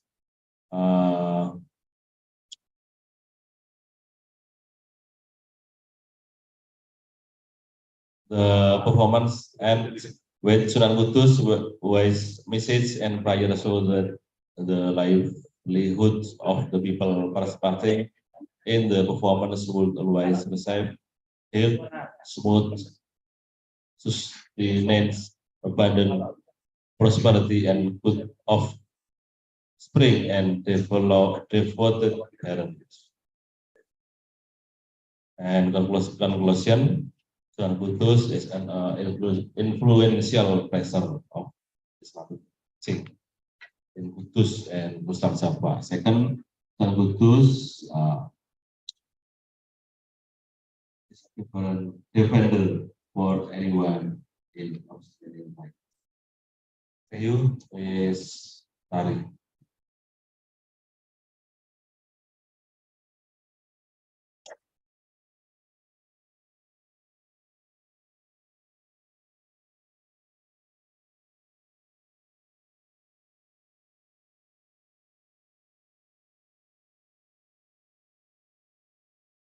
Thank you, Mr. Suparjo. Let's move to the next presenter, Mr. Harvey Mulyandi, with the research and detailed she faced in our memories, rural Jepara women's perception to Ratu Kalimantan folklore. To Mr. Harvey, please.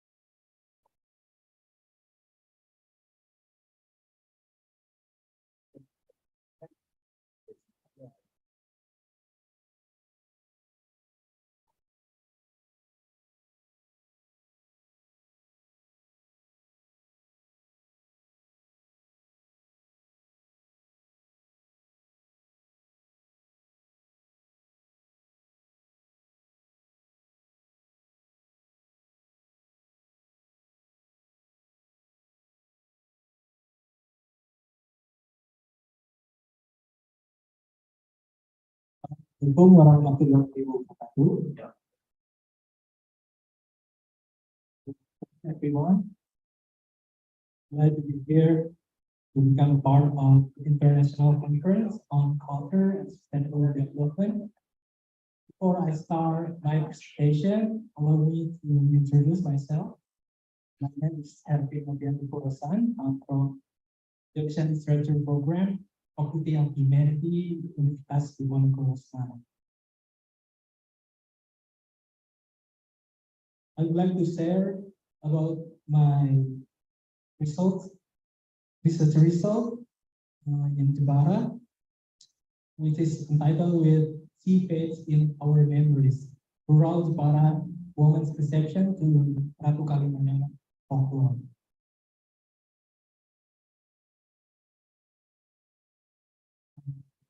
Background of the study. We know that Queen Ratu Kalimantan is a figure who has made a major contribution to the history of Indonesia, especially the north coastal region of Java.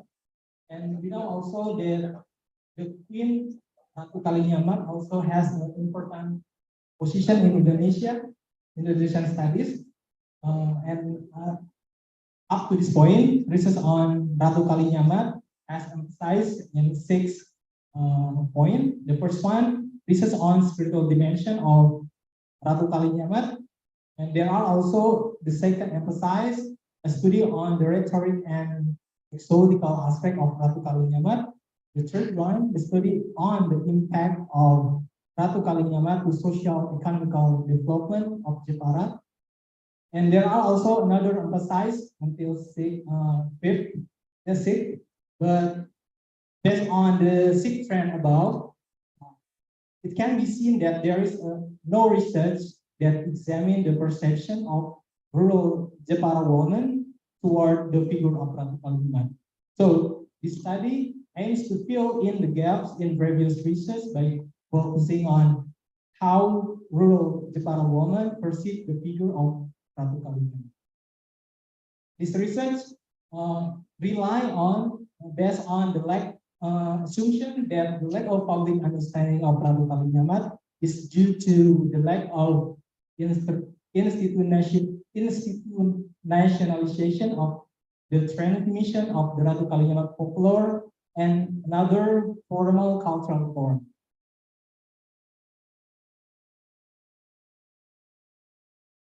This is some literature review about folklore reception and culturation. Folklore is shared by a particular group of the people. It encompasses the tradition common to the culture, subculture, or group. This includes tales, myths, legends, proverbs, poems, jokes, and other oral tradition. And reception is literary theory that emphasizes each particular reader's reception in or interpretation in making meaning from certain text.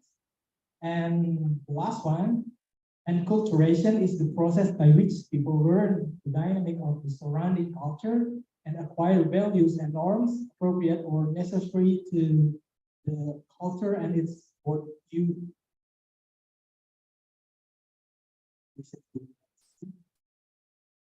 Methodology. This research is a qualitative method. This research is a qualitative research whose main objective is to emphasize first the perception of the rural Jepara community toward Ratu Kalinyamat, and the second one, the perception of the rural Jepara community toward the ideal female figure, and the last one is I try to see the correlation between the figure of Ratu Kalinyamat and the idealization of women by the rural Jepara suburban community.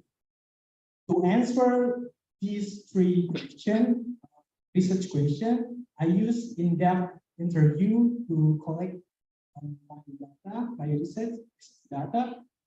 So in-depth interview are used to obtain data about these three things.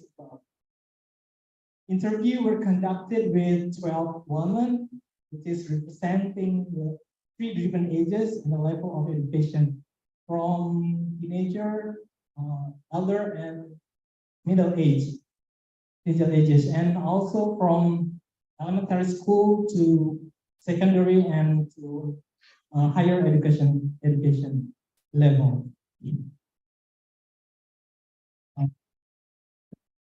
Result and discussion. First one, I will try to presenting my results. The people from Jepara, especially women from rural Jepara, is perceive Ratu Kalinyamat as a figure who have how do I say it? Have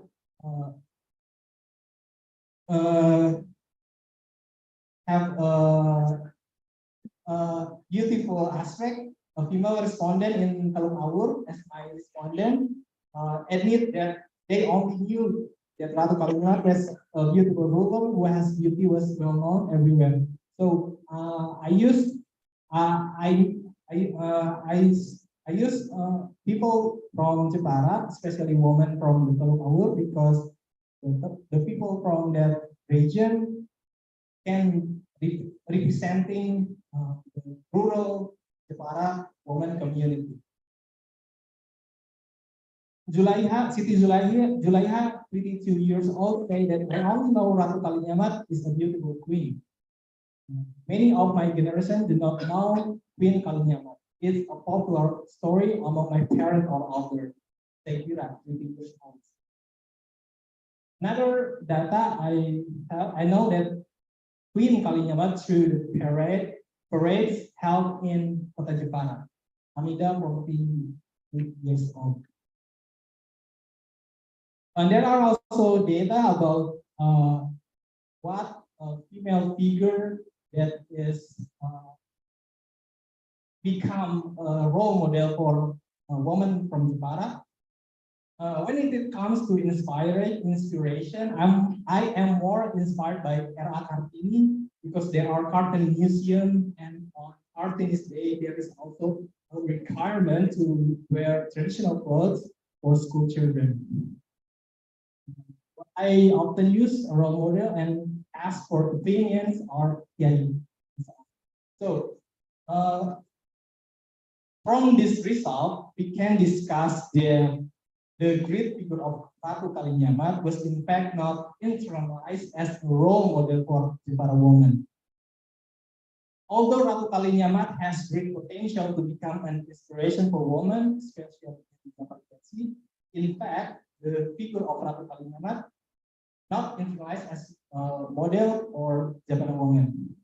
So, according to this discussion, there must be a culturalization of the figure of Queen or Ratu Kalinyamat in rural Jepara to become inspiration for women, especially from region North Coast region, to become a progressive woman and not limit themselves to the domestic sphere.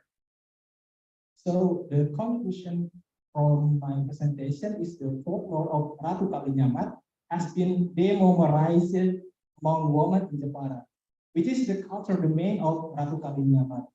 This was due to the lack of formal transmission of the culturalization of the Ratu Kalinyamat. The lack of these two efforts has resulted in the figure of Ratu Kalinyamat not being imagined as an ideal woman and not being used as a role model for progressive women in the public sphere who have big contribution in this field.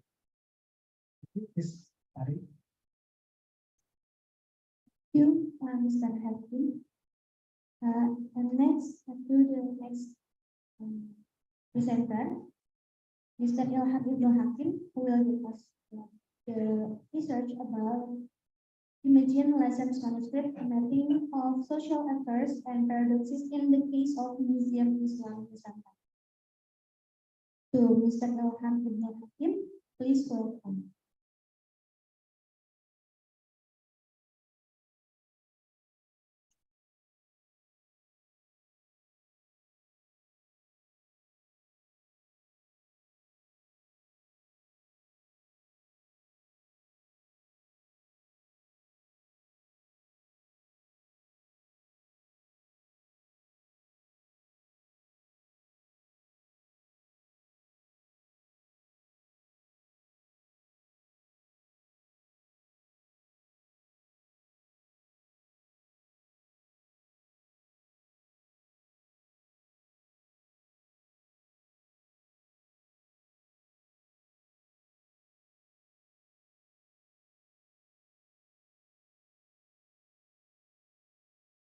Okay. Thank you, Ibu Taripowanti. Good afternoon, everyone. I'm very delighted to be here at this very important event, ICOCAS 2023. I would like to present the result of our research entitled Imagine Lessons Manuscript, Mapping of Actors and Paradoxes in the Case of Museum Islam Nusantara. Okay, let me go on with PowerPoint. Ladies and gentlemen, when manuscripts enters into the interest of common work of preservation, it is reimagined as something sovereign. Imagine manuscripts. The development of studies and the rise of manuscript preservation movement gave rise to operational difficulties and therefore also political problems, which increased for a number of interested sectors. The question is, are the existing strategies effective enough? Or in the other words, the government's manuscript preservation operation in the regions have no significant difficulties? This research is structured to map the actors and paradoxes that arise upon the Imagine Lessons manuscript in the case of Museum Islam Nusantara. Who are they and how is the network of relationship between actor form? What kind of paradoxes arise in the terms of policy, management, and institution, as well as resources? To find answer these questions, the method used in this study are literature study and field studies. So, Alakoh Turut Nusantara activities on November 2022 at Masjid Jami Lasem, as well as focus group discussion at the Museum Islam Nusantara on May 17, 2023. Next. Manuscript preservation project by foreign financiers and civil societies mark two important phenomena connected in a paradoxical link. First, propaganda of the importance of manuscript for a nation is progressive, meaning that national consciousness has grown in the layers of society. Second, the penetration of foreign interests and the independence of a less bureaucratic society reveal that the national strategy has not been well conceived. So, what kind of curves can this circumstance show to look at it from the perspective of national interest, positive or negative? Clearly, what has been referred to above as truth appears to be the root of a number of operational difficulties in manuscript preservation carried by the Dinas Arsip dan Perpustakaan Provinsi Jawa Tengah at the Museum Islam Nusantara Lasem on May 17 to 19, 2023. The involvement of a number of parties from various sectors marks the truth, as it has been asserted, is no longer a single entity, but a compound, but has the same ultimate goal of achieving a sustainable state. Each track correlates with a particular party, subject, or actors.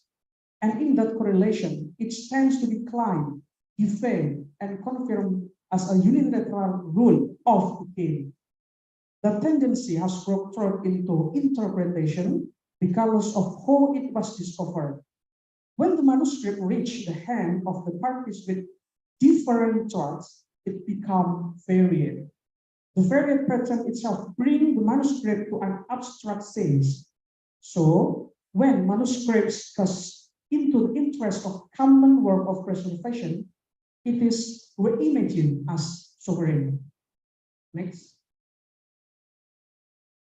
The actors in this study refers to parties who are actively involved in joint work on the preservation of Lasem manuscripts at the Museum Islam Nusantara. The network of relationships between actors is formed based on three things, namely interest, power, and sentiment. The Museum Islam Nusantara was built, one of which is to preserve manuscripts from the Masjid Jami Lasem Library collection. To achieve this goal, the manager has an interest in building cooperation with universities, in addition to establishing communication with the Dinas Arsip dan Perpustakaan, as well as the Dinas Kebudayaan dan Pariwisata Kabupaten Palembang, as the holder of local government authority. However, universities, in this case Philologis Academies of Faculty of Humanities Universitas Diponegoro, initiate increased cooperation by cooperating with the Dinas Arsip dan Perpustakaan Provinsi Jawa Tengah in order to strengthen bureaucratic aspect and to overcome resource deficit. Meanwhile, the three parties from the government sector have bureaucratic interest in manuscripts, so they are also interested in cooperating with universities as research and academic facilitators. However, Lasem manuscript is bound by the archaeological facts of the country. Certain approaches are needed to build its management as a cultural artifact, cultural heritage, as well as an object of cultural advancement. Behind the interest of power, there is a basic emotional bond among actors that the preservation of manuscript can only be done through joint work, because after all, it requires a multi-sectoral role. The anomaly is formed when the multi-sectoral in the case is collectively examined through focus group discussion. The relationship of each truth presented by a number of individuals create paradoxes. What Philologis understood as manuscript was not understood similarly by the sanctuary in Lasem. Alakoh Turut Nusantara, which was held to initiate the concept of Museum Islam Nusantara on November 20, 2022, offers another understanding, namely turos. It comes from term turota, which meaning relic. It generally refers to everything left behind or inherited by ulama, including homes, struggles, and teaching in the form of writing or other things that are passed on from generation to generation. So the cultural scheme, it can be understood that actors need to only to attach importance to functional ideas in preservation, but also to release the mythical and ontological mindset that prevails behind Lassem's manuscript. In the ontological mind, what Plato called idea has been equally demonstrated by Santri and philologists, but with different logos or meanings. Something that on the one hand is understood as God cannot be preserved with absolutely philological tendencies, even if actors from universities have an interest in it. Without preservation, sustainability and research of manuscripts are two functionally opposite things. The research process often begins with making direct contact with the manuscript, which certainly has the potential of to interface with its physical sustainability. Therefore, through the utilization of digital media transfer results, the sustainable state of manuscript may be more sustainable. Next. Management and institution. Based on the grand design of Nusantara Manuscript Management 2020 to 2029 of the Perpustakaan Nasional in 2019, as many as 4,547 manuscripts in Jawa Tengah were successfully recorded. Of this, in 2023, the Dinas Arsip dan Perpustakaan Provinsi Jawa Tengah is still trying to preserve at least 100 manuscripts. There are at least 5 fundamental problems in governance, namely human resources, community condition, acquisition of manuscript, lack of data, and lack of interagency coordination.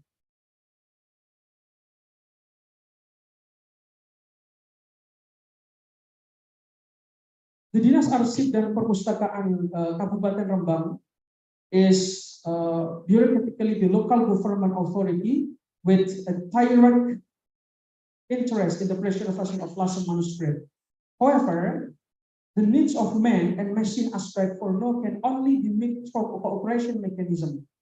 The Dinas Kebudayaan dan Pariwisata Kabupaten Rembang has an interest in aspect of museum and cultural heritage.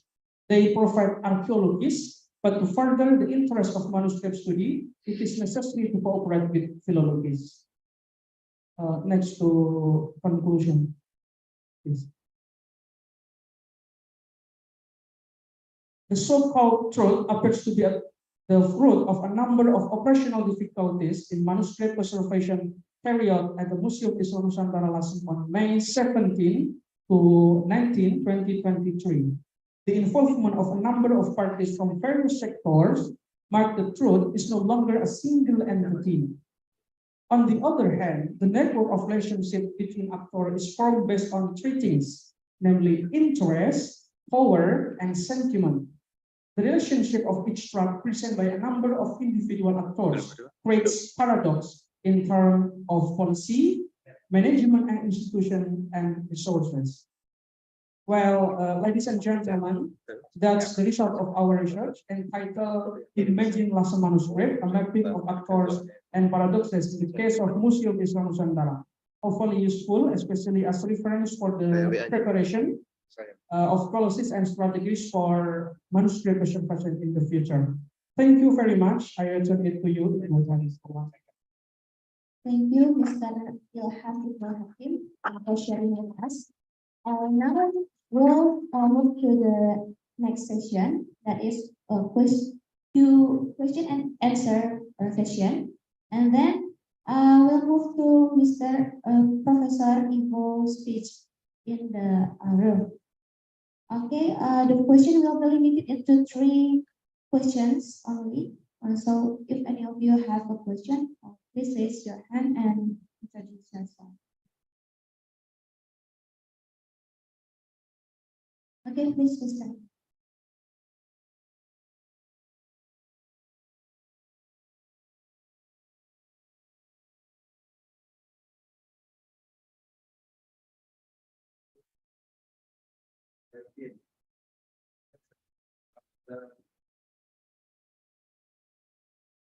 Thank you for the nice presentation by Mas Ervin. I have a question about Ratu Kalinyamat, Queen Kalinyamat, as a woman role model in Jepara. As I know that there are also any other role model. Most of them are female or women. We know that there are also Ratu Shima, span about 7 centuries, because there are Kerajaan Kalinga, that's a woman also, Ratu Shima, and then there is Ratu Kalinyamat, it's about 16th century, and on the modern there is also Raden Ajeng Kartini, yeah, that's also female, yeah. And in my assumption that Jepara is popular for the woman as the role model, as the leader, that's very popular. Yeah, because in this case, Ratu Kalinyamat also popular for reaching the Jepara becomes the maritime city. That's very popular. And then on era Kartini, there is habis gelap terbitlah terang, and then there are any communication through the letters, communication between Indonesian woman and the Dutch woman. Yeah. That's my assumption. Otherwise, in the facts in front of me, there is a man that is Dr. Alamsyah. Actually, he is also a real successful leader. Yeah, but in this case, in this era, there is Pak Alamsyah, not female but male. Yeah, Pak Alam. Yeah, but on the past, they are popular for the female one. And what do you mind about this situation, this context? On the past, there are any female as the role model. They becomes very popular leader. Thank you. Thank you, sir. And then I'll make the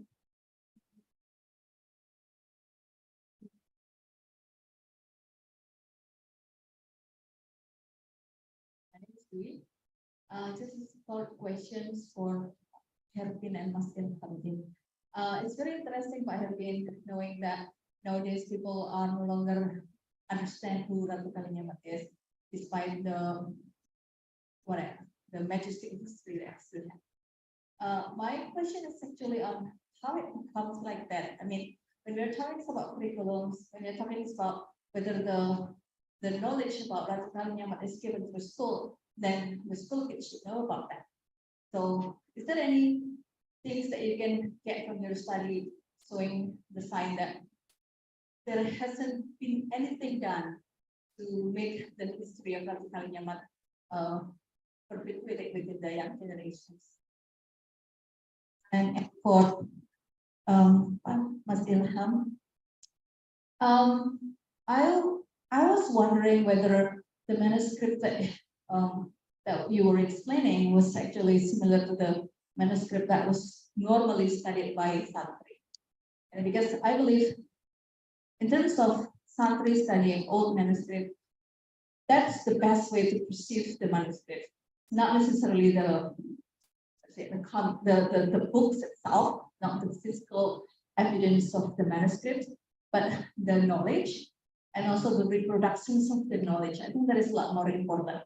If it is different, maybe you can give me insight. Thank you very much. Thank you, Budwi. Anyone have a question?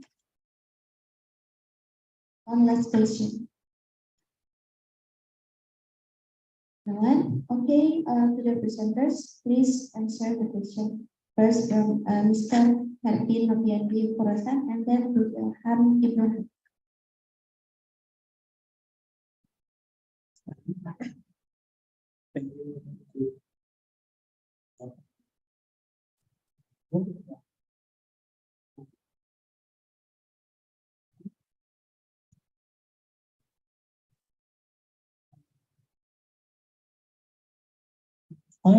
from we have, yes, faithfully, we have plenty female teacher, especially in Jepara, Fukushima, from Kalinga, and then also Ratu Kalinyamat, and then also R.A. Kartini. But the thing is, there are no institutionalization and culturalization of that's three female. We in Jepara are only focusing on R.A. Kartini as a national figure, but we forget another female because there are also another female such as Fukushima and also Roro Kemuning, but these two people, this female, not we not make this female come to surface. So this is ironic, I think, because we have many bigger people, but we not making a good effort, to make this female become a role model for our generation, a role model especially for women to become a progressive woman, which is would not only stay in home, become a housewife, but we must also try to enter to public sphere. And the second question from Budwi, how we can how Jepara district or another stakeholder make this people bigger become popular in Indonesia, because we have Fukushima, we have Kartini, but the thing is there are no culturalization. I have a data about that in my deep interview that nowadays teenager and also middle ages not know who is Ratu Kalinyamat, because there are no institutionalization such as R.A. Kartini. There are a mission, there are a requirement for people, especially for students in elementary school to high school to using kebaya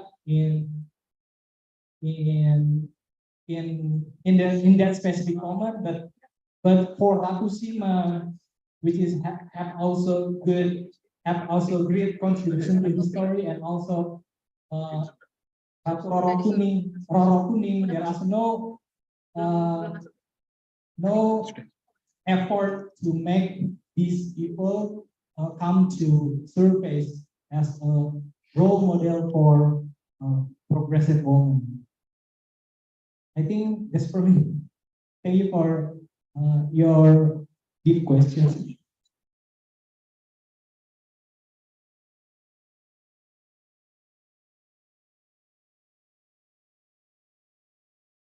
Okay, thank you. Appreciate that, Ibu. I will read to the opinion of Pak Abdullah Hamid. He is a santri who managed manuscript in us. That we saw the manuscript was from for the community. So the manuscript was present in the midst of society. That the manuscript is a scholarly sanad, that the scholarly tradition of santri exists based on the manuscript. The santri saw that the manuscript was spiritual. So it's not just a rational aspect, more than that.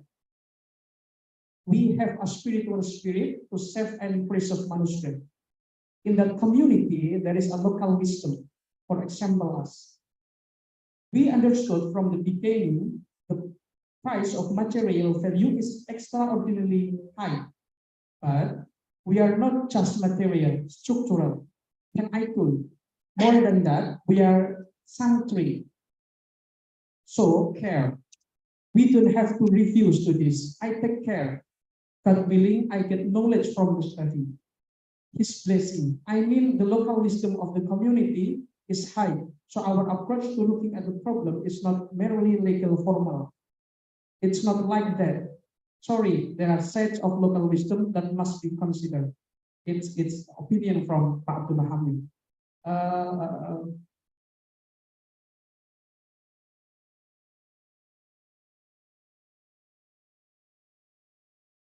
Okay.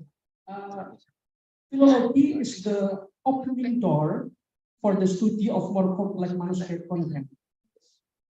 Culturally, entrenched tahqiq activities among sanctuary, including in Lasem, are methodologically connected with textual criticism, which is at the core of philological activities.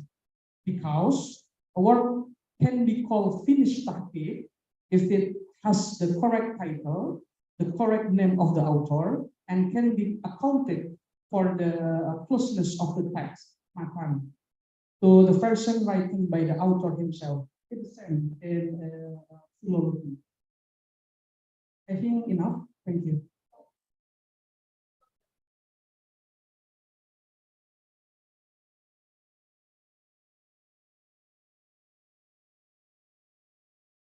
Yeah, philology's this manuscript is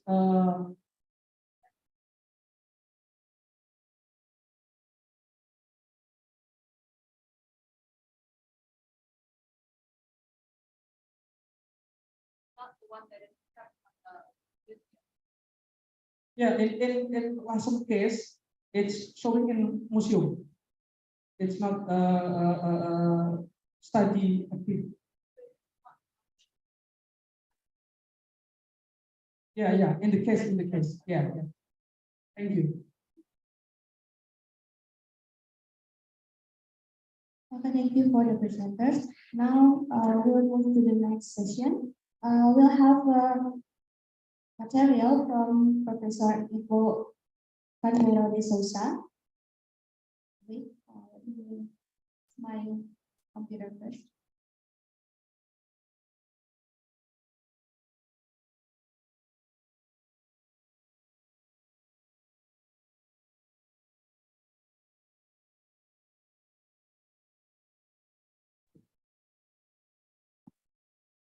Hello, Mr. Ivo, Professor Ivo Carnero de Souza. Are you there? Can you unmute your speaker first?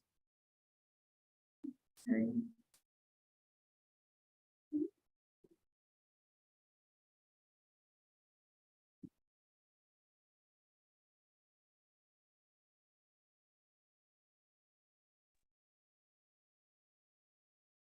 Are you able to listen now?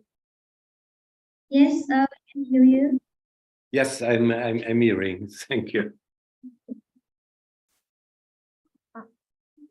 Very well. Selamat siang.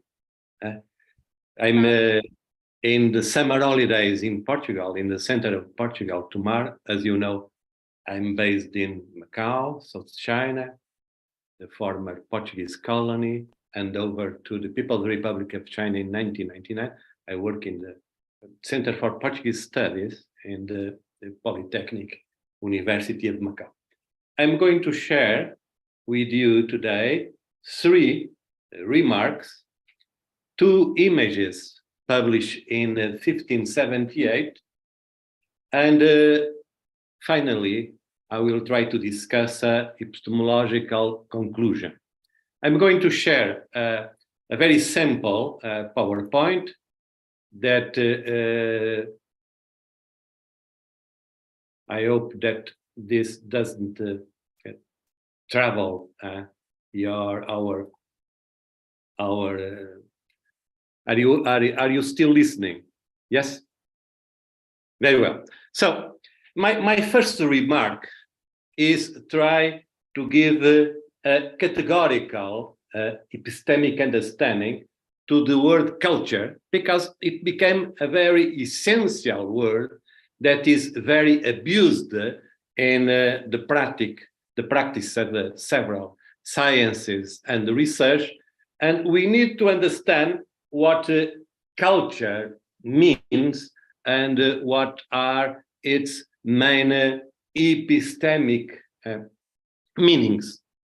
Normally, I try to stress what culture is not, and I add up this idea that culture is everything that is not immediately biologic. It means if I need to eat, if my body demands food, if I'm going to eat in a Western restaurant, in the McDonald's, if I'm going to eat nasi goreng, if I'm going to eat dim sum, if I eat with hand, using a fork and a knife, or only a spoon, or chopsticks, this is cultural.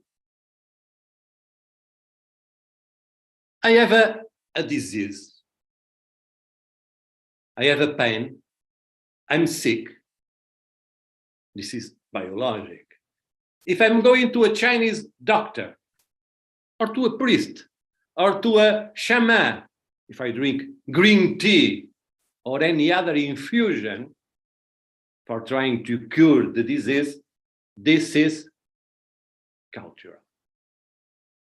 So basically, I still agree with the classic book by the French anthropologist Claude Lévi-Strauss, one of the leading anthropologists in the 20th century, although he died in 2007 with 104 years old, when he published in 1964 from his researches among the Amazonian communities in North Brazil, when he published a book that he called The Raw and the Cooked. And in 1964, he explained that cooked is culture. Cooked means all the set of cultural practices, all the set of cultural strategies by which individuals and human groups are able to achieve a domestication of the natural world, a domestication of our own body by controlling, for example, natural violence, for controlling spontaneous behavior, for controlling the way we speak, the way we do gests.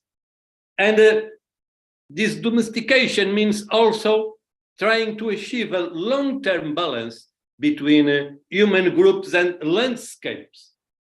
And all the phenomena that are able to achieve this domestication are cultural phenomena. So it's impossible to define culture because you need a huge inventory of countless phenomena, of countless practices, of countless strategies that build up these long-term balances between human populations and landscapes, including controlling our behavior, formatting our behavior, formatting the way we eat, even the way we die, since we die very differently. So the word culture is a profoundly anthropological and social category.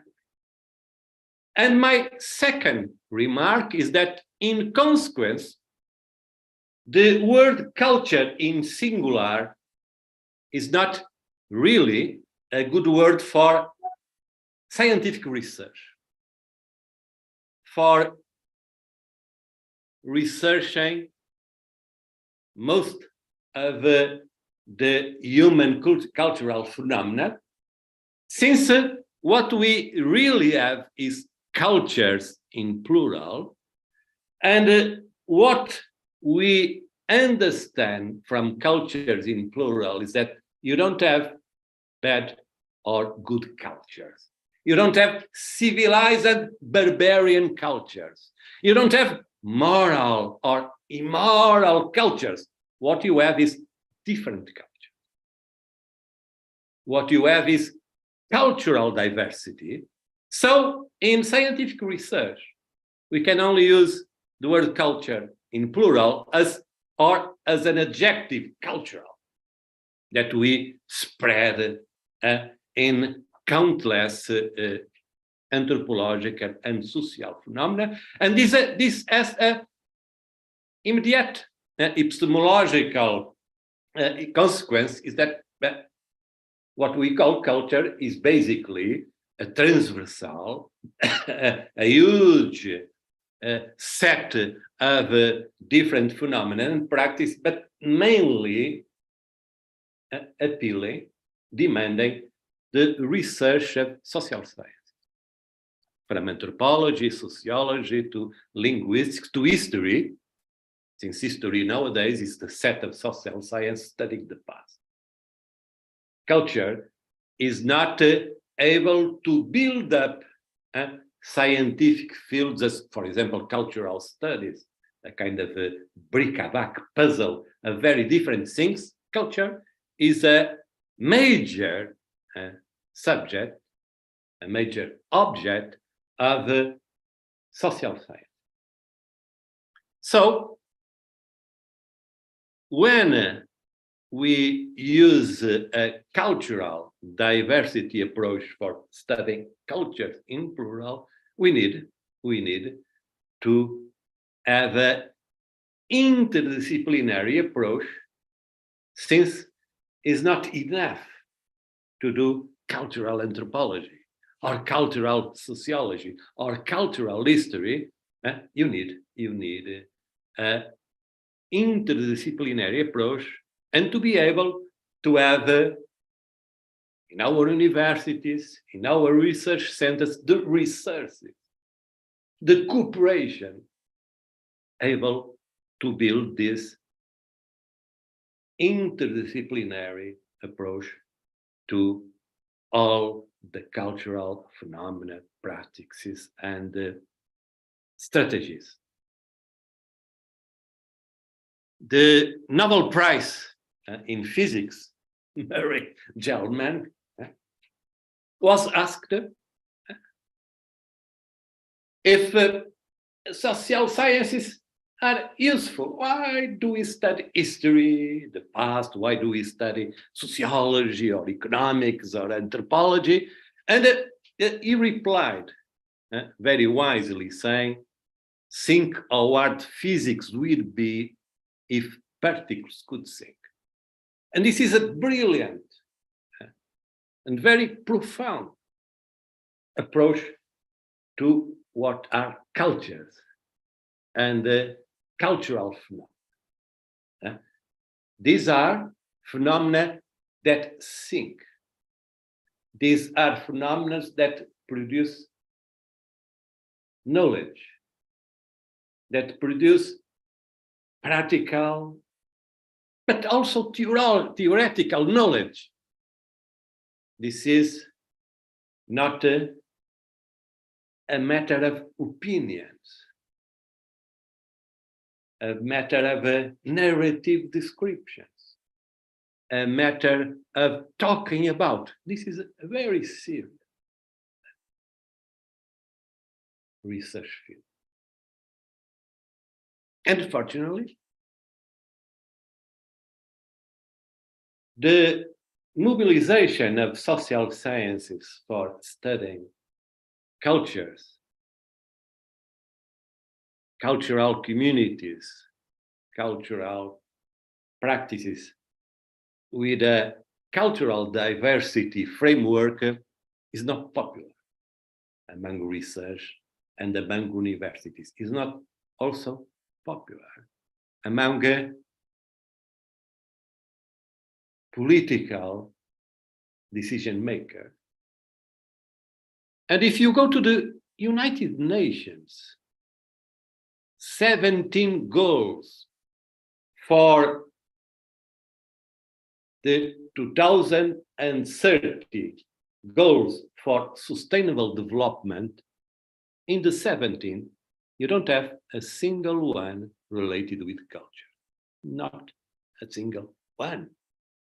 It seems that sustainable development is a matter of changing, specializing some economic behaviors, some economic structures. And I will try to prove, to emphasize that without a cultural approach, without a cultural framework, there is no sustainable development. Let me share with you the first Portuguese author, the first Portuguese that wrote in his book the words cultural diversity. It was in 1578 that a Portuguese naturalist, a Portuguese doctor, physician, Cristóvão da Costa, published in Spain, in Burgos, in the city of Burgos, where he was teaching, an important treatise on the drugs and the medicines of the East Indies. Cristóvão da Costa never presented himself as a Portuguese. He was born in Mozambique. He was new as the African. Several times he's complained that his colleagues, doctors, physicians, naturalists in Portugal and in Spain called him the Negro. But he spent part of his life collecting plants, interviewing local populations in the Malabar region in India, in Java, in Banda, in the Moluccas Islands. And this 1578 treatise on the drugs and medicines of India is the first book published in Europe with drawings, sketches of the plants that he really saw. And there are two chapters, one on pepper, the main spice that Portuguese official trade and Portuguese shadow private trade were searching since the beginning of the 16th century in the Indian Ocean and the Southeast Asian economies. This is the first scientific description of pepper, and it is also an important anthropological, ethnographic research on how local populations in India, in Southeast Asia, were using pepper. And there is another chapter, even more important, where for the first time Cristóvão da Costa makes a drawing of areca. And then explains in several pages the ethnography of the mixing of areca and betel and the importance for local populations of these practices. And he labels this practice not only cultural, but he uses the word diversidad, diversity, cultural diversity, and is intelligent enough to understand that these plants are not really natural plants, but they are related with this process of domestication of the natural world that is the deep meaning of culture. And he explains very clearly that there is a link, there is a very intense connection between these plants and the communities that were using it. And he concluded that Portuguese trade was in fact affecting, disturbing the traditional economies of these local communities. I must invite my Indonesian colleagues, anthropologists, historians, sociologists working in different social science. I must invite you to return to these 16th century Portuguese sources. There are not 1, 2, 10s, there are hundreds of sources. Those sources give you a very rare opportunity in texts, images, cartography, to look to the pre-colonial communities in India, South China, Southeast Asia. And most of these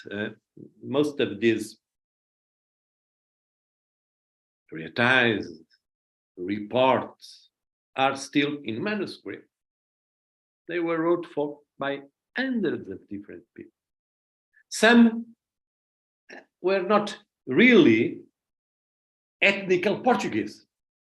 They had a Chinese mother, a mother from Sulawesi, from the Moluccas, from Aceh, like this Cristóvão da Costa.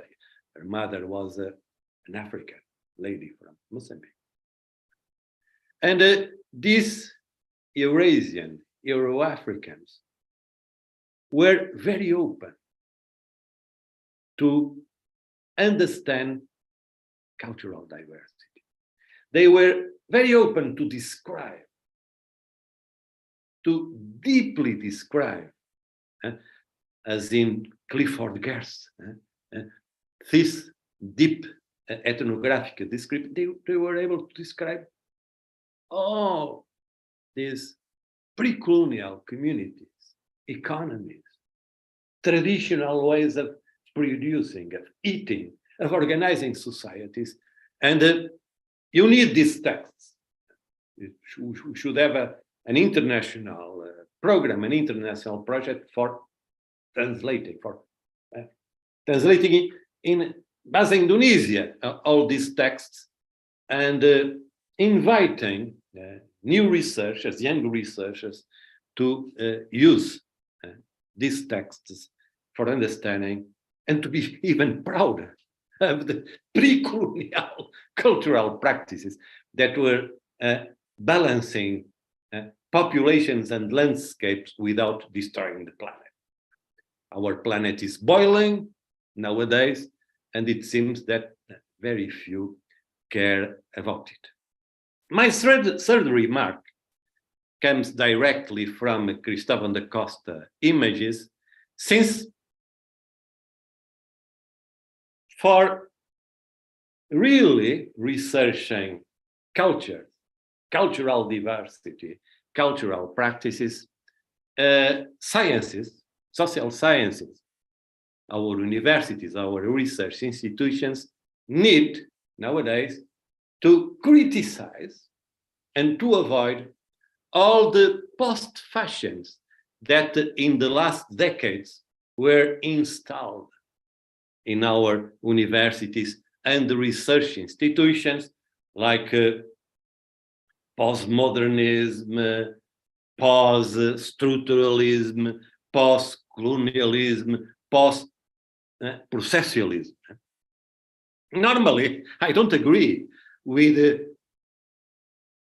Noam Chomsky political opinions, but I respect his work as a major referential linguist, as a theorist, and as a epistemologist of social science. And he wrote this very radical sentence in 2021 saying, far from offering radical new ways of conceiving the world, postmodern thoughts serve as an instrument of oppression, oppressive structures. Moreover, the post-truth, postmodernist is basically rapidly spreading fake information and rabid deconstruction means demolition of rational science, theory, and scientific methods. I fully agree with these ideas. We have decades of post-fashions, largely built around an individualist idea of culture, extolling individualism as the only dominant level of culture, extolling subjectivity, discourse, narrative as the only way of offering language, social communication, and therefore misunderstanding the multi-individual level of culture. That is not only my culture, my individual culture. We really survive because humans were able to build a set of cultural practice that create communities, that create solidarity, that create balance with very different landscapes, something that we call societies that are mainly sets of social networks able to defend us, to give us simple things as food, water, that is something nowadays difficult to get, to research, to give us a family, parenthood, systems, and everything that allows humans to reproduce and to survive. Therefore, my main epistemological discussion, my main epistemological conclusions are, first, I believe, I'm sure that only by using history and heritage of cultural diversity, we can sustain new common community practices of human development. And since there is a huge connection between culture and development, it is clear that using the word development in singular is wrong. We have different developments, although when we use nowadays the word development, we refer only to one development, largely related to economic growth. I give you an example. As you know, the 4 global organizations are now engaged in process of reform. They are not able to cope with the changes in the world. So there is attempts to reform the United Nations. There are ongoing attempts to reform the World Bank.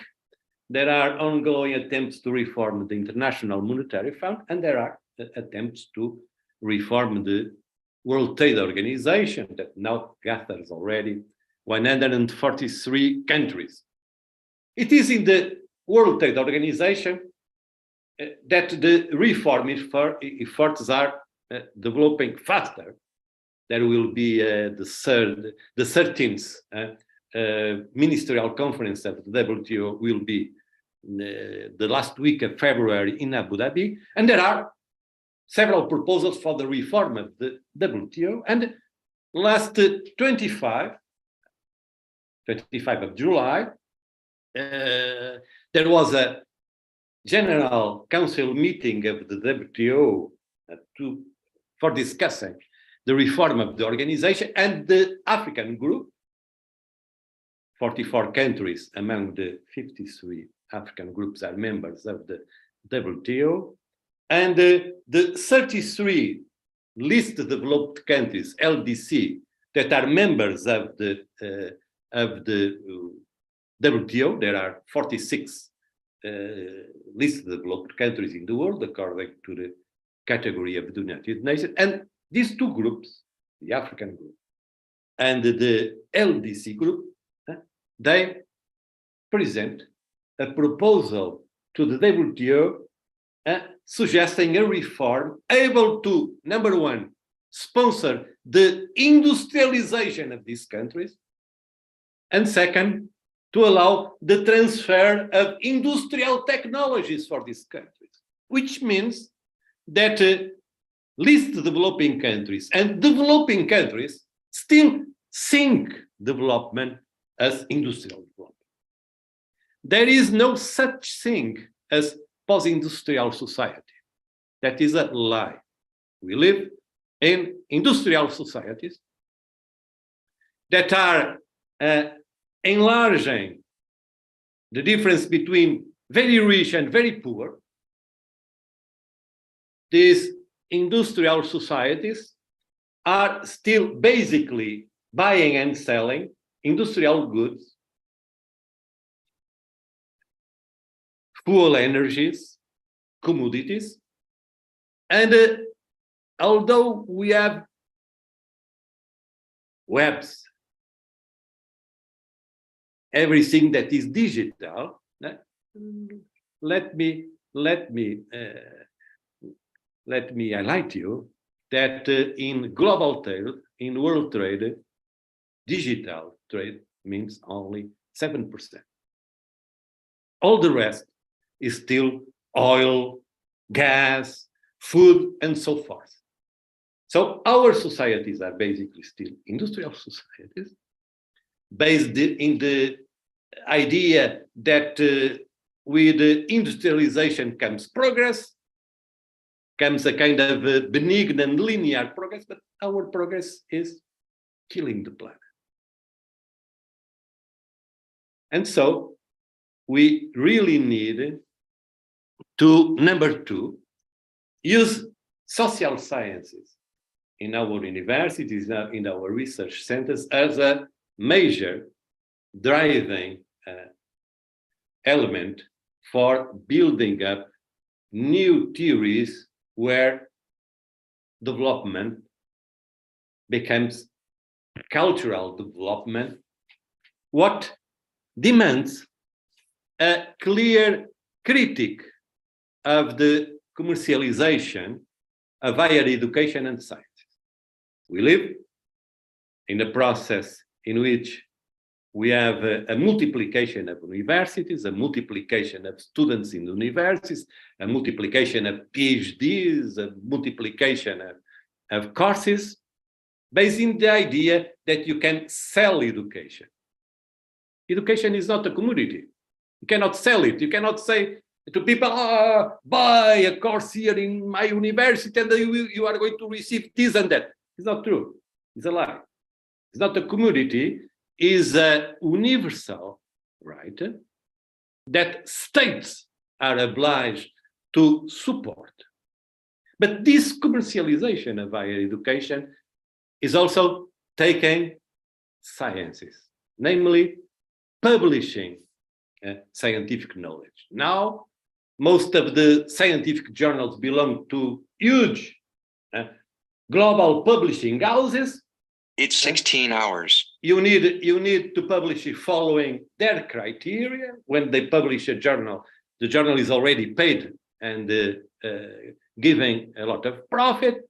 You need to publish in journals that belongs to index like Scopus. Those indexes are used for ranking universities comparing very different things, comparing universities in very different cultural environments, in very different societies that are impossible to compare. Because you can only compare things that have the same time, space, dimension. It's not the case of comparing universities in Indonesia with universities in Finland. It's impossible. It's wrong.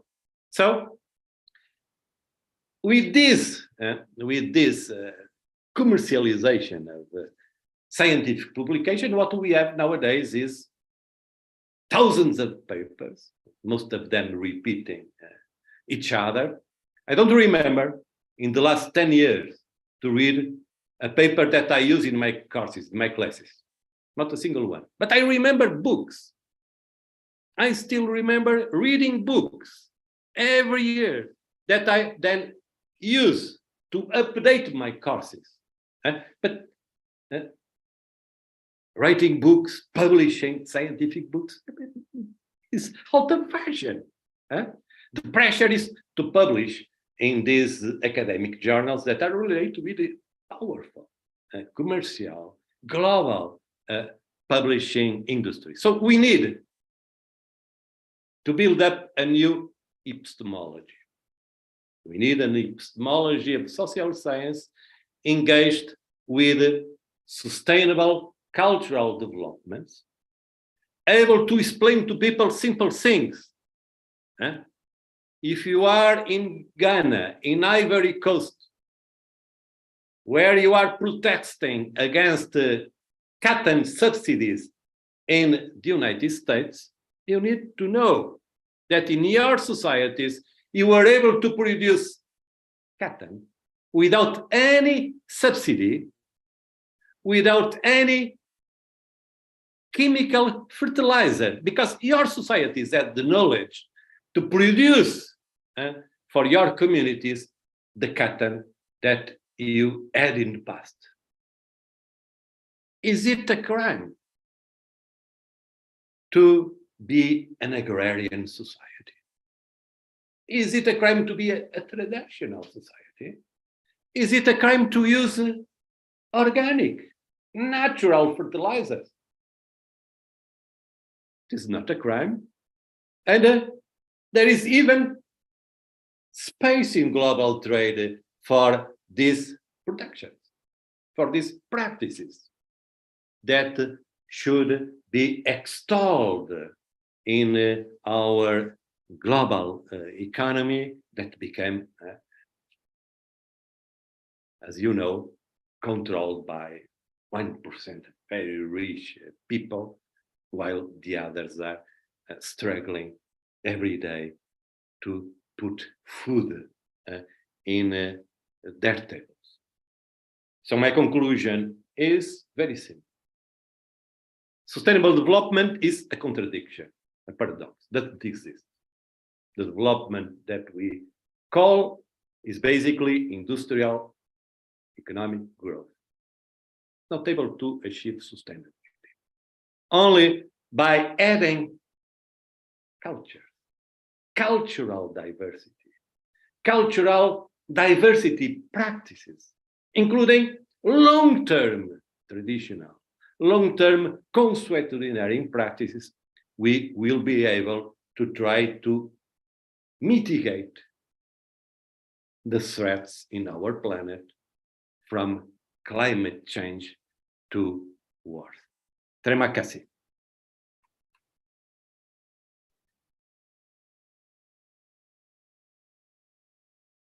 Thank you for giving us such great insight about culture and human and space and cultural perspective, Professor Ivo. Now, if anyone have a question, please raise your hand and introduce yourself, please.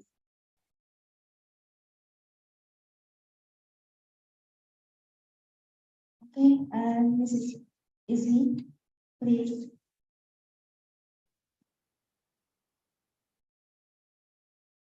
Okay. Hello, Prof. Ivo Camilo. And it's me. I'm a lecturer from anthropology. Yes, my question is, what's your opinion about the debate that social sciences is not scientific enough? Right? Because some people think like that social sciences is not a universal issue or cannot be generalized or very uncertain, especially in anthropology is very biased, maybe, yes. Yeah, what's your opinion about that? Thank you. Thank you for your question. Social sciences are sciences. Like biology, chemistry, physics. They are science. They are conceptualizing sciences. They are sciences to achieve a conceptual understanding of subjects and objects. They are as scientific as all the other sciences. And we need to remobilize our universities to spread social science. As you know, there is a huge downturn of social science in universities worldwide. I'm not going to talk about philosophy. Philosophy teaches how to think, but philosophy, as you know, disappeared of most universities in the United States. They don't want to pay a department of philosophy. They think that it's useless to learn how to think. So social sciences are in the process of downturn. There is less anthropology, ethnography, sociology, cultural sociology, less cultural anthropology, less cultural history or history of art. There is less. Those things are downturn. These fashions of the business, marketing, and things that last months. I'm learning marketing, but they don't do what I learned in the classes. I'm doing an MBA, but they have already changed the finances structures. There is a financial crisis. We're not prepared for that. You should not study business, but economics. That is the science that allows you to understand trade, to understand finances, to understand employment. And social science are the science that are able to understand culture and society in the present and in the past. We are able to have a prospective understanding of what is going on. We had this pandemic crisis of COVID-19. If you were a historian, you know that there was countless pandemics in history, and societies, pre-industrial societies, were able to build up natural, traditional ways for tackling these pandemics. So social sciences must be at the core of any serious university, not commercial university. Commercial university, they sell MBAs, they sell this marketing and other things like that, and the result is the reproduction of our knowledge. Yeah. Nowadays, everybody speaks about circular economy. But circular economy comes from a book of the Nobel Prize winner, the Princeton professor, Joseph Stiglitz. You need to know that Stiglitz never published a paper in an academic journal. And he wrote, don't publish in this journal. They always say the same. They repeat each other. Speak with the people. Publish for the people. Publish for the general public. Universities exist for what? Universities exist for achieving three things. Number one, teaching knowledge, different knowledge fields.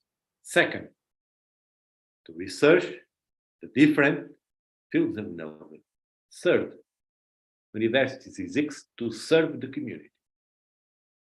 Otherwise, we'd have a global, digital, internet university that everyone was following. Universities are also for serving the community. And they serve the community by researching and sharing with the community the results, the impacts, the consequences, what you can do. So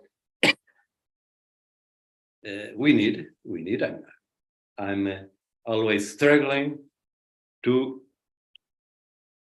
try to enlarge the set of social sciences that we have in our universities. I have convinced my university to have a master in cultural anthropology. It was not anthropology in Macau.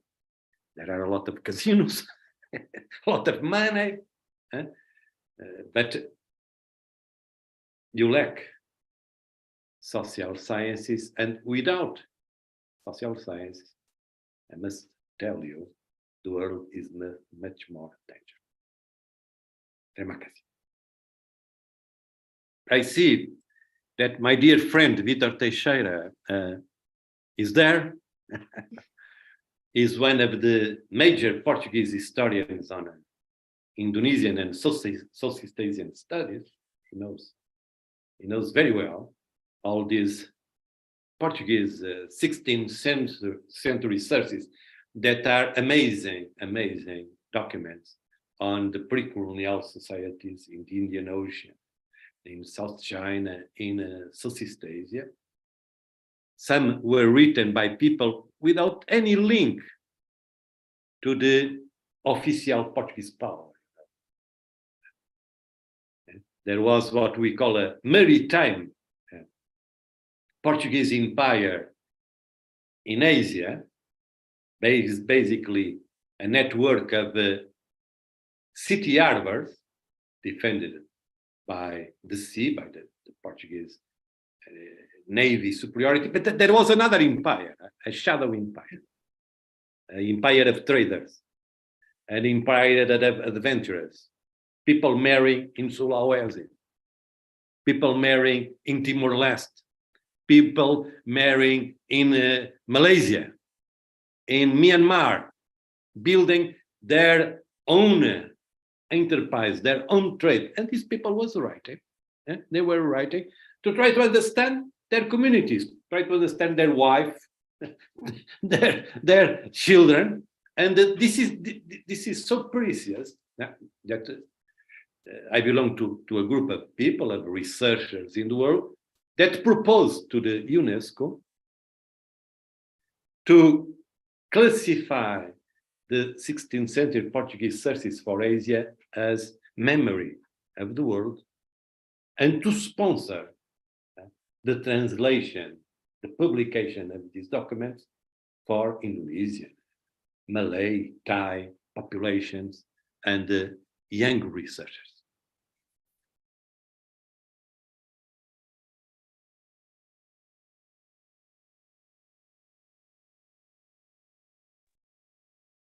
Terima kasih. Okay, thank you, Professor Ivo Candeiro de Souza, for sharing with us. See you next time. See you. Okay. Terima kasih. Okay, we'll move to the next session.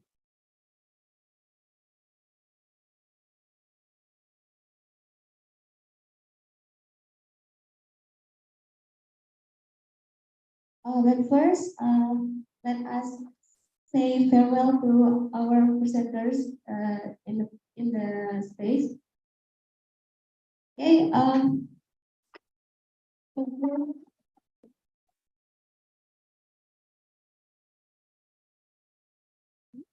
We still have a presentation from another presenters today. There are Dr. Alamsyah M. Home, Anisha Putri Mahardika, and Gadis Marisa Tamara Ratu. Please join us to the stage.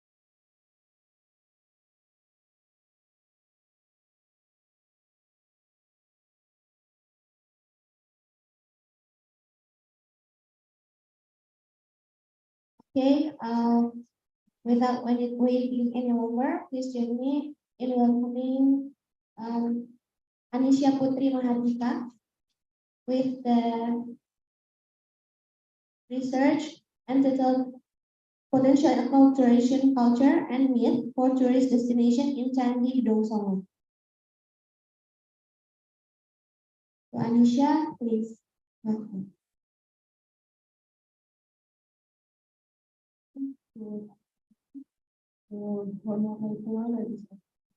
Let me introduce myself.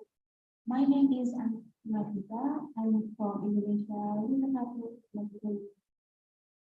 I did design my regular tutorial. So I want presentation my research potential. Okay. So I will presentation my research potential acculturation culture and myth for tourist destination in Gedong Songo Temple. Next, travel study is travel from one place to another is carried out by individual or group to set temporary goals and happiness with is called tourism. The goal is to get pleasure, to seek satisfaction, to know something, to improve health, to exercise, to rest, to fulfill tasks, and so on.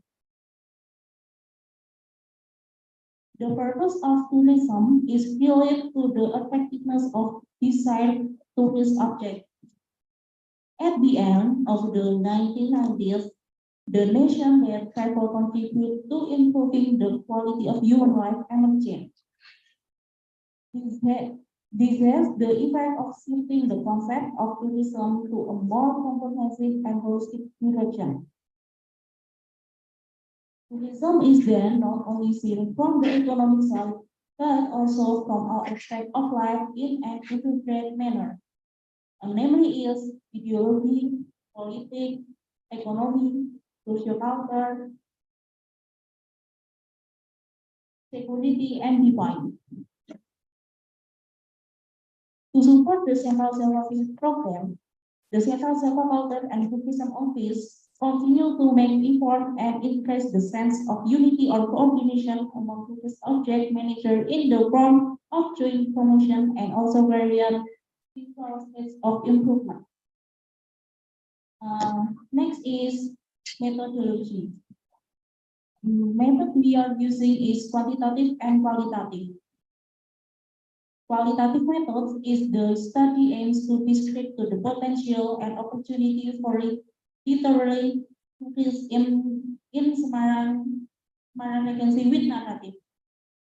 Also, the quantitative method is the instrument used was a questionnaire manager and the community by random sampling.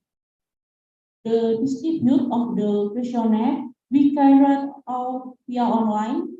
Given the condition, it felt very effective, and the result of the interactive model of data reduction data presentation, and growing construction or verification. Next is result and discussion.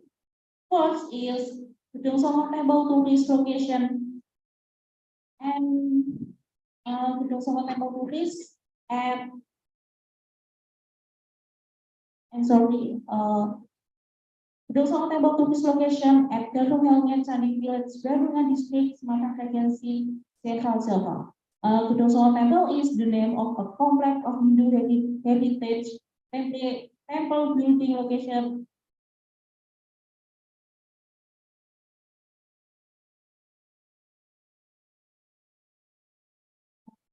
Sorry, Gedung Songo Temple is name of complex of Hindu heritage temple, and the temple is on the slope of Mount Ungaran. The position of the temple is at an altitude of 1,200 meters above sea level. The air temperature is quite cold and it often rains. Gedung Songo Temple is interested in its natural tourist destination as well as a cultural tourist destination. Sportive noted with pine forest, valleys with various plants, as well as sulfur and clear water. The two myth is that the temple is the place where Dewi Uma meditate.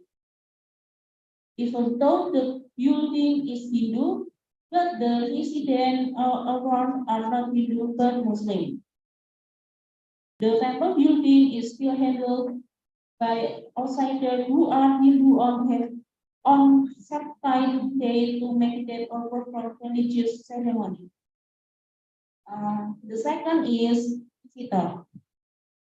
Based on the several value of statistics of Sumatera Regency, the number of visitors to recreational area in Sumatera Regency in 2020 domestic tourists is 1,294 at 1,955, and foreign tourists 833, and totally of 1,285,295 at 788 with various tourist attraction.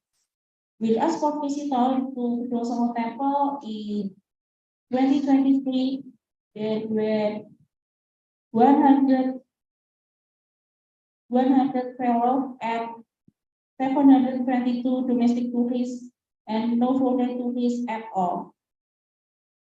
This was due to the fact that 19 foreign tourists did not travel to Gedung Songo Temple. According to the result of interview and questionnaire, it was found that 90% to have to know the Gedung Songo tourist destination.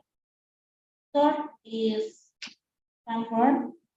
The capital of literary tourism destination at Gedung Songo Temple is sufficient good in terms of nature and culture. The Ramayana stories as a literary tourism destination provide a more interesting opportunity to be developed not only as a fairy tale, but can be developed future to be translated or externalized into other form of art. Fourth, opportunities for artist creativity. Ideal tourist is one that can provide opportunity for its human resource to work and make a source of income. At tourist site, Gedung Songo Temple can provide opportunity for local artists or other artists to join to excite existing potential. For example, sculpture artists, sculpture can be creative and making the place of Gedung Songo Temple performed by performers performing wayang with the Ramayana Place, festival, competition competition for the comfort of Ramayana stories of making stories about the establishment of Gedung Songo Temple in film and film. Last point is 5. Acculturation of culture and myth of Ramayana tourism.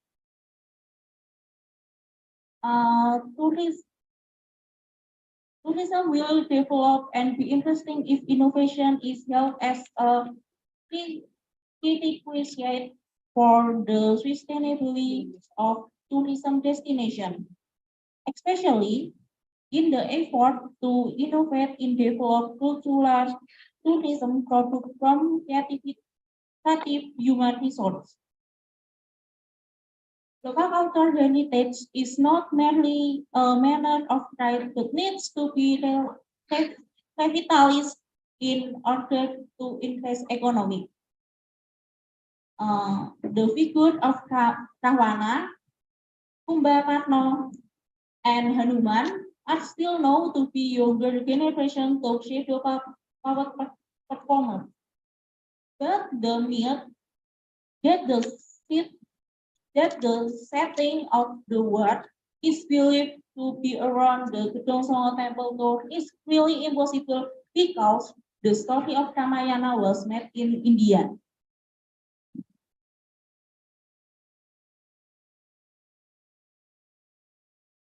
The object element in three figures, one is Rahwana figure,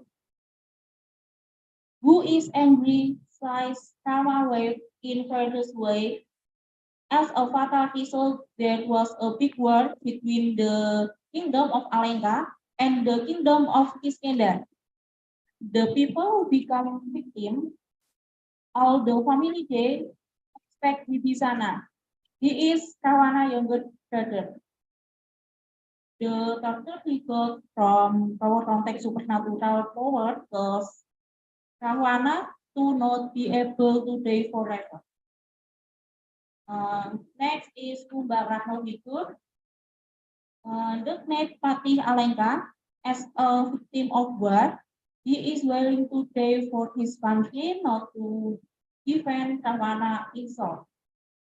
His body was dismembered, but the crisis would make him of his enemies, and this factor fits the right attitude of defense. Last figure is Hanuman, a straight figure thus by Rahwana. Session 2, session 3, session 4, session 5 semakin. By Rahwana. Harus It is Rahwana body into hills.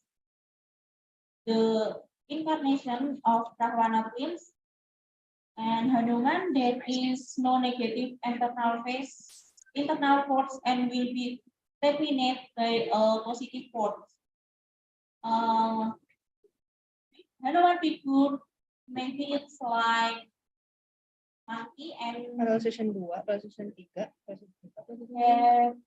and has like a weight baby session 2 and all baby.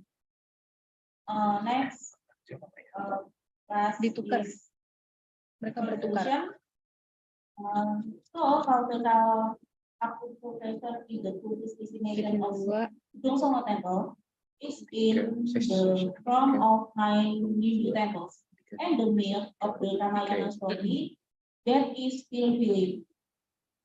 The myth can be developed in the form of numbers of information and suicide, so that they become entertained and attract tourists. The cultural acculturation of the Ramayana story can be utilized by art creator and provider job and increase regional income. Thank you for your attention. I apologize for my mistake and last I say good afternoon. Thank you, everyone. And then we will move to Gadis Maritza Tamarara.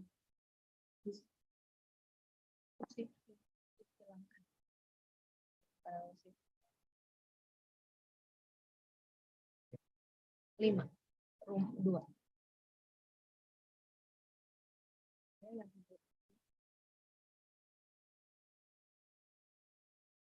Ya, aku share.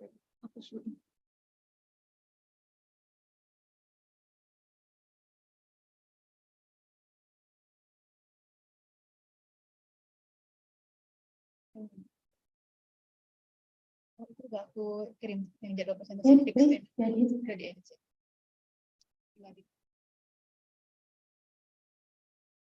Assalamualaikum warahmatullahi wabarakatuh. Good afternoon, everyone. I want to say thank you for the opportunity.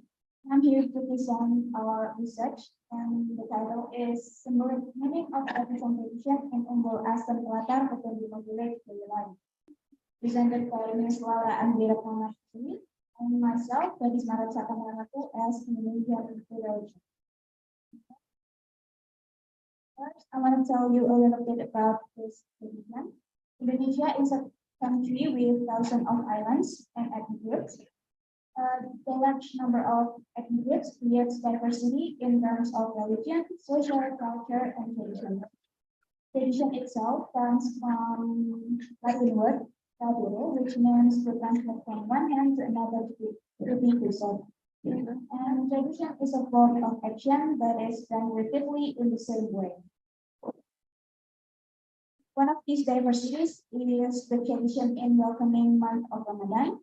This tradition is still believed and practiced by people in each region in different ways.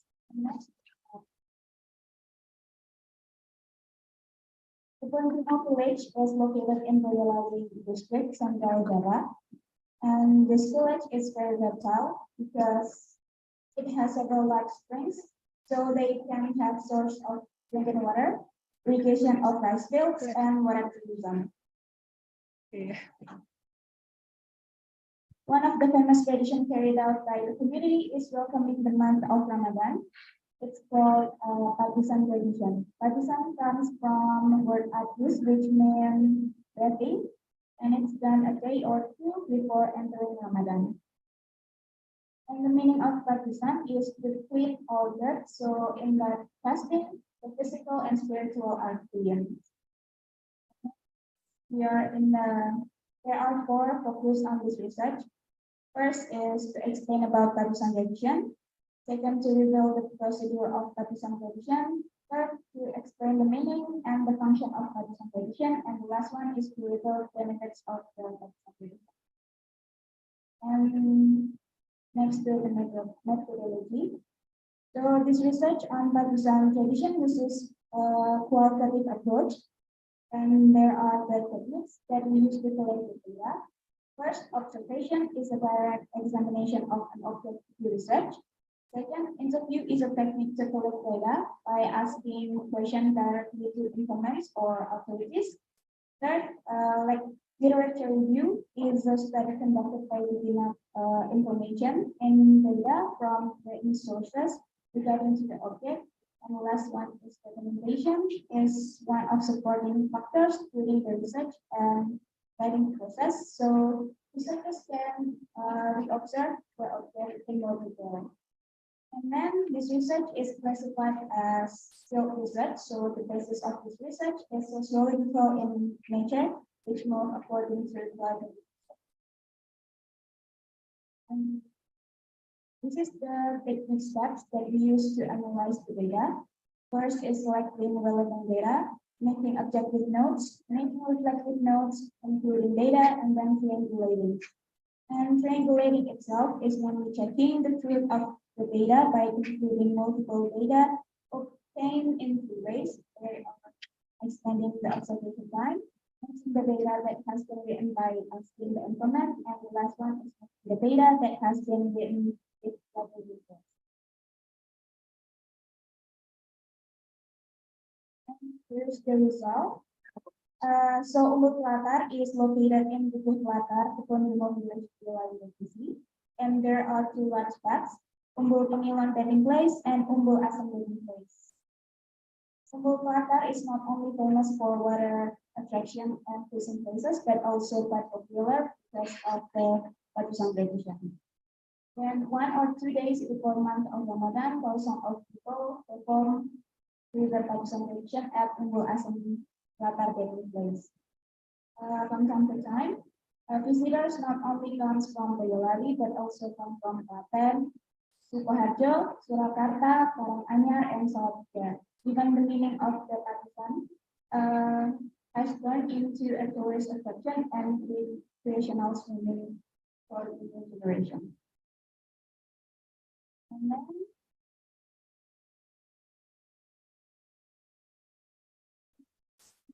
this is the procedure of the Padusan tradition.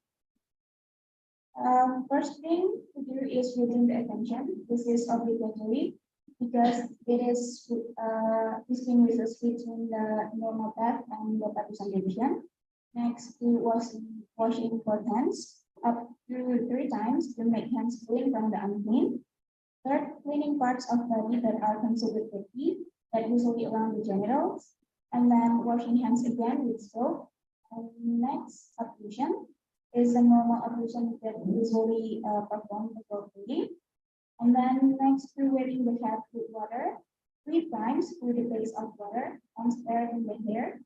It is obligatory for men, but sunnah or non-mandatory for women. And then the last one is wetting the whole body from right side to the left side.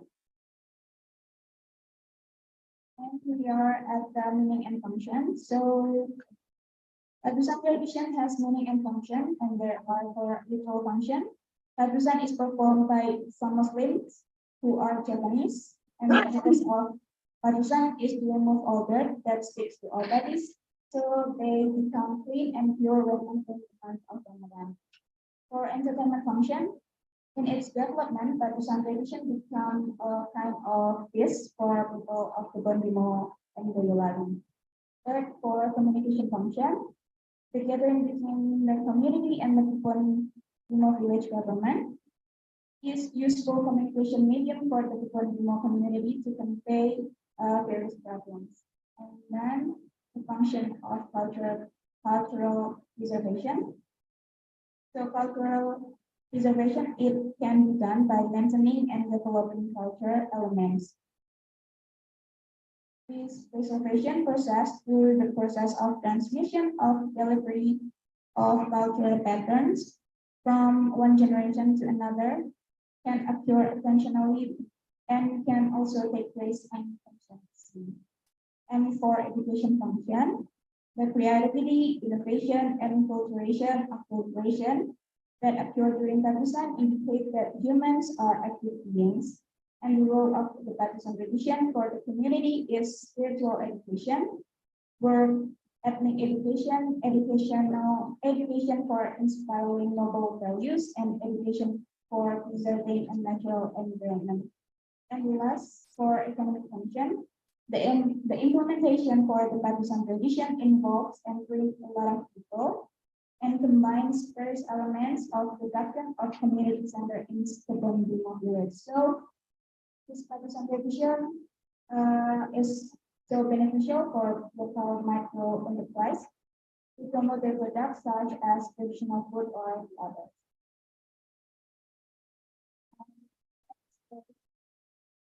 Benefits of the Padusan tradition. First, Padusan tradition is useful as a provider of historical heritage fragments. Padusan has been carried out since long ago, continues to develop until now. And second, the Padusan tradition is useful as legitimizer of beliefs in the view of life. By doing Padusan, people can feel clean, pure from dirt, and ready to carry out fasting in the night of Ramadan. And the last one, Padusan tradition can be a very convincing symbol of collective identity because it strengthens loyalty to the movement or community. Is conclusion. So the symbolic meanings of Busan tradition include being closer to God, being a celebration to welcome the arrival of the month of Ramadan, and as a means of interaction between communities. In addition, it is also a means of learning to the next generation to be more familiar with the Busan tradition. Busan traditions also indirectly becomes a cultural attractions of spectacle that attracts outside communities to follow this Busan. So it can increase the income of the community. I think that's all from me. Thank you for attention.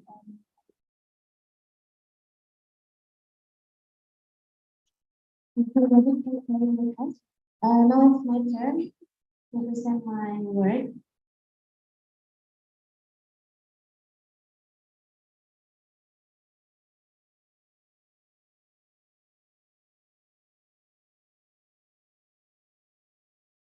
So I did a research about public space and the people, cultural relationship between protected areas and coastal community in Pekalongan. Anthropological studies in space and place always consider space as a cultural system, as a part of cultural system. So we can say that place is not only talk about land, about room or anything else, but it also a place for contested and also for historically constructed as a cultural system history. So this is the area study of my research.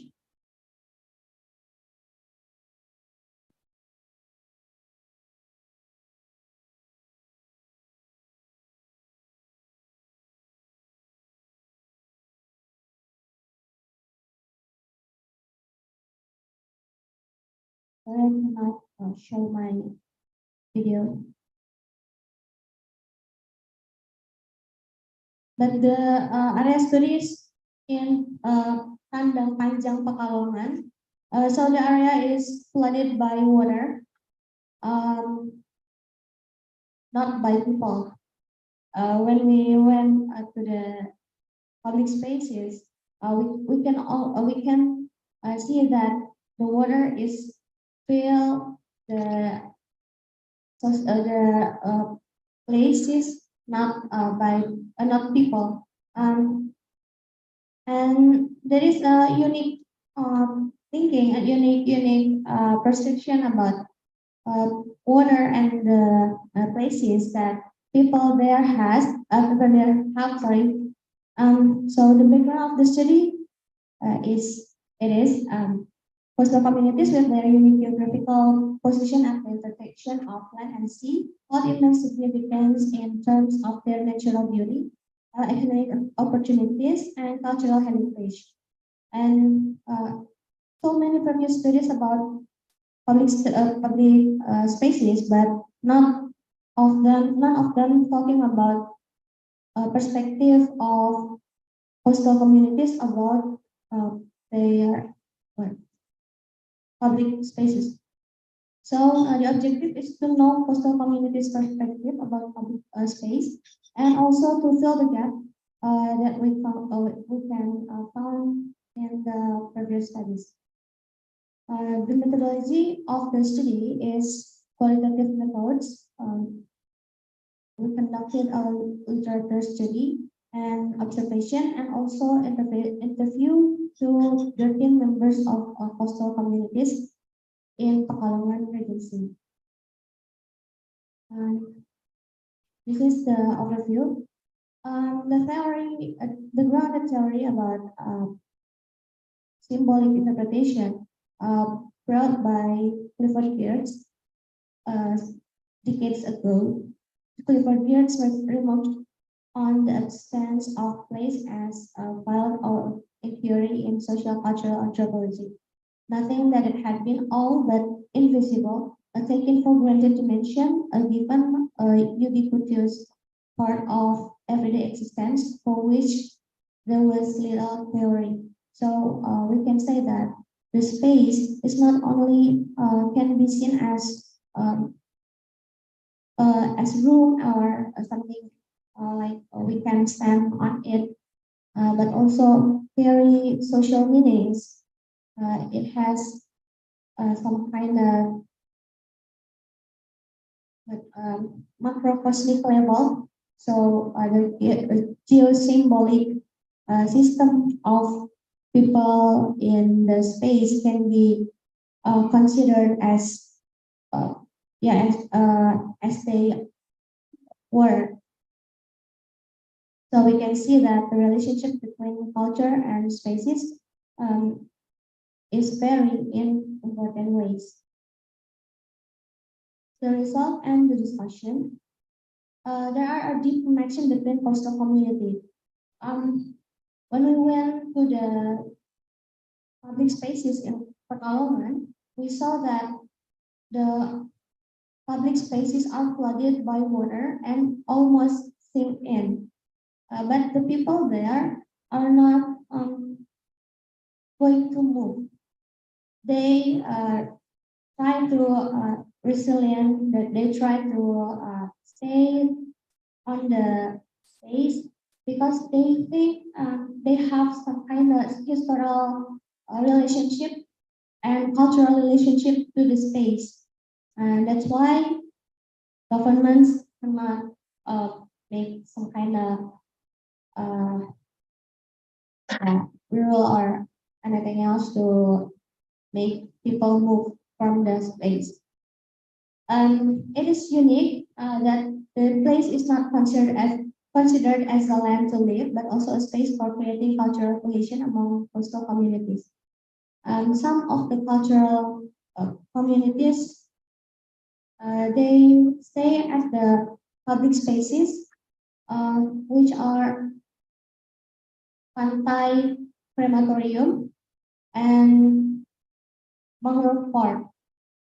But both of them also sink in by the water. And then public spaces are polluted by water, but they see water as an entity, not as an object. That's why they have some kind of cultural relationship with the water also. That is might create their symbolic system with the water. They see that water is also entities, not object. They see even if they in hazardous situation of the flooded area, they just want to stay in the space and doing their social cohesion instead. It makes them think fatalistic. Fatalistic communities tend to think that whatever happened just happened. So it's unique that maybe the government cannot make any rule or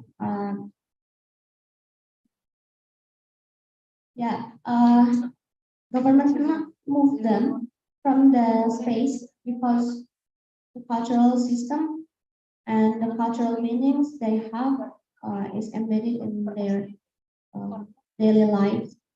So this is the conclusion. The community views the availability of public space as more than just a mere access point. Rather, it is perceived as an essential instrument for facilitating various tertiary activities. People and space have a connection that emerge in how they perceive their lives and how they create symbols in their cultural dimensions. In other words, the cultural relationship between coastal community and public spaces must be seen in a complex relations. Socio-cultural context will give a deeper and comprehensive understanding. By doing the research, we can find that the connection between coastal community and public space make them become fatalistic people who have faith in every change in the world. So I just want to say that the fatalistic thinking like this might become some kind of hazardous to government's role. Okay, and that's all for me. Last but not least, we have our special presenter, Mr. Dr. Alan Shah M. with the research entitled Queen Kalinya Struggle in Starting and Embryos Nationalism. So Mr. Alan Shah, please. Yeah, thank you. I think so. Manage that.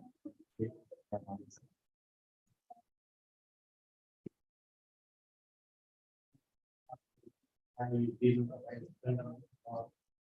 base documentation of Queen Kalinya Struggle as a virtual theory. And then literature together with University Malaysia and and then maybe my research is quiet research. And now, just now Mas Hervin was talking about the Queen Kalinya. Now I will continue to speak about Ratu Kalinya, but especially trace documentation of Queen Kalinya through as a virtual tour. Ladies and gentlemen, the first figure of Queen Kalinya.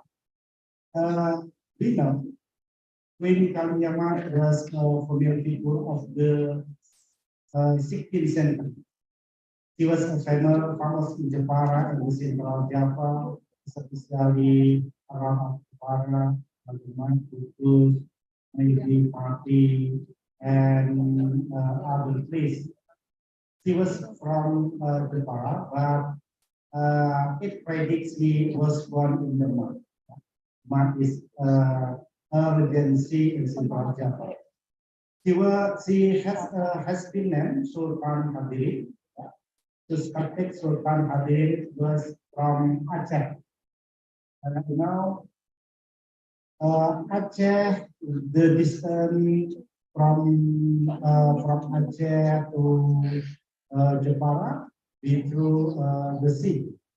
She has important role at the local level, regional level, and national level.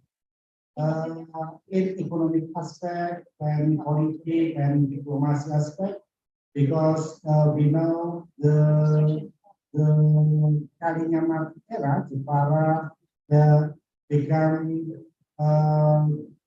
become trade in Nusantara archipelago of Indonesia. And then she was the daughter of Sultan Trenggono. We know Sultan Trenggono has many children, yeah, namely Sunan Prawoto, and then Ratu Kalinya, and other. Sultan Trenggono is the third king of Demak. Yeah? King Kalinya was granddaughter of Raden Patah.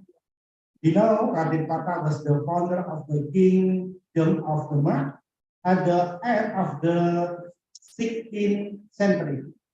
In the 15th century, sorry. In the 15th century. Raden Patah has many children, namely Sultan Trenggono, and then Adipati Unus, and Pangeran Lepen, and others. So, Queen Kalinya was the origin of the Demak kingdom, but Ratu Kalinya or Queen Kalinya ruled in Jepara. In the past time, Demak has many several sub regions. For example, Jepara, and then maybe Pajan, and Pati and Shore. Demak was the first Islamic kingdom in Java, and then kingdom of Demak was founded about in the 15th century by Sultan Fatah or Raden Patah. Queen Kalinyamat was the rule of Jepara, who ruled from 1949 to 1979 after her husband died. Her husband was killed by Aryo Penangsang. We know Aryo Penangsang, he was sons of Pangeran Sekar Sebo in Batak. Queen Kalinyamat also built a mosque in Jepara's Mantingan. Mantingan Mosque was symbol of the spirit of the Islamic religion in Jepara and in Java, especially in Central Java. The mosque estimated to have been built in 1549, marked by Condro Sengkolo, Rupa Brahmono Warnosari, which when translated as the number 1549 Masehi. And then during her leadership, she was with Sultan Hadirin and Sungging Badatuung developed the art of carving or kerajinan ukir. The carving project affixed to the walls of the mosque, and then the carving motif, flora, fauna, and geometry. It shows that Queen Kalinyamat had a role in the development in carving in Jepara together with Sungging Badatuung and Sultan Hadirin. In 1949, when her husband was killed by Aryo Penangsang, she did to Topo Udo in Donorojo district. It is impossible for a female who Islam to do to Topo Udo. Topo Udo, according to me, as a symbolic meaning, namely leave the lecturers of the world, and as a symbol releasing throne and crown as a ruler who was left by her husband. Because I think Ratu Kalinyamat is sad because her husband is dead. And then in the Japanese context, there are several types of Topo Udo, namely Topo Ngalong, hanging upside down, Topo Muat, meditating in the grave, Topo Bisu, not speaking, Topo Bolot, not bearing, Topo Midang, the way to the forest, Topo Meramban, to the lot and eat plants, Topo Ngambang, soaking in water, Topo Ngeri, immersing oneself in water, Topo Tilem, sleep, Topo Putih, only eat, reach, Topo Mangan, eat but not sleep. And then Topo Udo is not in the Jawa tradition. Queen Kalinyamat has an important role in carrying out attack on Portugal in Malacca.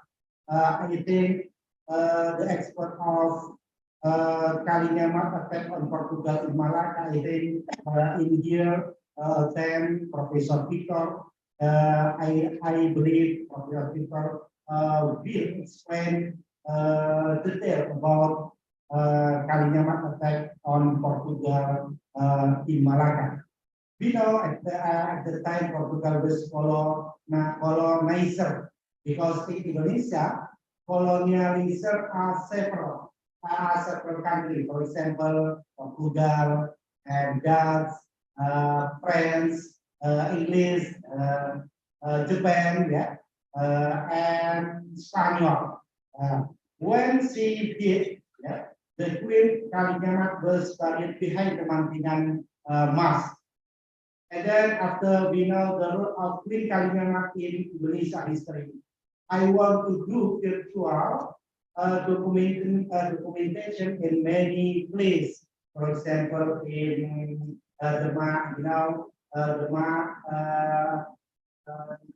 the first word of Ratu Kalinyamat, and then Ratu Kalinyamat have important role in Jepara. In this context, we will do virtual documentation. I think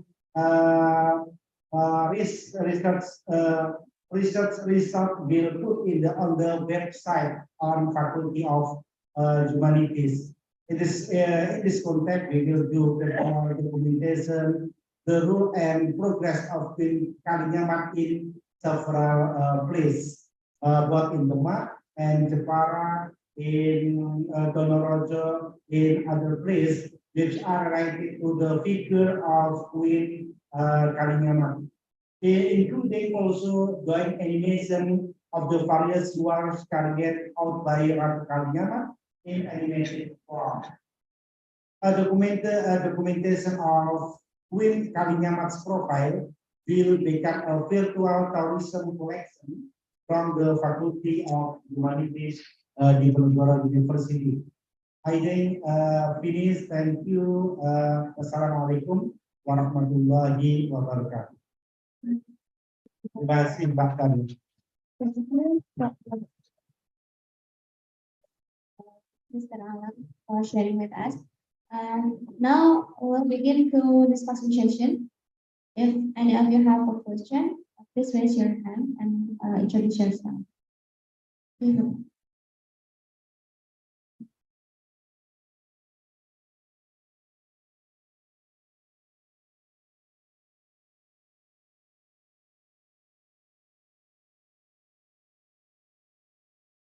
I'd like to address my questions to Dr. Alam Shah. First of all, I'd like to say I am with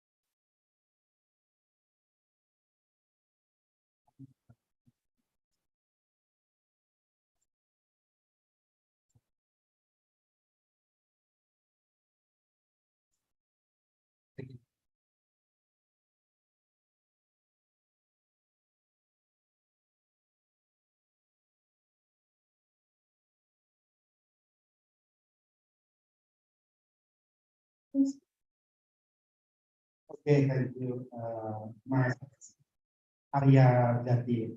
And then maybe Professor Victor will explain about attack Jepara attack Portugal in Malacca, because I think it is expert about it. But we know in the tradition of Jawa, there are several tokoh, but it is not tokoh Udo.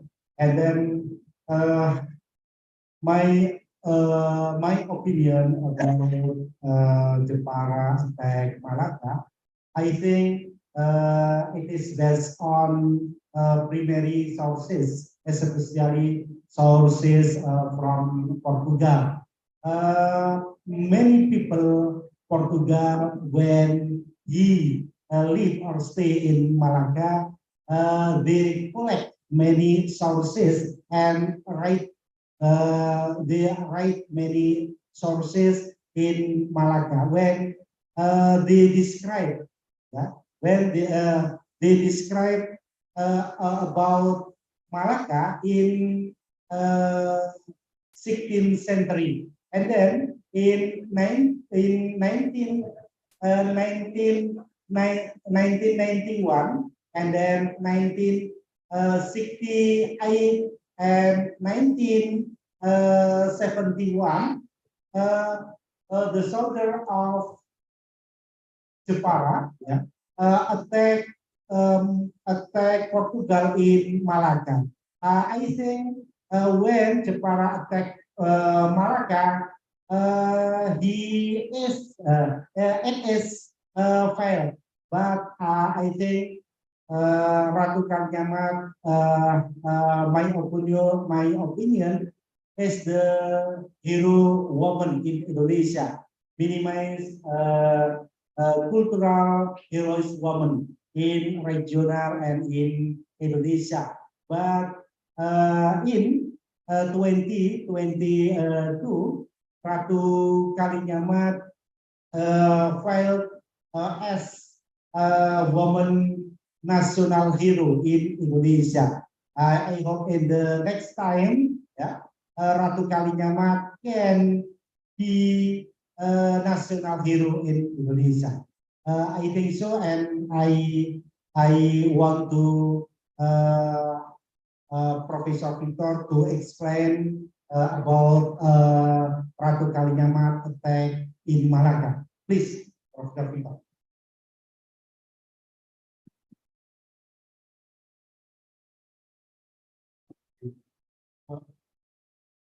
It's a very big topic, a huge topic. Talk about the twice, the Queen of Japan. She tried twice to expel the Portuguese of Malacca. First in allegiance with the Sultan of Johor. Later then, not so many time before her death, she was dead in 1579 in Jepara. The queen tried with the help of the king of, helping the king of Aceh to put out the Portuguese of Malacca. She tried, she was really interested, and here is the point that it's relevant, crucial, fundamental, one of the main points to consider the Queen of Japan as a figure with a high importance in the history of what is now the state of Indonesia. The Queen of Japan, she notoriously, she shocked up how the Portuguese settled in Malacca could contribute to the failing of his trade, of trade activities, and the development of the northern coast of Java. She, at the same time, even with, she was defeated twice, but at the same time, she were able to develop a region, Jepara, at a level never raised in the history of the region. For example, one of the most important aspects is that which qualify the development of a region is when a area produces a high level of quality of the parts, the carving parts. As we know, before the Queen of Japan, it was a kind of a simple handicraft. With the Queen, the development of the arts and crafts, mainly the sculpture and carving sculpture, level high recognition and high quality that which was defined artistically, aesthetically, the top in the 16th century of the artistic production, for example, in Java. Even she was a Muslim, she was a ruler, but she was at the same time very well concerned with this aspect of the materiality of her spirituality and her religion. So Malacca was the main focus. Why? Because Malacca was a barrier between the development, the natural development of a rice area, a rice producer, rich area, Jepara, Demar, Kudus, all of this region was so wealthy, so powerful, introducing something that which was very important in a time. Malacca stops the connection to the Indian Ocean, the connection by the straits, through the straits,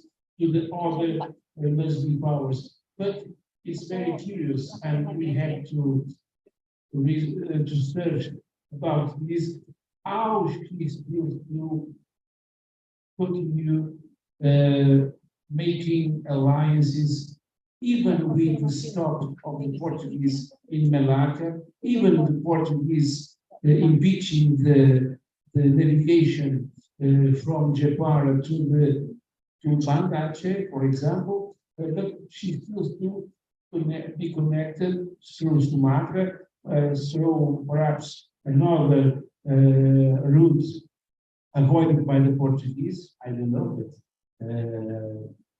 Mentawai, Pulau Engano, the northwestern most islands. Well, I don't know, because we have a lack of documentation or references to about this, but she still have a strong connection with the Arabic kingdoms, with the Muslim powers, the sultanates of India, and she was one of the most important figures in the international alliances, Muslim alliances against the Portuguese domination in the Indian Ocean. Okay, thank you. Okay, thank you, Mr. Peter.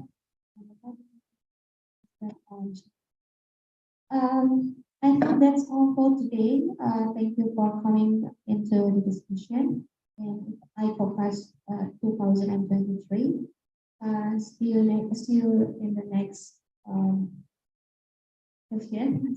See you in the next year. Okay, for the presenters, let us to out of this stage for together with the participants. Thank you.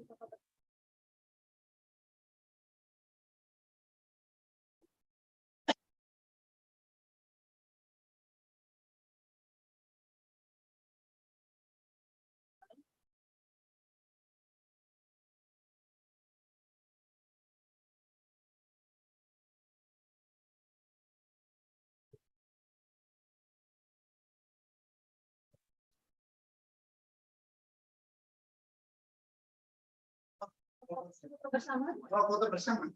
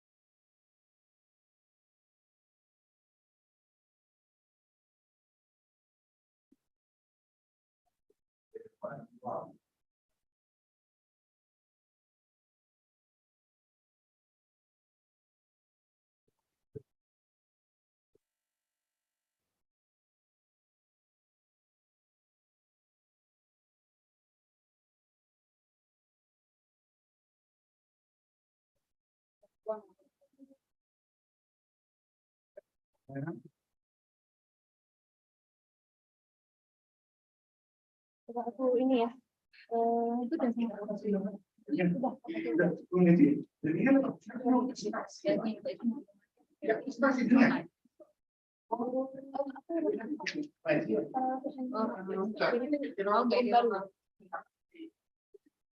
nggak pun cuma minta